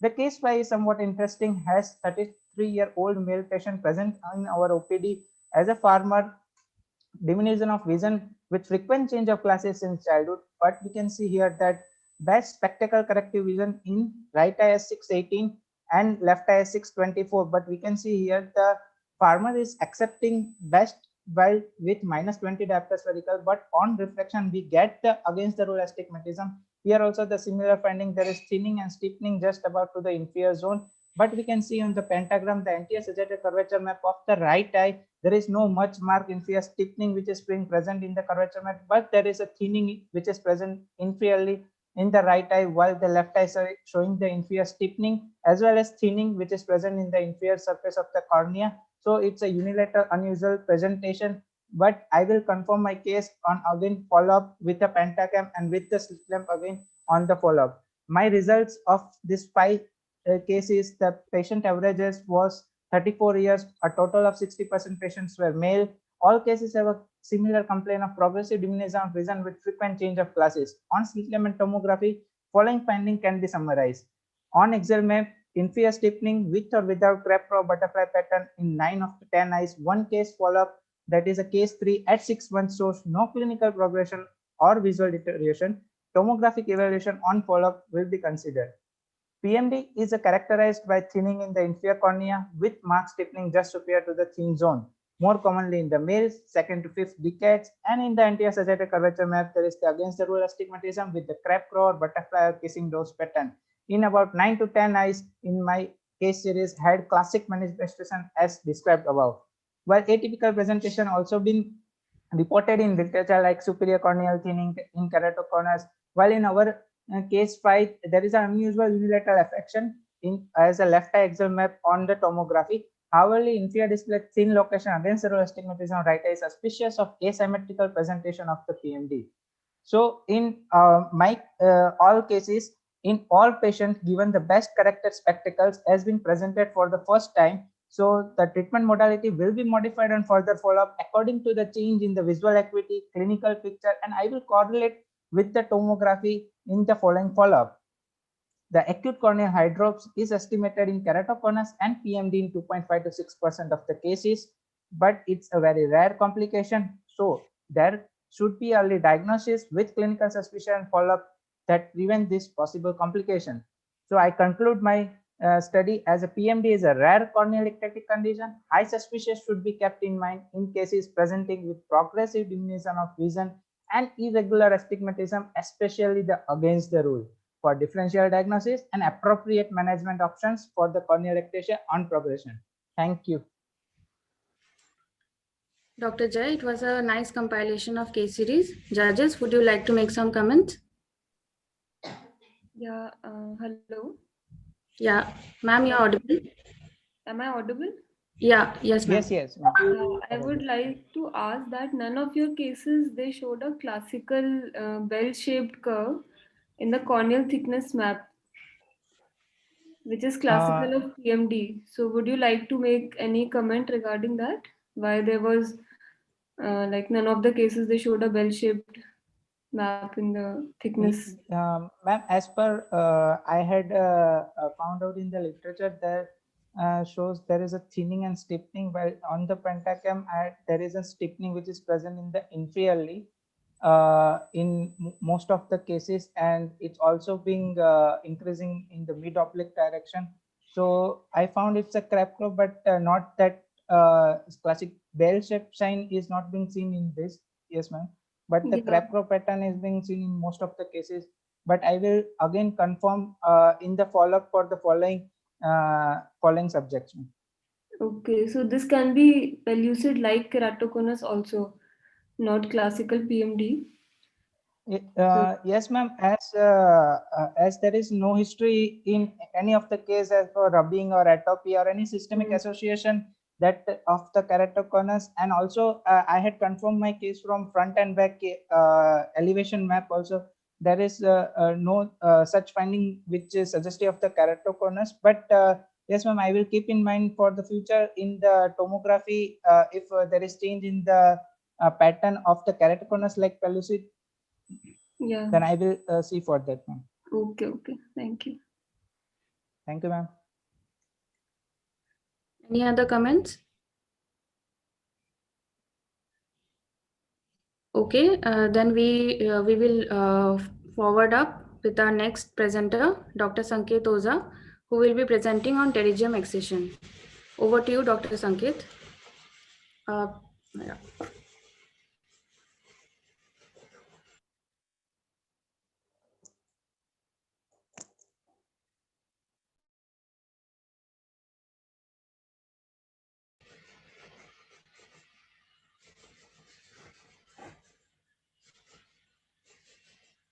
Your slides are visible. You can start.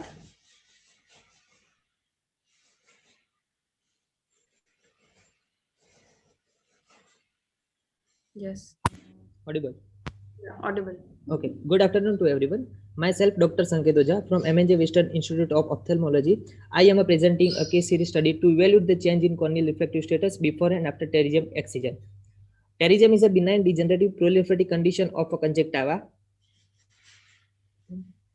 and subconjunctival tissue with potential to cause visual disturbance. Having a main histopathological change is elastic degeneration of the conjunctival collagen, which occurs mostly on the nasal side, which can be attributed to light coming to the temporal cornea in being focused on the nasal side. It is one of the common ocular conditions found in a middle-aged and elderly individual, with most important factor related to the development of pterygium is thought to be a sunlight exposure, UV rays. Other factors include chronic dry eyes, smoking, prolonged outdoor activities, low socioeconomic status, and the high altitude. The biomechanism of the astigmatism are pulling over tear film over the apex, and mechanical traction of the pterygium onto the cornea in turn causes localized flattening of the horizontal meridian of the cornea up to the leading gap shape of the pterygium will cause pterygium. There is a direct relationship between the size of pterygium on cornea and the astigmatism effect, which leads to a significant change in a corneal refractive status, which increases with the grade of the pterygium and improves after the surgery. So my aims and objective for my study is to evaluate the change in a corneal refractive status before and after pterygium excision and to assess the improvement in visual acuity following pterygium excision. A case series study of 31 patients having pterygium who fulfill the inclusion criteria and written informed consent and detailed protocol was made after referring several books and literature and after consulting consult surgeons of the department. These patients were underwent complete eye examination, including full history of any previous ocular disease or surgery and routine investigation and the evaluation. All of the patients having pterygium more than grade 2 underwent pterygium excision with conjunctival autography. Preoperative and postoperative assessment of the astigmatism were done by objective diffraction with strict retinoscope and the subjective diffraction calculated. And the last postoperative astigmatism was measured after 1 week, 1 month, and the last at the 3 months. So for my study selection criteria is a primary pterygium having grade 2 or more in one or both eye were included, and the exclusion criteria for my study is a patient with a recurrent pterygium, pseudopterygium, keratoconus, lenticonus, or any of corneal dystrophy, and a patient with cataract and retinal disease where pterygium excision will not help in a visual acuity improvement were excluded from my study. So in observation, I am showing the graph. In graph 1 showing the age distribution in study group and having a maximum cases of pterygium in 20 to 50 years of the age group. I am showing graph 2 having a sex distribution in study group and having maximum female cases in my study group. In graph 3 showing a pterygium grading distribution among study groups and having maximum amount of grade 2 pterygium cases. In graph 4 types of astigmatism pre and post operatively, and majority cases of pterygium pre-operatively have the with the rule astigmatism, and which post operatively shifted to the laser cases of with the rule astigmatism to the nil astigmatism. And in my graph 5 showing the comparison between the corrected visual acuity before and after pterygium excision and showing greater shift of the visual acuity at a pre-operatively PL plus 2 to 660 to a post-operatively 618 to 66. So in our study, 31 cases underwent pterygium excision, which were analyzed retrospectively, in which 22 patients were female and 9 were male. But in other similar studies, male patients have a higher preponderance, like in Bhargava et al. 2015 and Maheshwari et al. 2003 study. One would expect a higher incidence in males as they were more exposed to the UV radiation. This likely reason behind the above difference was while choosing the patients randomly in our study, we got a more number of female patients who were outdoor labor workers. The preoperative astigmatism in grade 2 pterygium 1.10, which become 0.21, so postoperatively, so there was a change of 0.9 diopter astigmatism. In grade 3 pterygium, preoperatively mean astigmatism was 1.5 diopter, which postoperatively became 0.4 diopter. So 1.1 astigmatism difference was noted. And in grade 4 pterygium, preoperatively mean astigmatism was 6 diopter, which become 1 diopter postoperatively. So huge difference of 5 diopter astigmatism was observed. We suggest difference in mean preoperative astigmatism changes and the mean post-operative astigmatism changes in all grading of pterygium were almost similar to the Maheshwari et al., Salim et al., and Eriske et al. Study.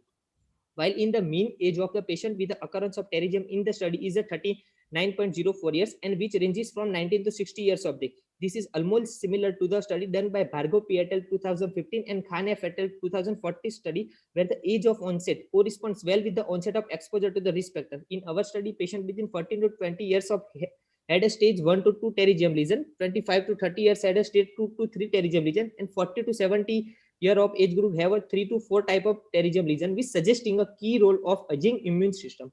Preoperatively, 6.4 patient had the both eye best corrected visual acuity between PL plus to the CF 3 meter.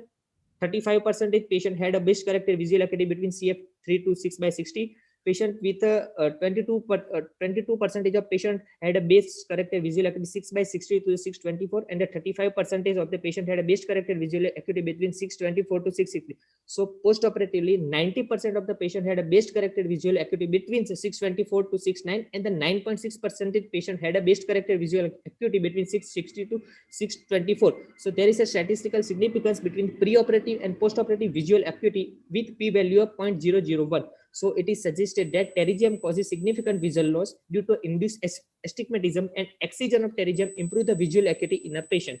So in conclusion, this comparative study of the astigmatism changes before and after pterygium excision among 31 patients had a greater than 2 pterygium help us in certain conclusions, like the present study verified that as the size of the pterygium increases, amount of astigmatism also increases in direct proportion, thereby decreasing the visual acuity. And there were a clinical significant difference noted between preoperatively and postoperatively astigmatism after pterygium excision with conjunctival autography. So we concluded that the early intervention in case of pterygium grade 2 or more brings down the amount of astigmatism, thus reducing the amount of refractive cylinder and improve the visual acuity.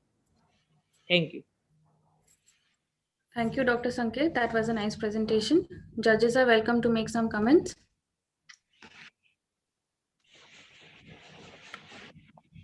Dr. Sanket? Yes, sir. In your study, there were more females as compared to males. Usually the pterygium is mostly seen in males. Yes, sir. Any specific reason for that?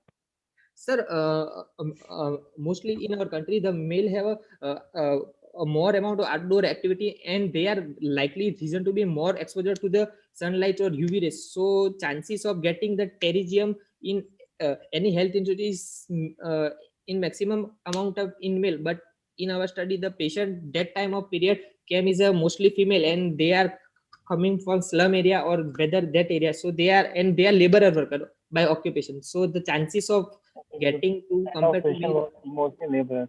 Okay. And Yes, one thing, Sanket, you should not write so much of text in your PPTs. It should be minimal. Okay, sir. And more of graphics and pictures. Okay. Okay, sir. Yes, sir. Thank you, sir. Any other comments? Dr. Vijay, third presenter, are you there with us? I think he's not there. Let's move forward to Dr. Divya Ramraika, who will be presenting on correlation of age and meibomian gland dysfunction with dyslipidemia.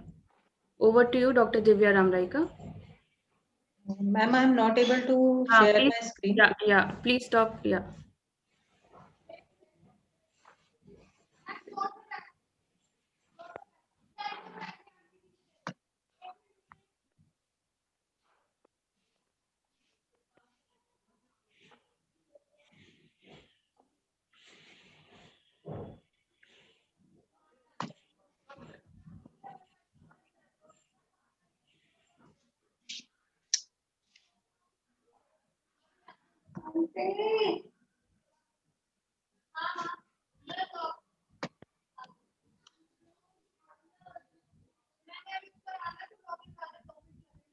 Please start your screen share, Divya.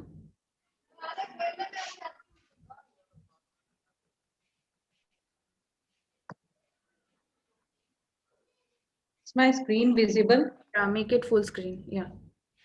Good afternoon, everyone. I'm Dr. Divya from Hindurao Hospital. My topic of presentation is correlation of age and meibomian gland dysfunction with dyslipidemia.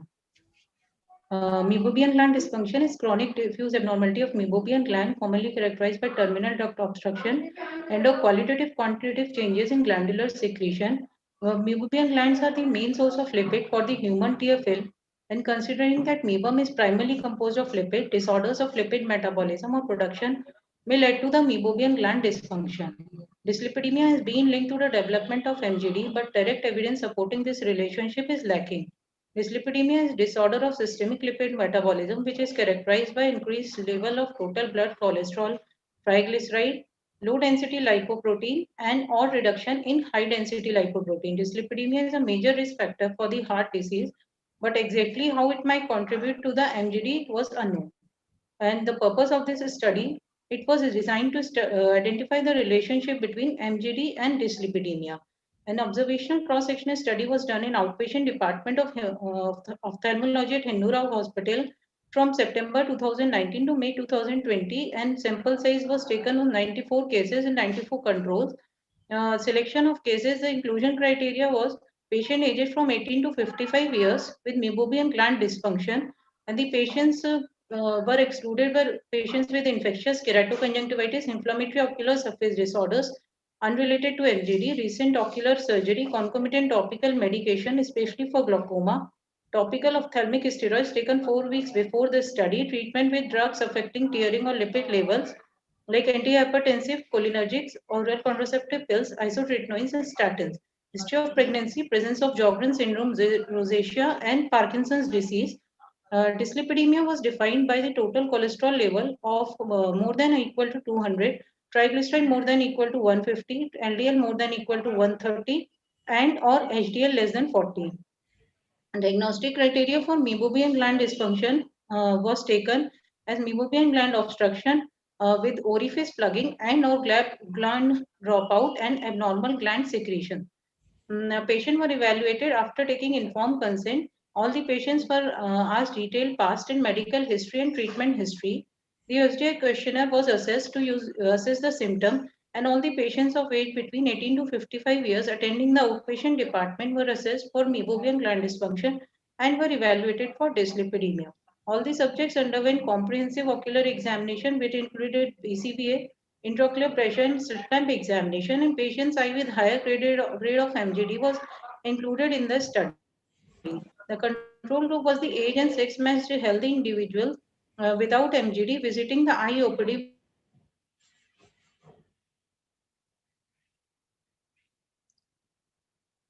was done after overnight fasting. 2 ml of blood sample was drawn in a plain vial. Parameters for measures were triglyceride, total cholesterol, low density lipoprotein cholesterol, and high density lipoprotein cholesterol.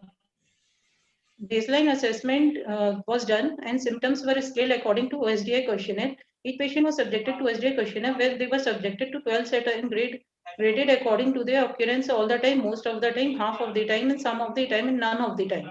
Ocular surface disease index was assessed, which were having values from 0 to 100.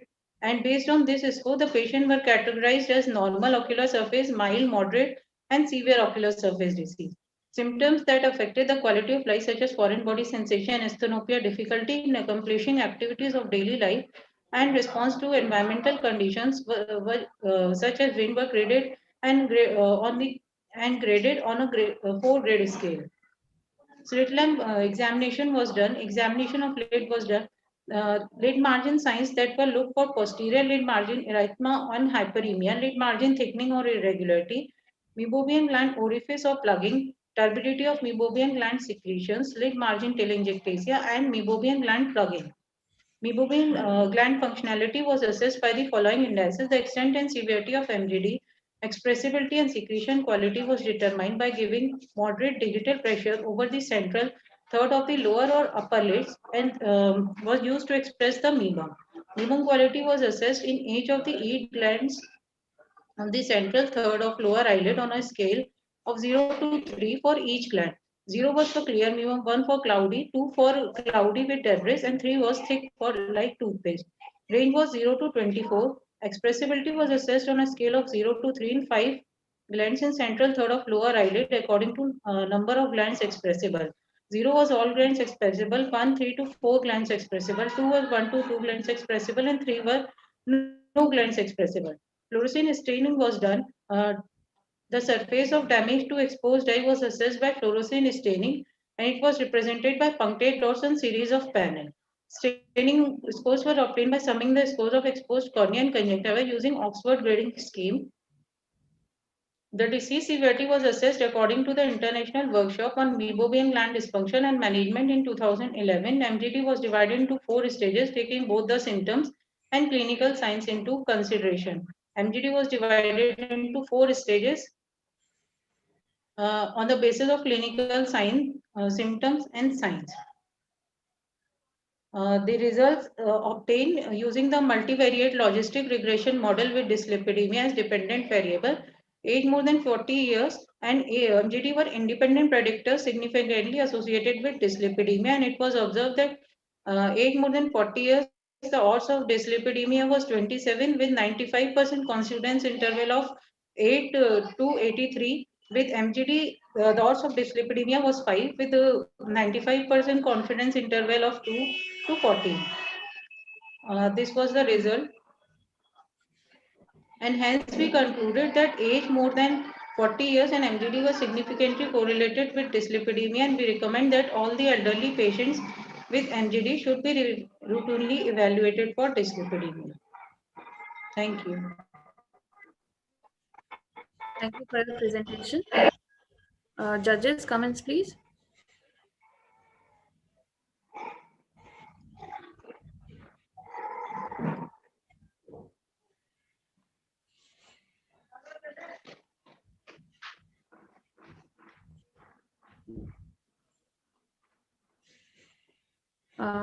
Can we move forward to the next presentation then?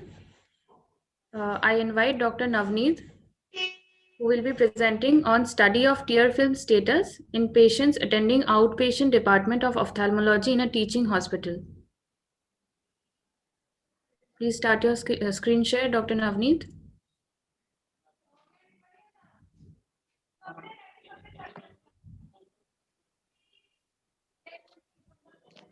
Ma'am, is my screen visible? Yes, full screen. Yeah. Yes. Just a second, ma'am. There's some error. Yeah. Yeah.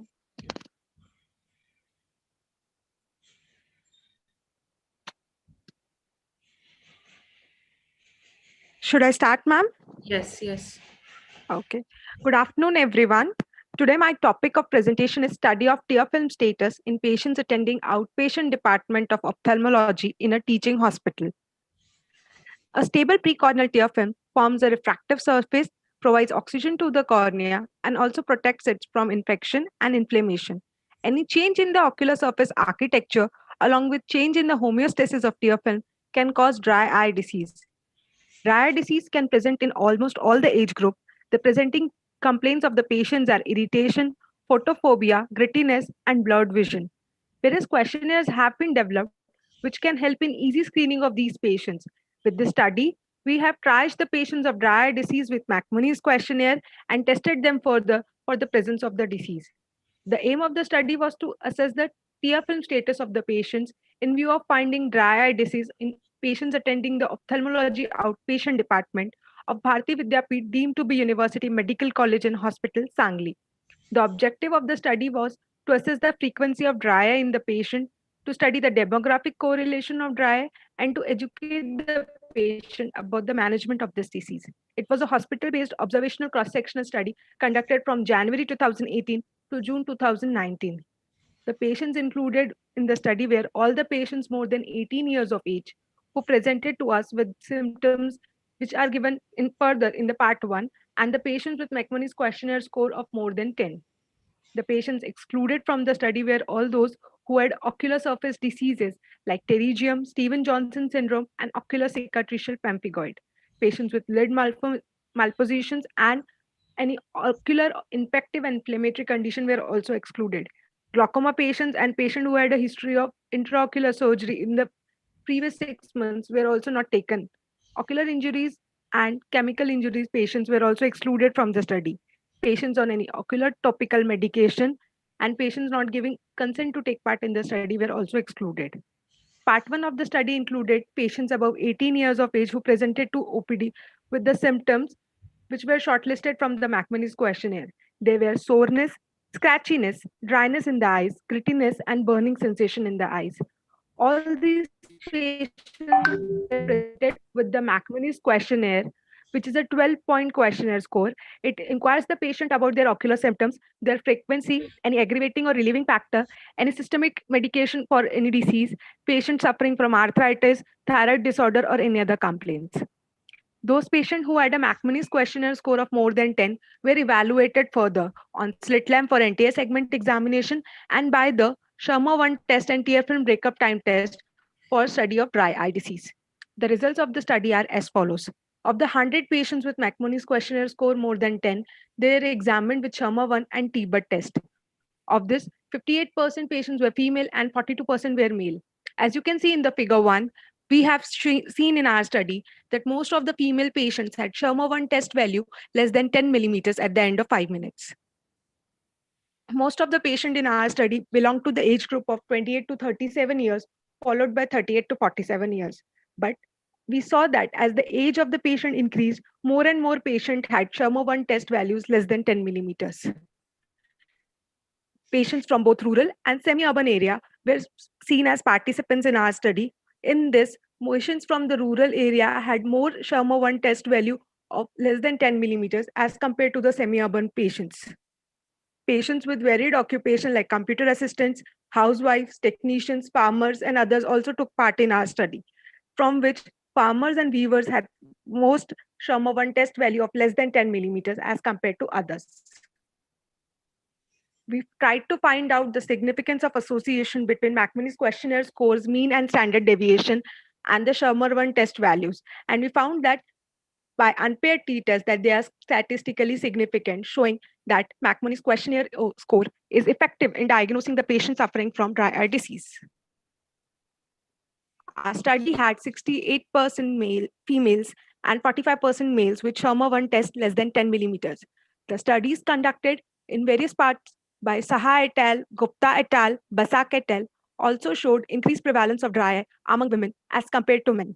Our study had 35% patients in 18 to 27 years of age group and almost 83% patient in the age group above 50 years showing Schirmer-1 test less than 10 millimeters. Similar results were seen by the women's health study and the physician health study, which showed that there is increased prevalence of dry eye with increasing age. The study conducted by Saha et al. Showed that patient aged more than 70 years, while Reg et al. Showed that patient aged more than 60 years had increased prevalence of dry eye. 82% rural and 40% semi-urban patients in our study had Schirmer-1 less than 10 millimeters. The study by Saha et al. And Bhatnagar et al. Also confirmed our result that rural patients had more prevalence of dry eye as compared to the patients from urban area. 75% of video user, 69% housewife, and almost 90% farmer had Schirmer-1 less than 10 millimeters in our study, which was similar to the result by Saha et al. And Bhatnagar et al., which showed that farmers and labor had increased prevalence of dry eye, followed by the computer user. We found that there is statistically significant association between the Schirmer-1 test values and the McManus questionnaire score, which was also seen by Nicholas et al., which shows that McManus questionnaire is a reliable tool, and Tang et al. Found that it is and specific in finding out the patients with dry eye disease. Finally, I would like to conclude that the presence of dry eye disease is increasing day by day in society, with more and more of us using the visual display units for our work. With cheaper and easily available questionnaire scores, we can triage the patients very effectively, and thus by testing and treating those who have symptoms, we can reduce the burden of this disease. These are my references. Thank you. Thank you, Dr. Navneet. Judges would like to make any comments?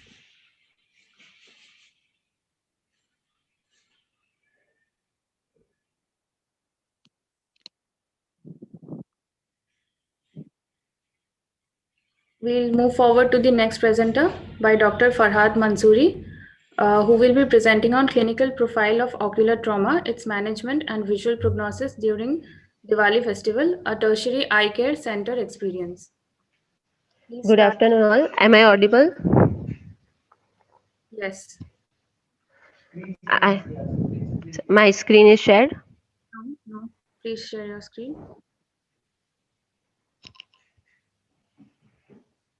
Now, No. It's not visible. can I present from the other one? Yeah.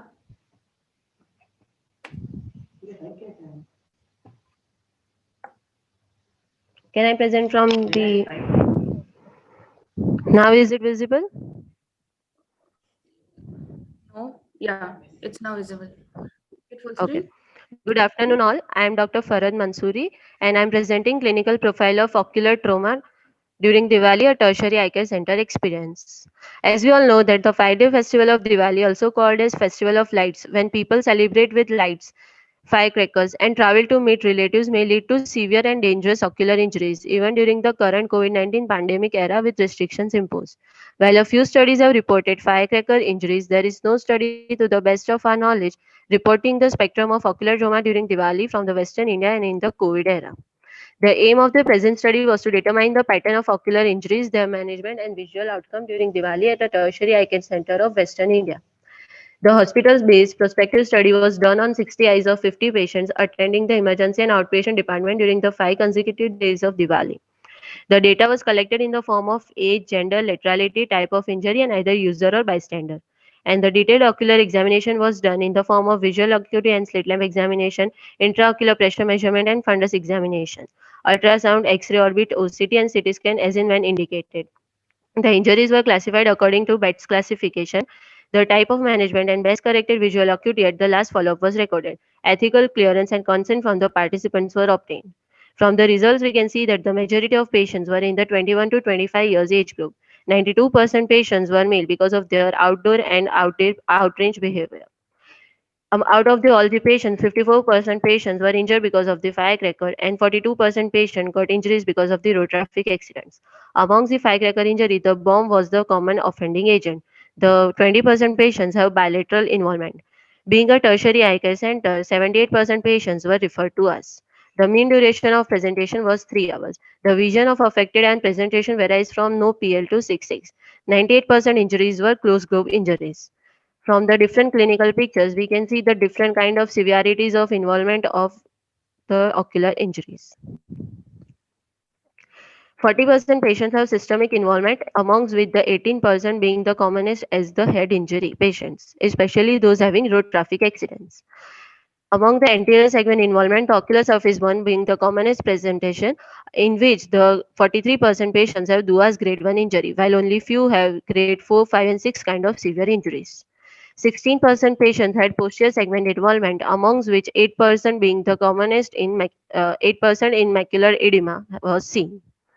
88% patients were managed conservatively, while 22% patients require urgent surgical intervention, in which lid tear repair being the most common, followed by corneal tear repair, followed by posterior vitrectomy. From the clinical pictures of case 1 and case 2, we can see the different kind of severity of presentation of ocular surface burn. And with conservative treatments, on subsequent follow-up, patients improved well and gained good visual outcome. Case 3 and 4 depicts the different kind of severity and depth of involvement of lid tear and surgical repair was done. Visual outcome during follow-up was noted on Snellen's chart, and majority, 58% people gained good visual outcome, while only 10 people remain in the poor visual prognosis group. As the majority patients present with the DUAS grade 1 injury, they gain good visual outcome. The mean duration of follow-up was 20 days. From the discussion part, we compare our study to other and find similar finding in case of age and sex involvement. 98% injuries were closed globe injuries. The commonest anterior segment finding was ocular surface burn in our study, and macular edema being the commonest posterior segment involvement. The 67% patients were bystanders, and the bomb was the common firecracker involved as compared to other studies. The limitation of my study was the short-term follow-up period of 1 month and restriction of cases to those occurring during 5 days of Diwali only. So finally, I can conclude that ocular trauma during Diwali results in significant visual morbidity, especially in children. Even during the stricter protocols regarding travel and firework use and night curfew in Gujarat during the current COVID-19 pandemic era. Public awareness programs via media regarding the cautious travel and safe and limited use of firecrackers, especially in children and young males, and stricter administrative policies must be implemented, which can help in decreasing the occurrence of ocular injuries. Appropriate triage management and coordinated treatment by the primary attending physician is critical to ensure best possible patient outcome. Thank you. That was a nice presentation. Judges would like to make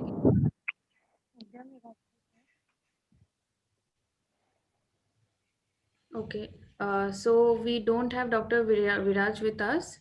We move forward to our next presenter, Dr. Srishti, who will be presenting on a cross-sectional study on infectious keratoconjunctivitis.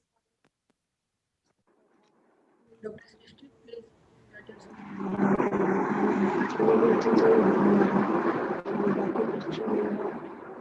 Sorry. आपको question कुछ भी नहीं question बना दे सकते बेटा आपको दिन को सारी देना चाहिए तो हमको पूछो कि तुम क्वेश्चन कैसे लिख सकते हो फिर जानोगे उनको यूजर का link Yes. Good afternoon, everyone. This is Dr. Srishti Ahuja from College, Agra, presenting before you a cross-sectional study on infectious keratoconjunctivitis. The objective is to study the microbial etiology in infectious keratoconjunctivitis. presentation continue till the end. The questions might be asked at the end.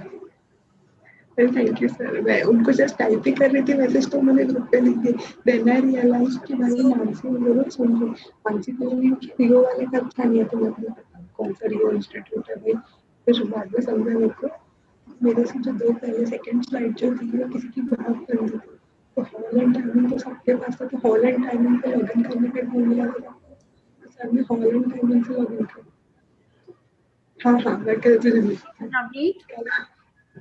हाँ मैं तेरे को मेरा user name password भेज दूँ मेरे user name password से Keratoconjunctivitis. Ma'am, am I audible? Yes. There's a sound coming from somewhere. Yes, it's Dr. Navneet. I have told her to mute herself. Okay. Good afternoon once again. So the objective of my study is to study the microbial etiology in infectious keratoconjunctivitis.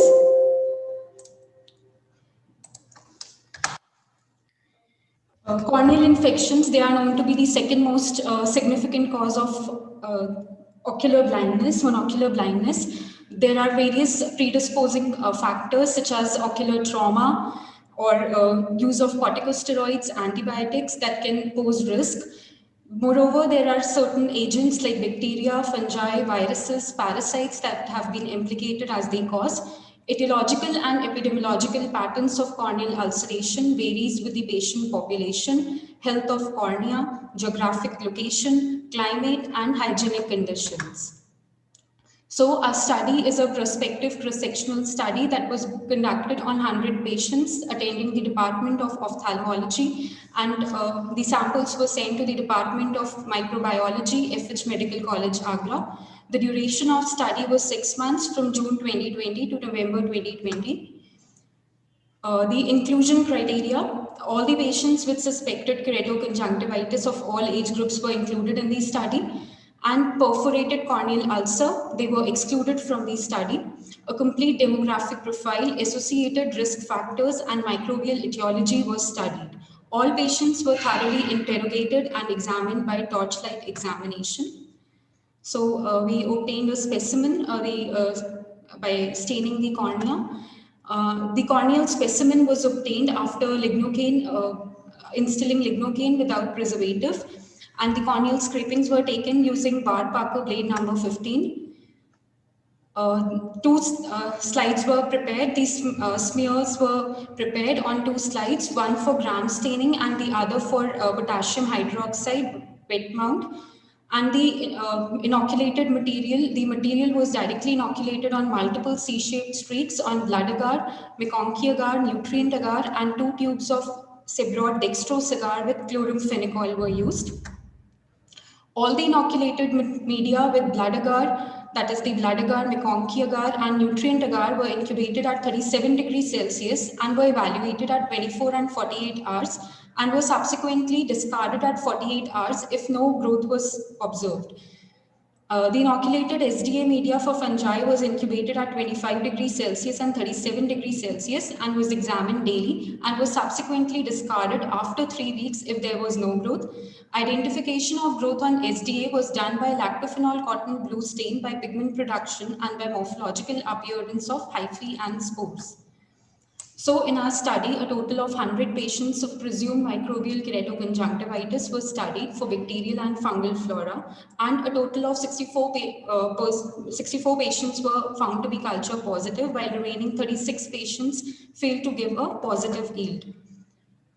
So out of 64 positive patients, 40 were positive for bacteria, 17 for fungus, and 7 were positive for mixed growth. The etiological distribution of bacterial culture, that was maximum for Staph epidermidis followed by Staph aureus. Maximum was Staph epidermidis, that is 36%, then Staph aureus 22.5%. And for among fungus, the maximum incidence was of Aspergillus followed by Candida. Aspergillus was 64.7%, Candida 23.5%. The sex-related incidence, maximum was males and followed by females, male 62.5 and female 37.5%.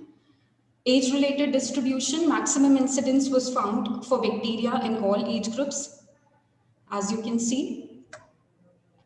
So infectious keratoconjunctivitis, it's a major cause of vision loss, more so in developing countries like India, where most of the people are coming from rural areas and they are socially and economically backward, and they are pursuing agriculture as their main source of livelihood.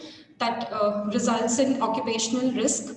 They are being exposed to ocular trauma. Then also due to lack of awareness and inaccessibility to specialist ophthalmic care, this also adds on to the problem. Hence, treating suppurative corneal ulcers is an ophthalmic emergency, and appropriate antibiotics administration is the need of the hour. On comparing our study with other studies like Bharti MJ et al., Bashir G et al., Gopinathan U et al., and Rajani CY et al., the incidence is quite similar as seen in our study. The maximum incidence is for bacteria, followed by fungus, followed by mixed growth.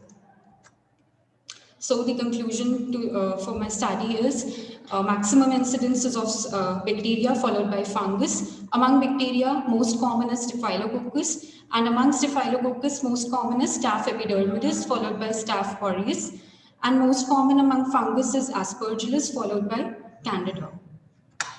Thank you. Thank you, Dr. Srishti, for your presentation. Judges would like to make some comment.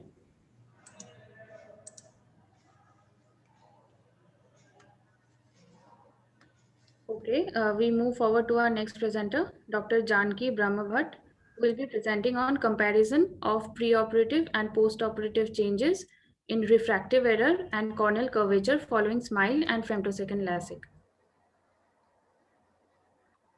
Good afternoon, ma'am. Hello, I'm audible? Yes, audible. This one.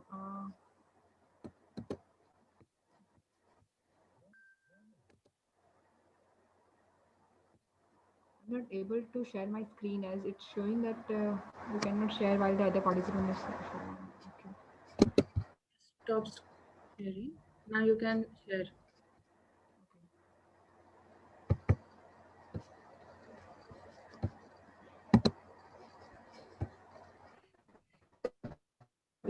Is it visible? Not yet.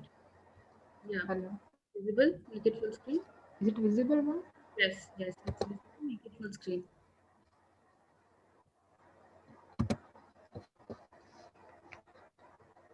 Hello. Yes. Hello. Yes. Yeah, ma'am. It's visible. It's visible. Please Okay. Yes. Good afternoon, everyone. Make it full screen.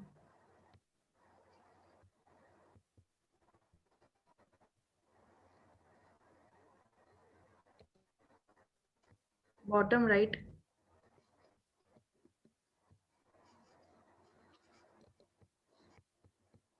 Not there.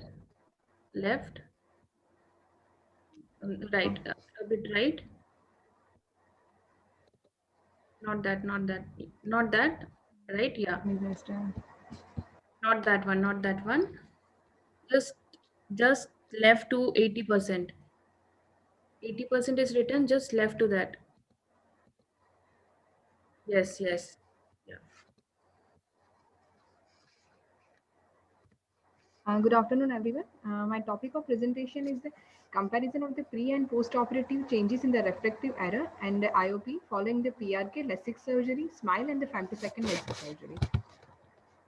First is the introduction in the treatment of the myopia. In early starting of 1990s, LASIK has become the most famous refractive surgical procedure by sculpting the shape via laser ablation after creating an intrastromal flap, and the LASIK altered the corneal refractive power.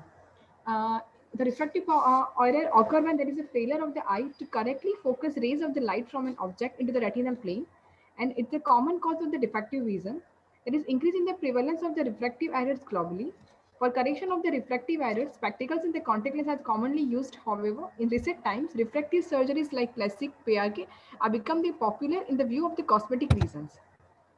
The application of the femtosecond laser in the LASIK increases the probability of the flap depth, diameter, and hinge width, and improving the safety and accuracy of the procedure. However, there is high success rate of the femtosecond LASIK. Side effects such as dryness, glare, halos, flap-related problems remain a significant concern. Recently, a new form of free flap surgery, small incision lenticular extraction, has emerged. And during the SMILE surgery, femtosecond laser is used, which create an intrastromal lenticule, which then manually extracted through a small arcuate incision, which allows the epithelium and Bowman's membrane to remain intact. Many studies have shown that the SMILE is safe, effective, reliable for correction of myopia.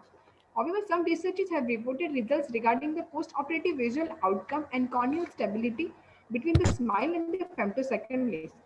This is a small view of the LASIK. That what is the LASIK? Is the most commonly performed surgery with the myopia, hypermetropia, and astigmatism, in which we created a flap of microkeratome and a femtosecond laser. And after lifting and folding the flap, excimer ablation of the corneal stroma is performed to achieve the desired changes in corneal contour, thickness, and the rigidity, thereby changes in refractive error. In few studies, it shows that the changes in the corneal curvature and the stability of the refractive error following SMILE and the femtosecond LASIK surgery. The RIA et al. Reported that in patients requiring a high degree of the refractive correction, the refractive lenticule extraction procedure resulted in the minimum topographic changes than the LASIK. The Canelo-Paulus and the Esmelo demonstrated that keratomatic stability was within the 0.3 diopter at 1 year follow-up in patients with the severe myopia following the LASIK. In 2015, study of by the Gildanger, it shows that they demonstrated that after SMILE, the sagittal curvature was same for the corneal diameter up to the 4 mm, where a gradual steepening of the curvature was observed with increasing diameter following the femtosecond LASIK. However, in which no studies have shown the stability of the refractive error and the curvature in the early post-operative period. With this SMILE and the femtosecond differ from the regard of the stability of the refractive error and the corneal curvature. In the method, it is a comparative and the prospective clinical study which we conducted in the Department of Ophthalmology, Dheeraj Hospital, SBKS, Baroda. We have taken an inclusion criteria like the age more than 18 years, stable reflection in the last 2 years, use of the contact lens is discontinued for at least 15 days, spherical equivalent of -3 to -8 diopters, its minimum CCT of the 500 micrometer, residual stromal bed at least 280 micrometer, and the attendance at all follow-up visits. We have excluded the criteria like the ocular and the systemic disease, if any, history of pregnancy and lactations, history of herpes keratitis, glaucoma patients, keratoconus, the severe dry eye is there, if the ocular trauma, past history of any ocular trauma, if the severe dry eye, post-LASIK complication, or the systemic immunological disorders. In the pre-operative assessment, we have done from all the procedure like the ocular and the medical history, best corrected visual activity, refractions, IOP measurement with the NCT, slit lamp examination including the biomicroscopy, corneal tomography, pentacam, color vision, evolution through Ishara chart, the Shermer's test. All the surgical procedures were performed by an experienced surgeon with the application of the topical anesthesia, then the standard surgical procedure were performed. In the post-operative assessment, we perform the first day, first week, first month, and the 3-month following of each procedure. The uncorrected and the best corrected visual acuity were recorded in the logMAR format. Uncorrected, best corrected manifest refraction, corneal curvature, IOP, and the slate of examination were performed at each visit. Corneal topography was evaluated at the 3-month follow-up. And all the suitable as per the inclusion criteria, we take all the LASIK and PRK, perform a topical anesthesia, and after post-op we give them the steroids. There is the dexamethasone, antibiotics, mostly fixation, and the lubricating with the CMC hydro with the glycerin.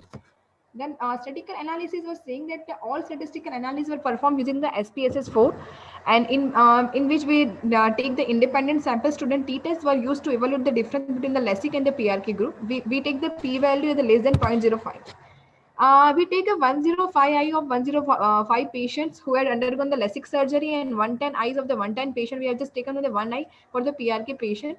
But there is no significant difference in the age, preoperative spherical equivalent, or the UCBO or the central corneal thickness. In all the surgeries, we completed successfully all the patients follow-up of 1 day, 1 month, and the 3-month follow-up.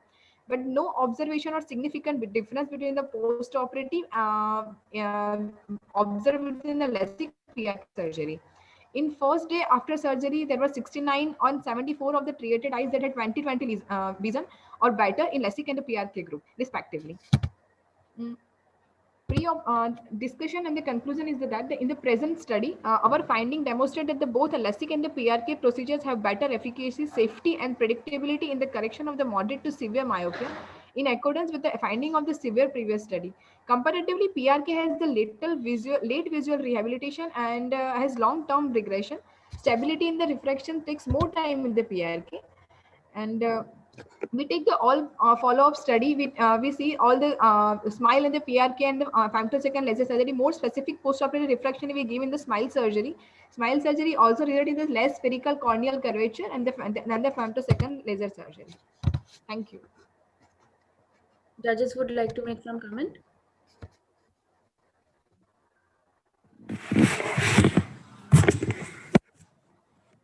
I would like to invite Dr. Divya Motwani for her next presentation. It is based on to compare the conjunctival flora of diabetic and non-diabetic patients to assess their antibiotic sensitivity pattern. Thank you. Start your screen share. Yeah. Is it visible? No. Yeah, it's visible. A very good afternoon to all. I'm going to be presenting on analysis of conjunctival flora in diabetic and non-diabetic individuals and their antibiotic sensitivity pattern.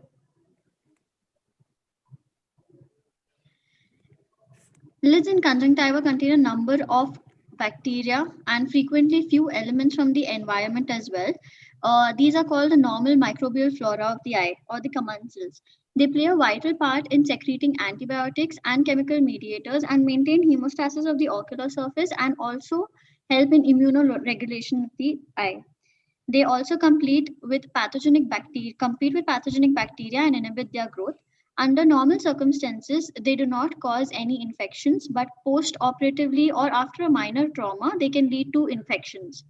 Diabetic patients are prone to have infections in the eye, and therefore it's important to know the causative organism and their antibiotic sensitivity. The aim of my study was to compare the conjunctival flora of diabetic individuals and non-diabetic individuals and to assess their antibiotic sensitivity. We isolated the different type of microorganisms present and in diabetics and non-diabetics, and even compared whether the flora was affected by the duration or control of diabetics, and this was also compared that if oral hypoglycemics or insulin therapy had any different effect on the ocular flora. And then we further decided the strategical plan for preoperative medication. It was a cross-sectional and a descriptive study in the OPD of a tertiary hospital in Western Maharashtra. 40 to 70-year-old both diabetic and non-diabetic patients were included in the study, and the sample size was 92. Diabetics and non-diabetics without any pre-existing ocular disease were included. Patients which had pre-existing ocular diseases like blepharitis, conjunctivitis, nasolacrimal duct obstruction, etc., or on any topical medications were excluded from the study.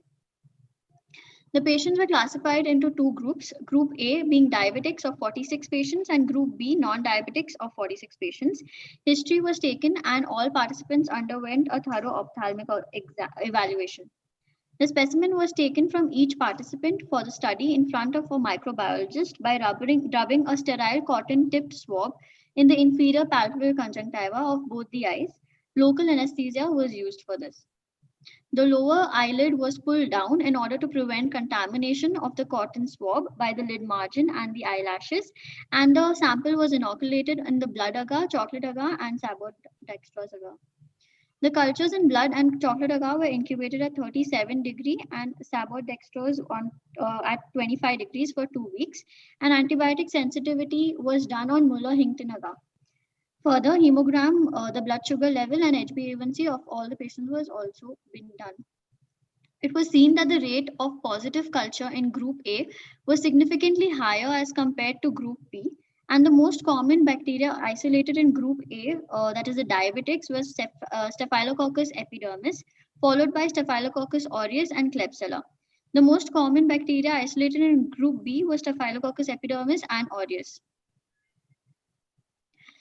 This was the graph showing the bacterial isolate from the conjunctival swab in both the groups. There was a significantly higher incidence of Staphylococcus epidermis in Group A as compared to that of B, but there was no significant association that was seen in the isolates according to age, sex, or duration of treatment in Group A patients. The antibiotic sensitivity of bacteria isolated in Group A showed the following observations. That is, there was maximum sensitivity to gentamicin, vancomycin, linezolid, cotrimoxazole, and clindamycin, while ciprofloxacin, erythromycin, and oxacillin showed comparative resistance. Similar was seen in case of the non-diabetic patients as well.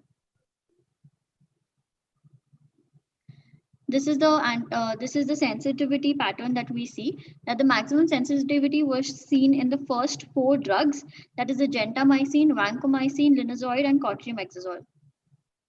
Under normal circumstances, the eyelids and conjunctiva support a population of microorganisms that do not cause the disease. These are known as the normal flora, and it consists largely of Staphylococcus epidermis and Staphylococcus aureus and diphtheroids. Mechanism of control of normal flora includes eyelashes, eyelids, tear film, and lacrimal apparatus. Any alteration to the normal flora occurs after the application of antibiotics or antiseptics to the eyelid or conjunctiva. This contributes to a significant role in reducing the post-operative infection. Conditions that weaken the immune system, such as diabetes or advanced age and corticosteroids use, have shown to significantly increase the rates of bacterial colonization. However, it's also been seen that some infections like HIV do not cause any notable change in the positive culture frequency of bacteria. Diabetic patients are prone to develop eye infections such as blepharitis, conjunctivitis, keratitis, stye, chalazion, and orbital cellulitis. And it was found that these patients have increased quantity of glucose present in their tears in comparison to non-diabetics, and that could be the factor leading to development of ocular infections. So the conclusion of my study is that there is a higher positive culture rate that is seen in diabetics as compared to non-diabetics, while gentamicin showed the maximum sensitivity to gram-positive and negative organisms, and therefore could be used as a routine preoperative topical medication. Preoperative antibiotics are helpful to prevent post-operative grievous complications like ENDOF and aid a better visual recovery for elderly diabetic patients. Thank you. That was a nice presentation, Dr. Divya. Judges would like to make some comment, please.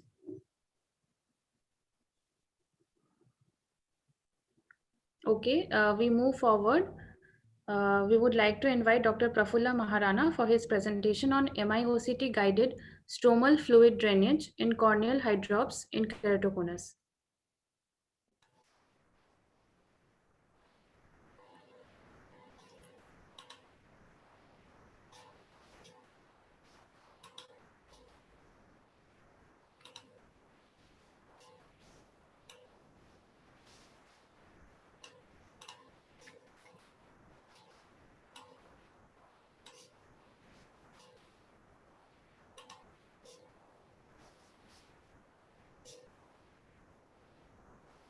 Thank you, Sohini. Is it visible? If my slides are visible?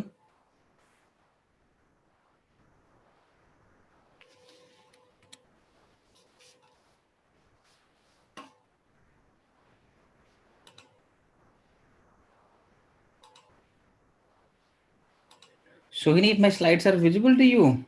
So they are visible, but they are not full screen. Okay. Okay. Is it okay now?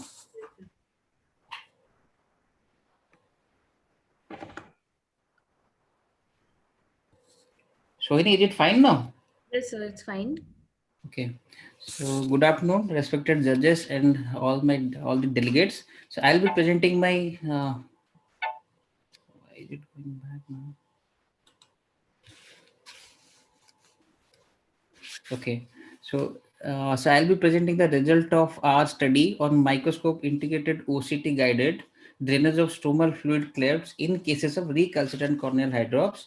I have no financial interest, and as we all know, corneal hydrops is nothing but there is a breach in descemet membrane followed by egress of aqueous humor into the cornea. So initially stroma gets hydrated, subsequently the epithelium, that leads to all the symptoms the patient presents with.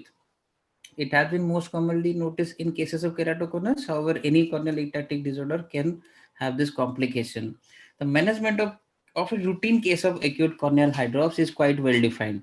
Conservative management, with that you can achieve resolution in almost all cases in 5 week to 4 month period. Surgical management, the most common being intracameral gas injection, is done in cases where you need early visual rehabilitation. However, there is a group of patients where all this treatment fails. Those cases are known as recalcitrant cases of corneal hydrops.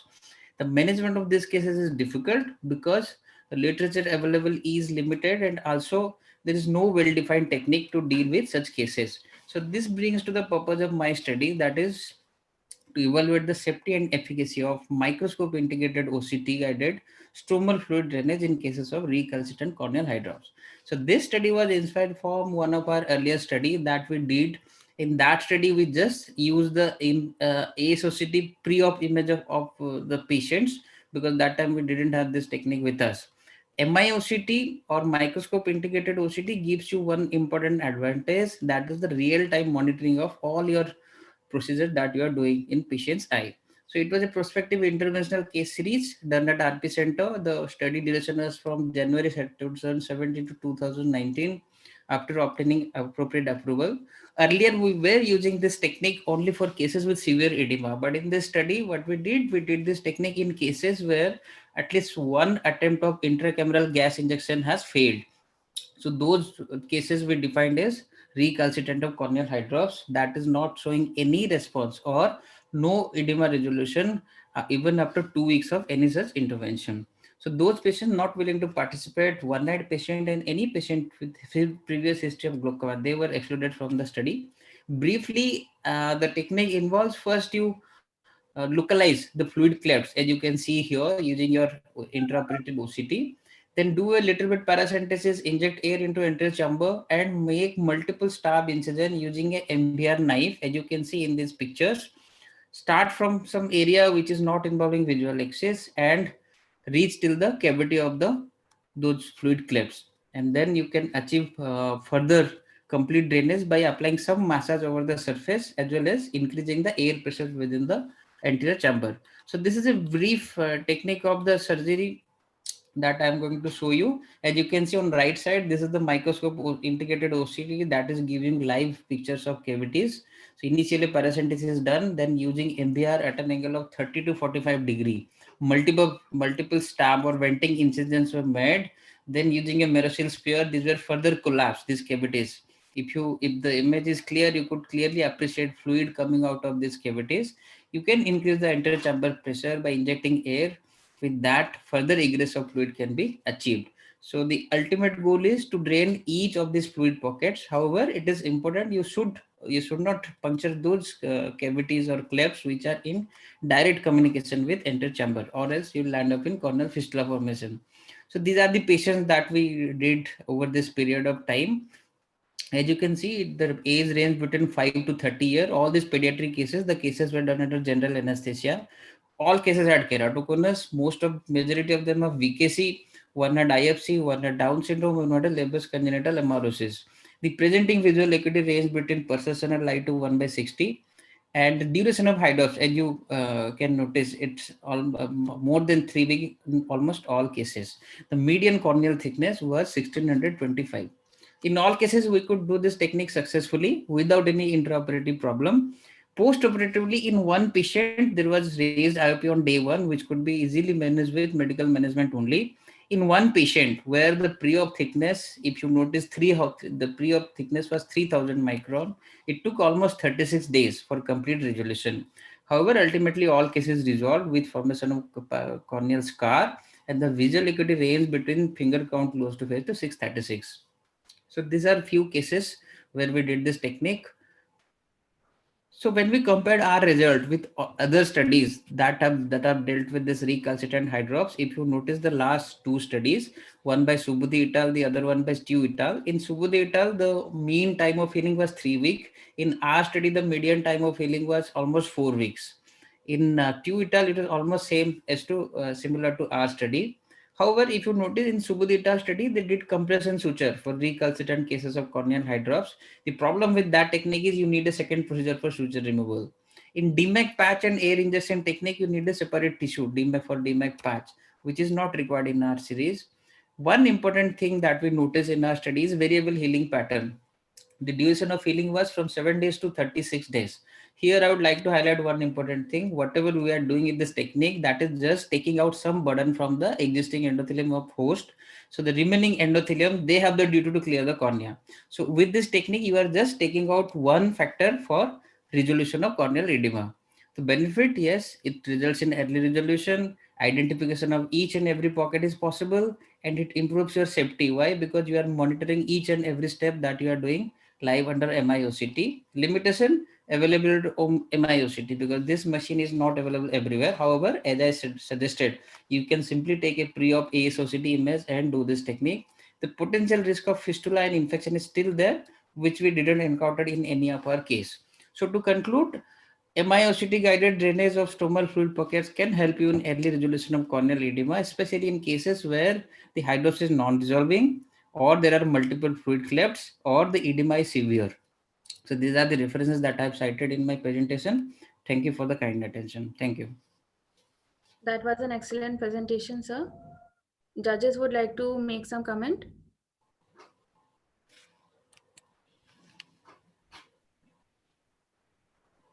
Dr. Praful, it was a very nice presentation. Thank you, Sanavas. No questions for me? No, nothing. I have no experience with this OCT system. But you can try. You can take pre-op OCT. Even if you have pentagam, you can still use that pentagam image. Pentagam overview, there is an image of densitometry. You can take help of that also. But as I said, it's not for routine cases of hydrops. Routine cases of hydrops do well with intracameral gas injection. Only if intracameral gas injection fails, then you should attempt this. Because anyway, you are making stab wounds in cornea, which can have potential risk of infection. Okay, thank you, sir. We can now move forward to another presenter, Dr. Vijay Singh, who had missed his presentation due to login issues. He will be presenting on corneal endothelium and central corneal thickness changes in type 2 diabetes mellitus.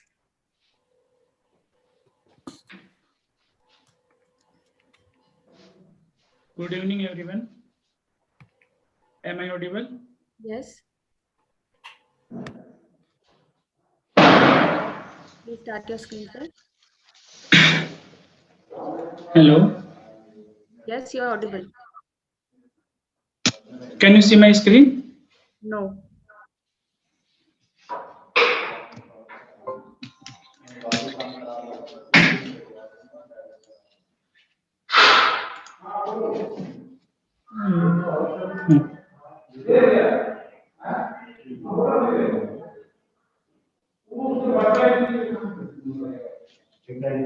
Is it visible? No. No.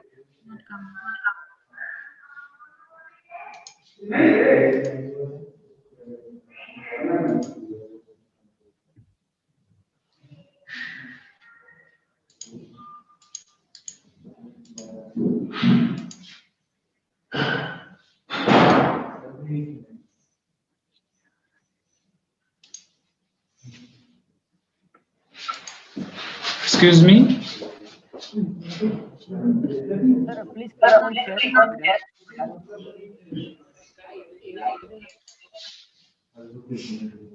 Can you see my screen? No, no.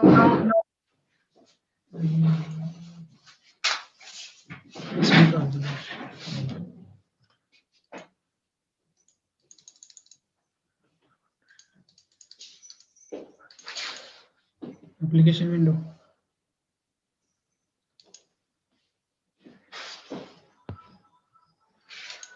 Share करो. Yes. No. Okay. Good evening, everyone. I am Vijay Singh presenting on the topic of corneal endothelial parameters and central corneal thickness changes in type 2 diabetes mellitus. Objective of my study was compare between corneal endothelial cell density and morphological features like polymorphism, and coefficient of variation, and the central corneal thickness in type 2 diabetes mellitus with the age-matched non-diabetic control subjects. Many studies have demonstrated considerable effect of diabetes mellitus on all the layer of cornea and documented that diabetic cornea is vulnerable to many abnormalities like corneal endothelial damage, recurrent erosions, impaired corneal healing, and superficial keratitis. The morphological feature of the corneal endothelium in diabetes patients recognized by the main number of studies, including decrease in cell density, polymorphism, which means a decrease in the percentage of hexagonal cells. The normal percentage is considered 50%. Polymorphism, which means increase the coefficient of variation of the cell area, which is measured between the 0.22 to 0.31 are considered normal, and the above 0.4 are abnormal, and the increased CCT. Subjects and methods in this study was prospective, case and control, observational, and quantitative study. In this study, we considered corneal parameters, cell hexagonality, coefficient of variation, CCT, which measured with the specular microscope CM530, and the CCT was measured by ultrasonic pachymetry SP100. We included 75 diabetic patients and 75 healthy controls. And in my study, the demographic data was the total control out of total 150 patients, 150 control subjects, 42 were males and 33 are females. And in diabetic groups, 40 males and 35 females. There is no significant difference in the sex ratio. And then the diabetic group further divided in the 3 groups on the basis of diabetic retinopathy, on the duration of the diabetes, and the level of HbA1c. And in my study, the cornea was thicker in the diabetic group with the significant value, and it was statistically significant. In comparison of the ECD among the both groups, ECD was lower in diabetic groups than in the control groups, which was insignificant. And coefficient of variation was higher in the diabetic groups than in the control group, which is significantly. Diabetic cornea group had lower percentage of the hexagonal cells than the control group, but the difference was not statistically significant. Some studies earlier on this topic shown the same result as concluded in my study. The Chu M et al. Conducted in 2010 evaluated the CCT, ECD, CV, and hexagonality of 200 eyes and type 2 diabetes mellitus in non-diabetic control patients. And the Strauss Paulsen et al. In 2012 conducted on the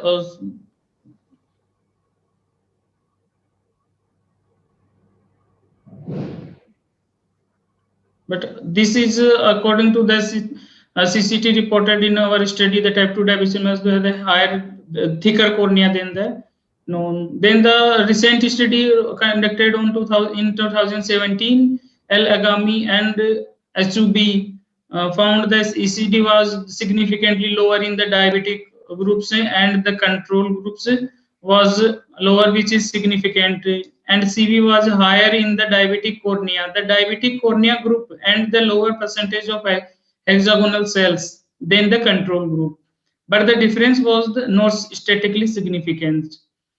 The diabetic cornea was thicker than the control group, but statistically not significant.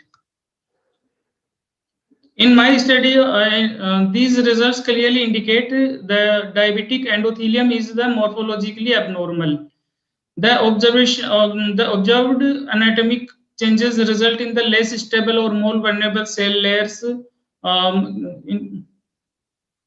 possibly explaining some of the persistent clinical changes in the diabetic cornea after the surgical trauma. And the thicker central cornea associated with the diabetic mellitus should be taken into the consideration while the obtaining accurate intraocular pressure measurement in the diabetic population.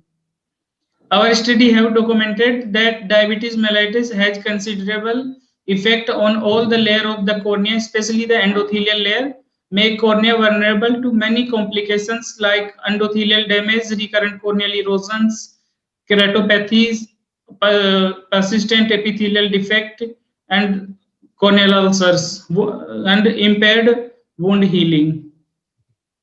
Thank you. Dr. Vijay? Yes, sir. So nice presentation. But in one slide, you have mentioned about the stage of diabetic retinopathy and also whether the diabetes was controlled or not. But you never compared between the groups. Yes, sir. Due to the lack of the limitation of the time, I didn't include all the results in this presentation. You have shown in one slide actually what were the parameters in different groups, stage of retinopathy, or whether the diabetes was controlled or not. Okay, sir. But sir, in my study now we have that significant difference in the on the basis of HbA1c level on the duration of diabetes. In that CCT or ECD was higher in the diabetic group who have more than 10 years of history of diabetes, and the HbA1c level more than 7%. Okay, fine. And the ECD also was significant in the same groups. Okay, so that was the last presentation for this session. With this, we can conclude this session. Thank you all the participants. Thank you all the judges.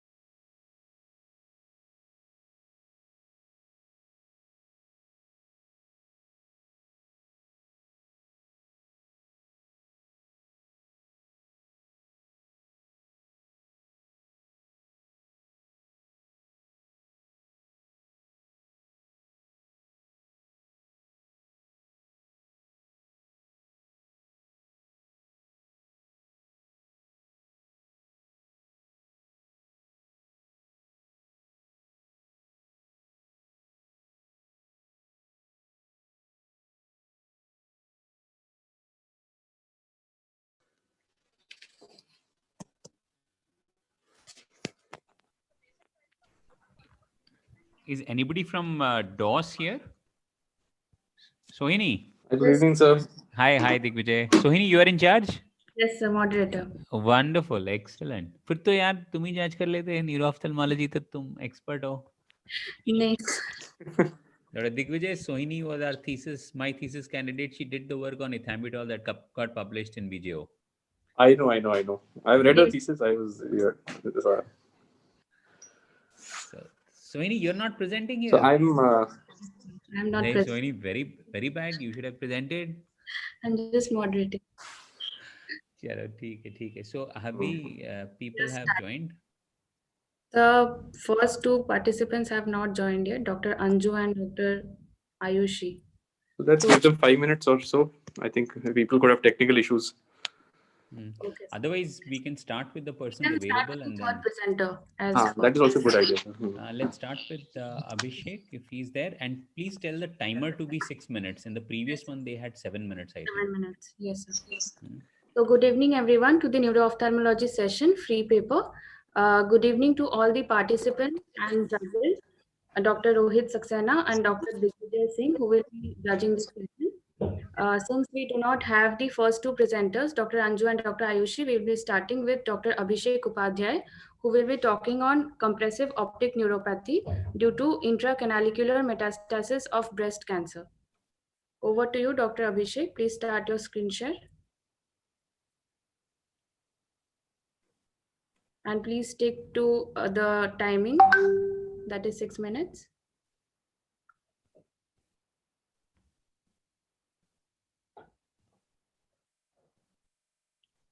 Dr. Abhishek?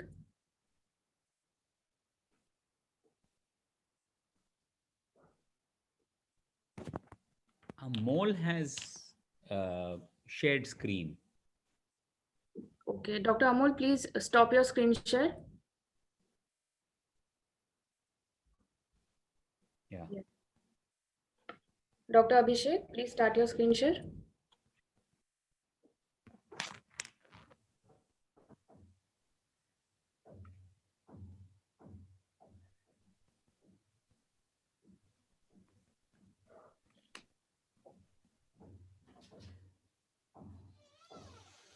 Can you see my screen? Yes, you're audible. Your screen share is visible. Please make it full screen.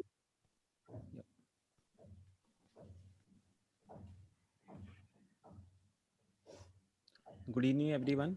I'm Dr. Abhishek Upadhyay. I'll be presenting my case on compressive optic neuropathy due to intracanalicular metastasis of breast cancer.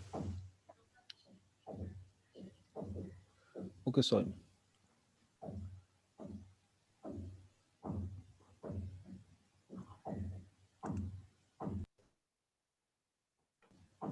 Am I audible now? Yes. So the patient, 41-year-old female patient, presented to us with sudden painless, non-progressive loss of vision in the left eye since the past 2 weeks. The patient was already a diagnosed case of right-sided breast cancer in 2019, for which she underwent right-sided modified radical mastectomy with neoadjuvant chemotherapy and with post-surgery chemotherapy of paclitaxel and cyclophosphamide. When the patient presented to us, she was on TAP tamoxifen 20 mg OD. There was no other associated complaints of the patient. The patient, before presenting to us, also had a history of backache following a fall around 15 days back from the date of presentation. So the CECT was ordered from the ortho department and it showed multiple bony metastases in the dorsolateral spine. On ophthalmic examination, it was noticed that the vision in the left eye was a PL positive and PR was inaccurate in all the quadrants. RAPD was seen in the left eye. Extraocular movements, there was no restriction in both the eyes. On Hertel's examination, on a base diameter of 108 mm, the left eye showed a 19 mm reading. Fundus examination was done. OD was within normal limits. In the left eye, it was seen that there was a hyperemia of the disc along with blurring of the disc margins. The blood vessels were tortuous and dilated. Humphrey's visual field for the right eye was within normal limits. In the right side photo, we see a worm's view showing that there is a difference in the protrusion of both the eyes. Histopathology slides were taken from the pathology department and it showed an infiltrating ductal carcinoma, a T4N2MX with estrogen and progesterone receptor positivity. Here we see that the nuclear, the section depicts infiltrating ductal carcinoma with tumor cells which show an increased NC ratio. On receptor positivity and on immunohistochemical staining, that the section showed ER receptor positivity and progesterone receptor positivity, which is actually a good sign for breast cancer patients. On the next day, the patient MRI brain and orbit was ordered. It was seen that there was a heterogeneously hypointense mass surrounding and invading the intracanalicular aspect of the left optic nerve. And there was intraosseous calvareal metastasis involving the left parietal bone. The management, the patient was referred to the surgery department on an urgent basis. The patient underwent again 6 cycles of chemotherapy, which included cyclophosphamide and paclitaxel. The patient then reported back to us after a period of 5 months. The vision had improved in the left eye to finger counting 2 meters with accurate PR. The optic disc atrophy had set in with defined disc margins. There was no hyperemia of the disc, and the blood vessels were normal and not that tortuous and dilated as it was seen before. Hertel's value was 18 mm in both the eyes. Color vision was within normal limits in the right eye, and in the left eye it was defective. Restriction of fields was seen in the left eye on confrontation test, and patient did not follow up after that, and necessary investigation should not be done. So the discussion, breast carcinoma metastasis to the optic nerve is a rare pathology, and the prognosis is very unfavorable, both in terms of survival period and in the terms of vision. Breast cancer metastases occur most frequently, 25 to 48%, but most of them are seen in the uveal tissue because of hematogenous spread. So metastases to the eye occur relatively often, but isolated lesions to the optic nerve are very rare. Review of literature tells us that there are very low rates of isolated metastasis to the optic nerve. Reported incidence is around 1.3 to 4%. Metastasis to the optic nerve generally presents after a period of 4.7 years, which is seen in the review of literature, with an average time that is from the primary tumor resection. A review of literature was done, which included all the cases that have been reported till now, which included what was the main age of the patient, the main symptom of the patient, and what did the ophthalmic examination show. Most of the patients presented with the same symptom of vision loss. Most of the ophthalmic examination presented that there was an infiltrative mass over the optic disc, and most of the patients already had metastasis to the other sides, other body parts. How our case was different, that the patient presented to us at an age of 41, and the time period between the primary surgery and the presentation was around 2 years. The patient presented to us with an optic disc swelling, and no other fundus examination finding was prevalent. The patient already, when presented to us, had bony metastasis. So till now, around 18 cases have been reported in literature. Here we present a rare case of unilateral optic nerve involvement in the intracanalicular segment 2 years after the primary surgery. High index of suspicion for ocular metastasis in patients with a past history of cancer, particularly breast cancer, presenting with visual complaints.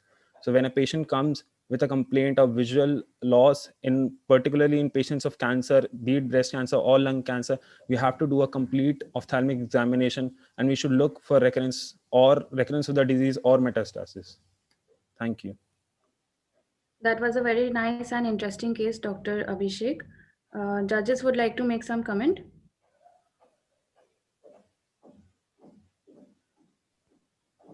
Interesting case. I was just wondering, what were the exact features that gave you the idea that it's metastatic to the optic nerve? So initially the patient's history was very prompt, and she also gave a history that 10-15 days back, she got a CECT spine done, which showed multiple bony mets, and now she has presented with a complaint of vision loss. Left eye RAPD was present, and there was no such optic disc finding or choroidal mets, but we thought of that this could be metastasis because it has already spread to other parts of the body. So we got an MRI brain in orbit, which showed the findings that there was intracanalicular infiltration of the metastasis. Sure. Thank you, sir. So typically, what are the kind of tumors that metastasize in orbital area? So among which carcinoma? So most common cause is breast carcinoma. And after that, there are lung carcinoma cases, adenocarcinoma, prostate carcinoma. But the most common optic nerve orbital metastasis cases that have been reported are due to because of breast carcinoma and lung carcinoma. So in those cases, we have to be very vigilant in doing a complete ophthalmic examination. Right. Okay, great. Thank you, sir. Okay, Dr. Nibha is not with us, so we'll move forward to Dr. Amol's presentation. It's everything about Leber's hereditary optic neuropathy. Please start your screen share, Dr. Amol.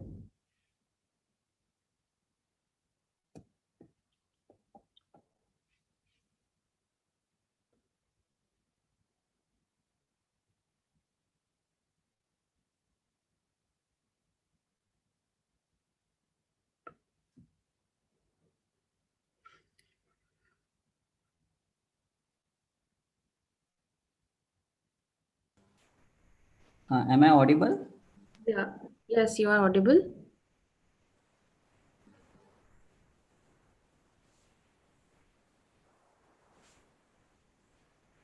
Good afternoon, everyone.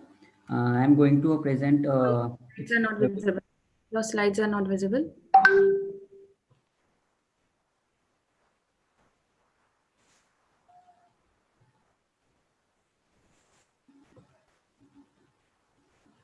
Now, is it visible? No, not yet.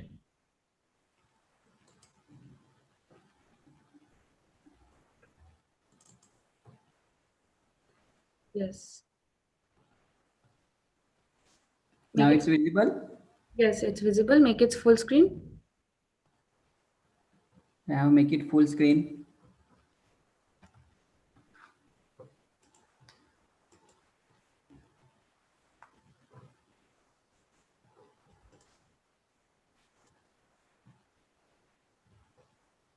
It's not full screen yet. Now? No.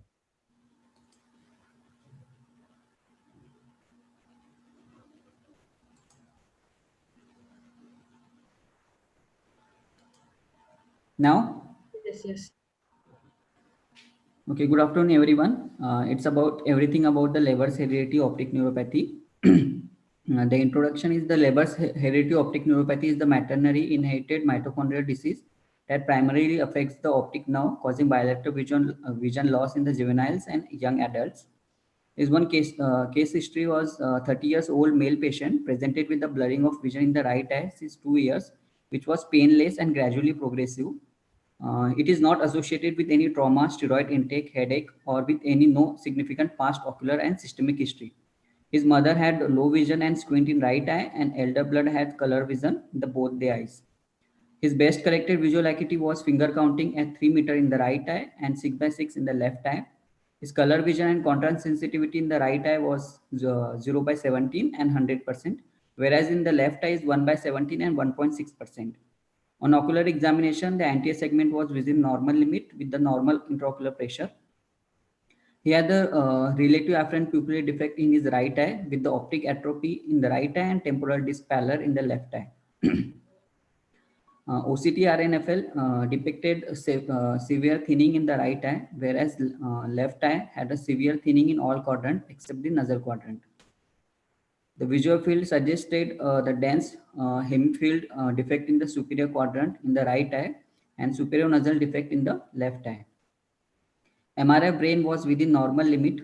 The gene testing was positive for the point mutation in the homozygous 14484 nucleotide position in the ND6 gene, and thus confirming the diagnosis of Leber's hereditary optic neuropathy. So discussion is the Leber's hereditary optic neuropathy is a maternally inherited mitochondrial disease with the risk of maternal transmission of mutation greater for the 3460 ND1 and 11778/1 ND4 and less for the 14484 ND6 mutation. Clinically, in the acute stage, it exhibits the peripapillary microangiopathy, optic disc pseudoedema, no detectable staining or leakage around the optic disc in the fundus fluorescent angiography, and centrocecal visual field defect. And finally, occurrence of the optic atrophy in the later stage. So differential diagnosis for the common optic neuropathies, the hereditary is the presentation is the younger age of the patient is younger. In optic neuritis also the patient is younger, but acute in when it's more than 50 years of age. And in case of compressive or infiltrative, it is about 30 to 40 age is the meningioma, and in the childhood is the glioma. Though laterality in the heredity it is the bilateral. In optic neuritis it's unilateral. In AION it's also unilateral. In compressive it's also unilateral. And toxic and nutritional and papilloedema it's bilateral. The visual loss in Leber's hereditary optic neuropathy is mostly subacute, and in the later stage it will be grossly very rapidly. And in the optic neuritis is the rapidly maybe progressive, and it acutely rarely spared. In AION it is the visual loss is the very acute, and the compressive it's a progressive. In also in toxic and nutritional it is a slowly progressive. The pain in hereditary is absent. In optic neuritis there is a orbital plane frequently with the eye movements. In AION pain is infrequent except in GCA. It's compressive. It's in compressive and toxic it's absent, and papilloedema is only headache with, because of the raised intracranial pressure. The color vision is abnormal in all the cases except in the papilloedema. In the visual field, there is a centrocecal scotoma in the hereditary. In optic neuritis, there is central defect. AION is altitudinal defect. In compressive, it's maybe variable. Toxic, centrocecal, centrocentral scotoma. In papilloedema is peripheral constriction. So the conclusion is the case the present had a typical feature and the family history of Leber's hereditary optic neuropathy. However, in daily regular clinical practice, diagnosis of Leber's hereditary optic neuropathy may be missed. We strongly recommended that if young adult patient present with the optic disc changes and unexplained vision loss, diagnosis of Leber's hereditary optic neuropathy should be considered. Thank you. Thank you for your presentation, Dr. Amol. Judges would like to make some comment. Amol, what was the management that you planned for this patient? Sir, in management, we can give the vitamin B12, cyanocobalamin, it is the antioxidant. We can also prefer the IDB-non, it's the quinol analog, that is amyloidinate. It scavenges the free radicals. So IDB-non is also the one of the agent for the used for the Leber's hereditary optic neuropathy. We can also be preferred coenzyme Q10, or in recently gene therapy we can also be given. But in this patient we have given cyanocobalamin and IDB-non. How much IDB-non did you give? Exactly, I don't remember it because the patient was, I don't remember it, sir. No. Okay. Okay. Sure. Dr. Digvijay. So, yeah, as you discussed, a lot of your differentials, but you're talking about, arthritic, AION and other things. So in majority, in a young patient, let's look at, typically your age group, what would be your top 3 differential diagnoses for something like this? So optic neuritis, because the top in priority in the optic neuritis or or the compressive or toxic neuropathy. Why would you think of compressive basically? Yes, sir. Why would compressive neuropathy be a high differential for you, higher up on the list? So maybe because of the any tumor-related meningioma, or because it's more common in the age group 30 to 40 years of age. So that will be bilateral versus unilateral. That will be a difference there. But yes, your first differential diagnosis usually should be optic neuritis, followed by toxic optic neuropathy, both of which are very, very important at this in this age group. And then there is Leber's hereditary optic neuropathy as the third. And you have to give very high doses in IDB-non. You have to give many tablets in a day. That's how it works. And as of now, that is of course anecdotal evidence. And all right, I think that it was good that you caught this patient and you were able to do a genetic analysis. But in what percentage of your Leber's hereditary optic neuropathy patients you may not get a positive gene? The percentage Sir, in literature, I have not find this percentage, but it's very rare. And in the also, sir, the 3460 ND1 and 117778 ND4 is most common, and 14484 ND6 is very rare, which is got in my patient. So do you think there are cases of Leber's hereditary optic neuropathy which may not have any of these three mutations, or they will always have one of these three mutations? Sir, there may be or may not be. Okay, that's a very diplomatic answer, but they can be, all right? It's not necessary that you will find these three mutations. These are the primary mutations, but there are many more which are also under investigation. Okay, all right, thank you. Thank you, sir. Thank you. Thank you, judges, for your expert comments. Since we do not have Dr. Tripti with us, we will move forward to the next presentation by Dr. Ankit Agarwal on linezolid-induced bilateral optic neuropathy, a case series.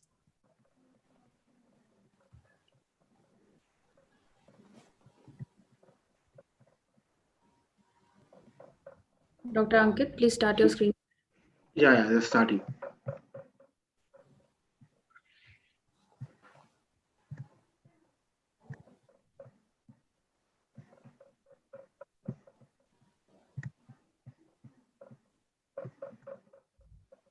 Okay, can you see my screen? Yes. Good evening, everyone. My topic of today is linezolid-induced bilateral optic neuropathy, a case series. I have no financial disclosures. Toxic or nutritional optic neuropathy is attributed to various drugs and dietary elements like tobacco and ethyl alcohol.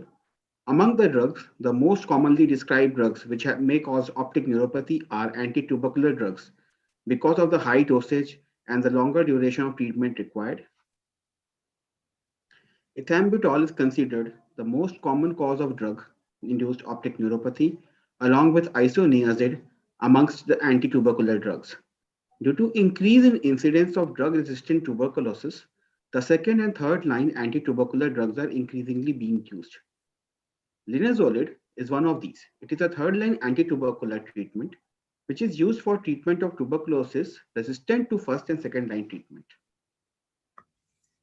The aim of this study is reporting a case series of 2 patients who had bilateral optic neuropathy secondary to linezolid intake. 2 patients, a 21-year-old female and a 27-year-old male, presented to ophthalmology OPD with complaints of bilateral visual loss. They were put on linezolid therapy for drug-resistant pulmonary TB for 18 and 12 months respectively, about 1 year previously before the diagnosis of this. The dosage was 600 mg per day for both of them. The presenting best corrected visual acuity was 3/60 in both eye, with the refractive color vision with mild temporal disc pallor in both the patients. A provisional diagnosis of toxic optic neuropathy was made. The dose of linezolid was reduced to 300 mg in the first patient as the body weight 10 mg per kg, patient's weight being 31 kg, and 400 mg in the second patient, that is for the patient weighing 40 kg. This resulted in significant visual improvement to 6/60 and 6/36 in both the patients after 1 month, and 6/24 and 6/12 after 3 months, with improvement in color vision. The result was reducing the dosage of linezolid to optimum levels also reduced the toxicity, thereby reducing the neuropathy, thus improving the visual acuity and color vision.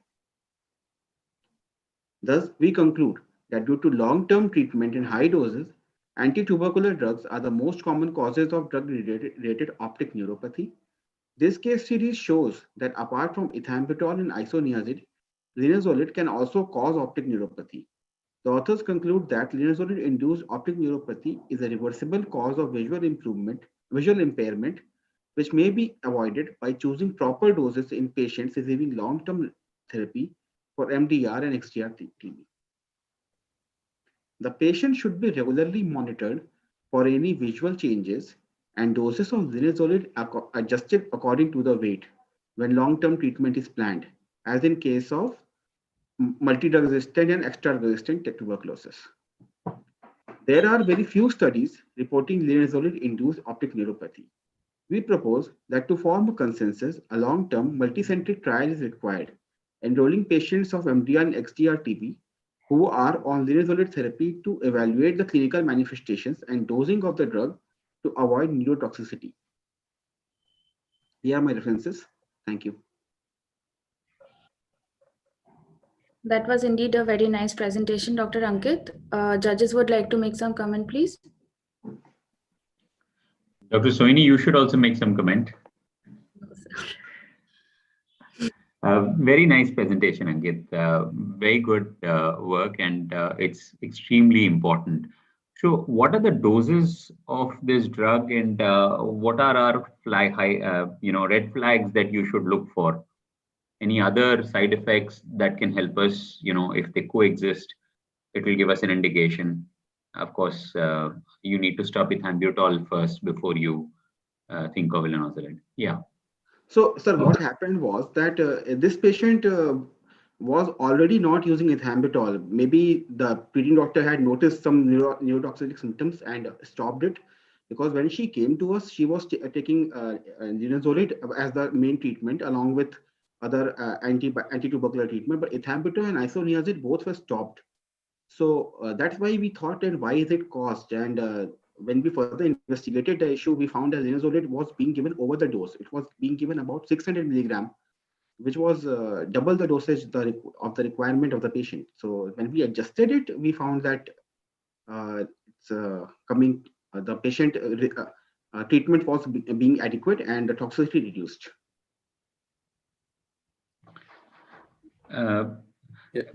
What was the time period of visual loss, and any previous history of treated with INH or ethambutol?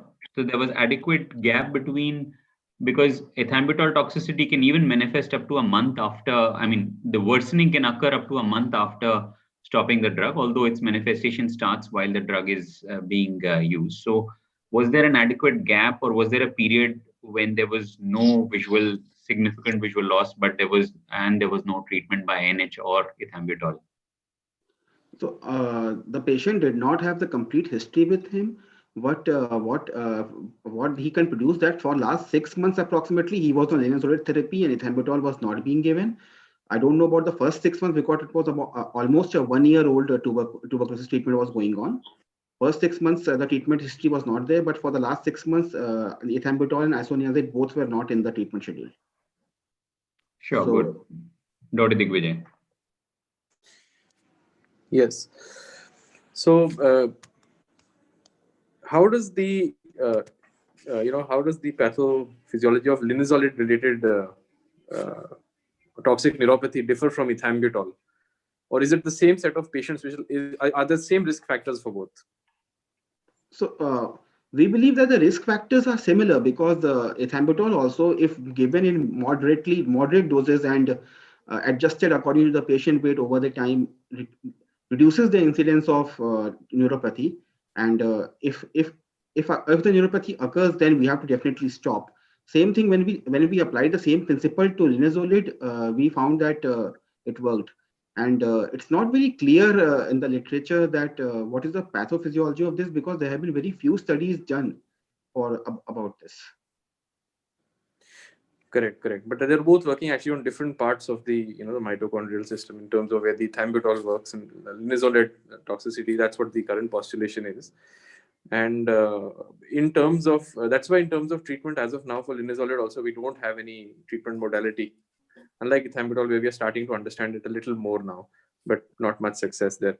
And the risk factors, what are the risk factors that your patient had, other than, so it was being the dose was being inadvertently given more than what is generally required, or the patient had an associated risk factor which required the dose to have been adjusted even earlier?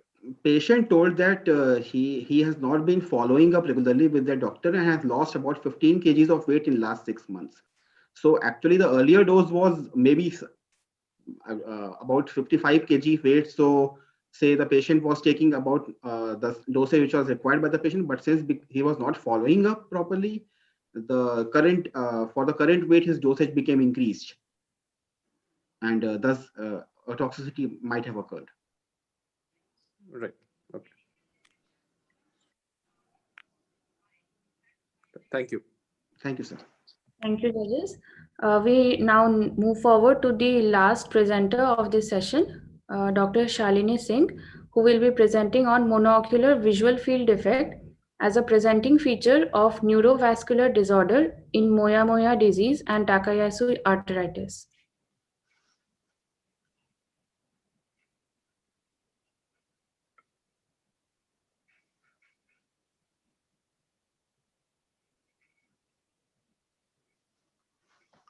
Good evening, everyone. Am I audible? Yes, you are audible. Okay, I'm starting, ma'am.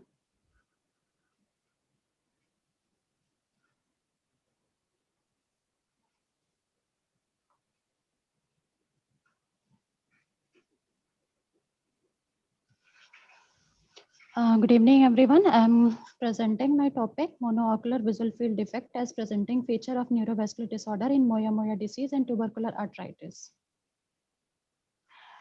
Neurovascular disorders usually present clinically as stroke, seizure, and transient ischemic attacks. Monoocular visual field defect is very uncommon presenting feature of cerebrovascular disorders. We present 2 cases who had sudden onset of monoocular visual field defect. On investigation, they were found to have Moyamoya disease and tubercular arteritis of cervical carotid artery. My first case is of 10 years old girl who presented to us with sudden loss of vision in lower part of right eye from 1 month. Later on, the patient developed neurological signs and symptoms. On examination, patient has visual acuity within normal limits in both eye. The pupil was sluggish reacting in right eye. On disc, there was presence of temporal pallor in right eye. Visual field shows inferior altitudinal defect in right eye, and OCT RNFL shows corresponding area thinning. On the basis of this, the diagnosis of ischemic optic neuropathy in right eye was made. MRI showed multiple flow wide areas in sellar region, suggestive of Moyamoya disease. MRA was done and it confirmed the diagnosis of Moyamoya disease. The patient underwent the bypass surgery. Moyamoya disease is a rare cerebrovascular disorder in which there is progressive stenosis of terminal portion of internal carotid artery as well as proximal portion of anterior cerebral artery and middle cerebral artery occurs. This steno-occlusive vasculopathy causes ocular stroke as seen in our case, but it's a very rare presenting manifestation of Moyamoya disease. Our second case was a 30 years old female who presented to us with inferonasal field defect in left eye. Patient also had prior episodes of amaurosis fugax. On examination, visual acuity was within normal limits in both eye. Pupil was sluggish reacting in left eye. Fundus showed temporal pallor of disc in left eye. There was presence of inferonasal field defect in left eye. OCT, the RNFL shows corresponding area thinning. On the basis of this, diagnosis of superotemporal branch retinal artery occlusion was made in the left eye. Patient also had submandibular lymph node enlargement. On investigation, CT angiography of neck and upper thorax was done, and it showed the mild wall thickening with severe luminal narrowing of left common carotid artery. There was also presence of descending aortic aneurysm. There was also presence of consolidation in right upper lung field, and there was presence of enlarged cervical lymph node in left side.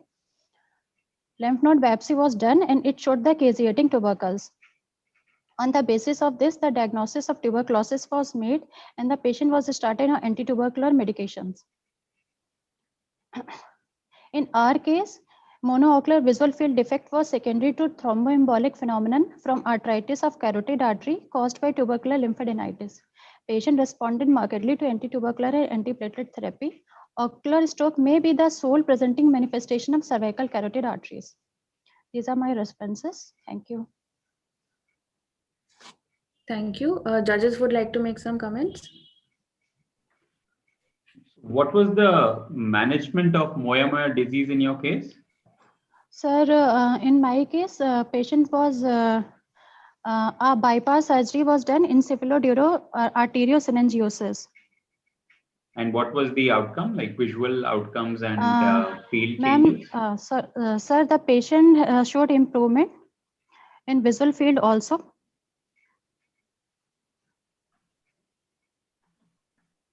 Sir,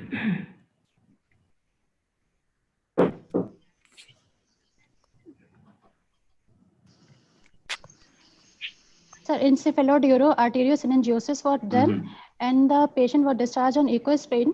The visual acuity was all right before this, but the visual field was defective. After around 6 months, patient showed some improvement in the OCT RNFL thinning. Thickness was increased, but in field there was not significant improvement. RNFL would really not increase after it has thinned out. There would be no reason for it to increase. But yes, field may not improve because there may be permanent damage, but sure. Dr. Digvijay? Yeah, I think, so that may be some kind of a difference in how the test was taken, probably, if they found a difference there. I mean, RNFL would not increase. So, I think these are relatively rare cases that we come across overall in terms of disease. So what are the,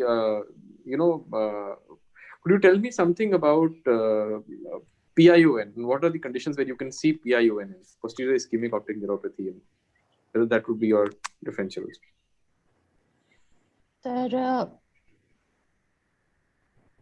Sir, posterior ischemic optic neuropathy as it is very rare, but it can present in some cases of, I think, sir, ophthalmic artery occlusion in maybe in if there is presence of common carotid artery obstruction and some thrombus has lost to. So I'm not. So again, basically, the idea is to say that, in cases where you're having problems with the larger vasculature in the CNS system, right, in the head and neck area, sometimes you can have, and after surgeries as well, the CTVS surgeries or after certain interventions, you can sometimes actually end up with a PION kind of a picture as well, which can get a little confusing with this, though they're completely different pathophysiologies of how they're working. So in your case, Sir, what would be the differentials that you had thought of? Sir, in this case, sir, differentials can be, first of all, we can think of, actually in this patient, the patient is of age of 10. So we will not think of arteriosclerosis. Then we can think of autoimmune diseases, or we can think of phacomatosis like neurofibromatosis, or we can think of, I think, brain neoplasms, or any sickle cell disease. But the systemic findings will also, we have to see the systemic conditions also. Yeah, I'm asking purely from the ophthalmic point of view. You're right. So you're looking at things which are going to affect the vasculature and the blood flow, essentially, right? So the basic pathogenesis is that only of an ischemic situation getting generated there. Yes. So unlike AIONs, which will tend to get in the elderly population, very rarely in the young, you can also you can look at homocysteine or some other conditions as well. It's more of posterior neuropathies that you'll get, posterior ischemic in this age group, if you are thinking in terms of vascular problems. Yes. But otherwise, good case, So rare case. we have also think of head trauma or spinal surgeries, or surgeries of long duration, spinal surgeries which will be lost for longer time. So it will also cause hypotension and the ischemia of the disc. It can present with the visual field defect also later on. Okay. Yes. Thank you, sir. Thank you. So that was the last presentation for this session. We would like to conclude this session. Thank you all the participants and all the judges.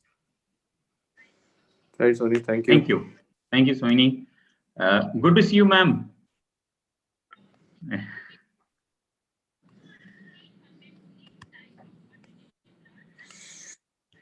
Right, sir. I'll okay. Bye, Digvijay. Collate the points and send them across. Yes. All right. Yeah. Okay. Thanks. Okay. Bye-bye. Thank you. Thank you.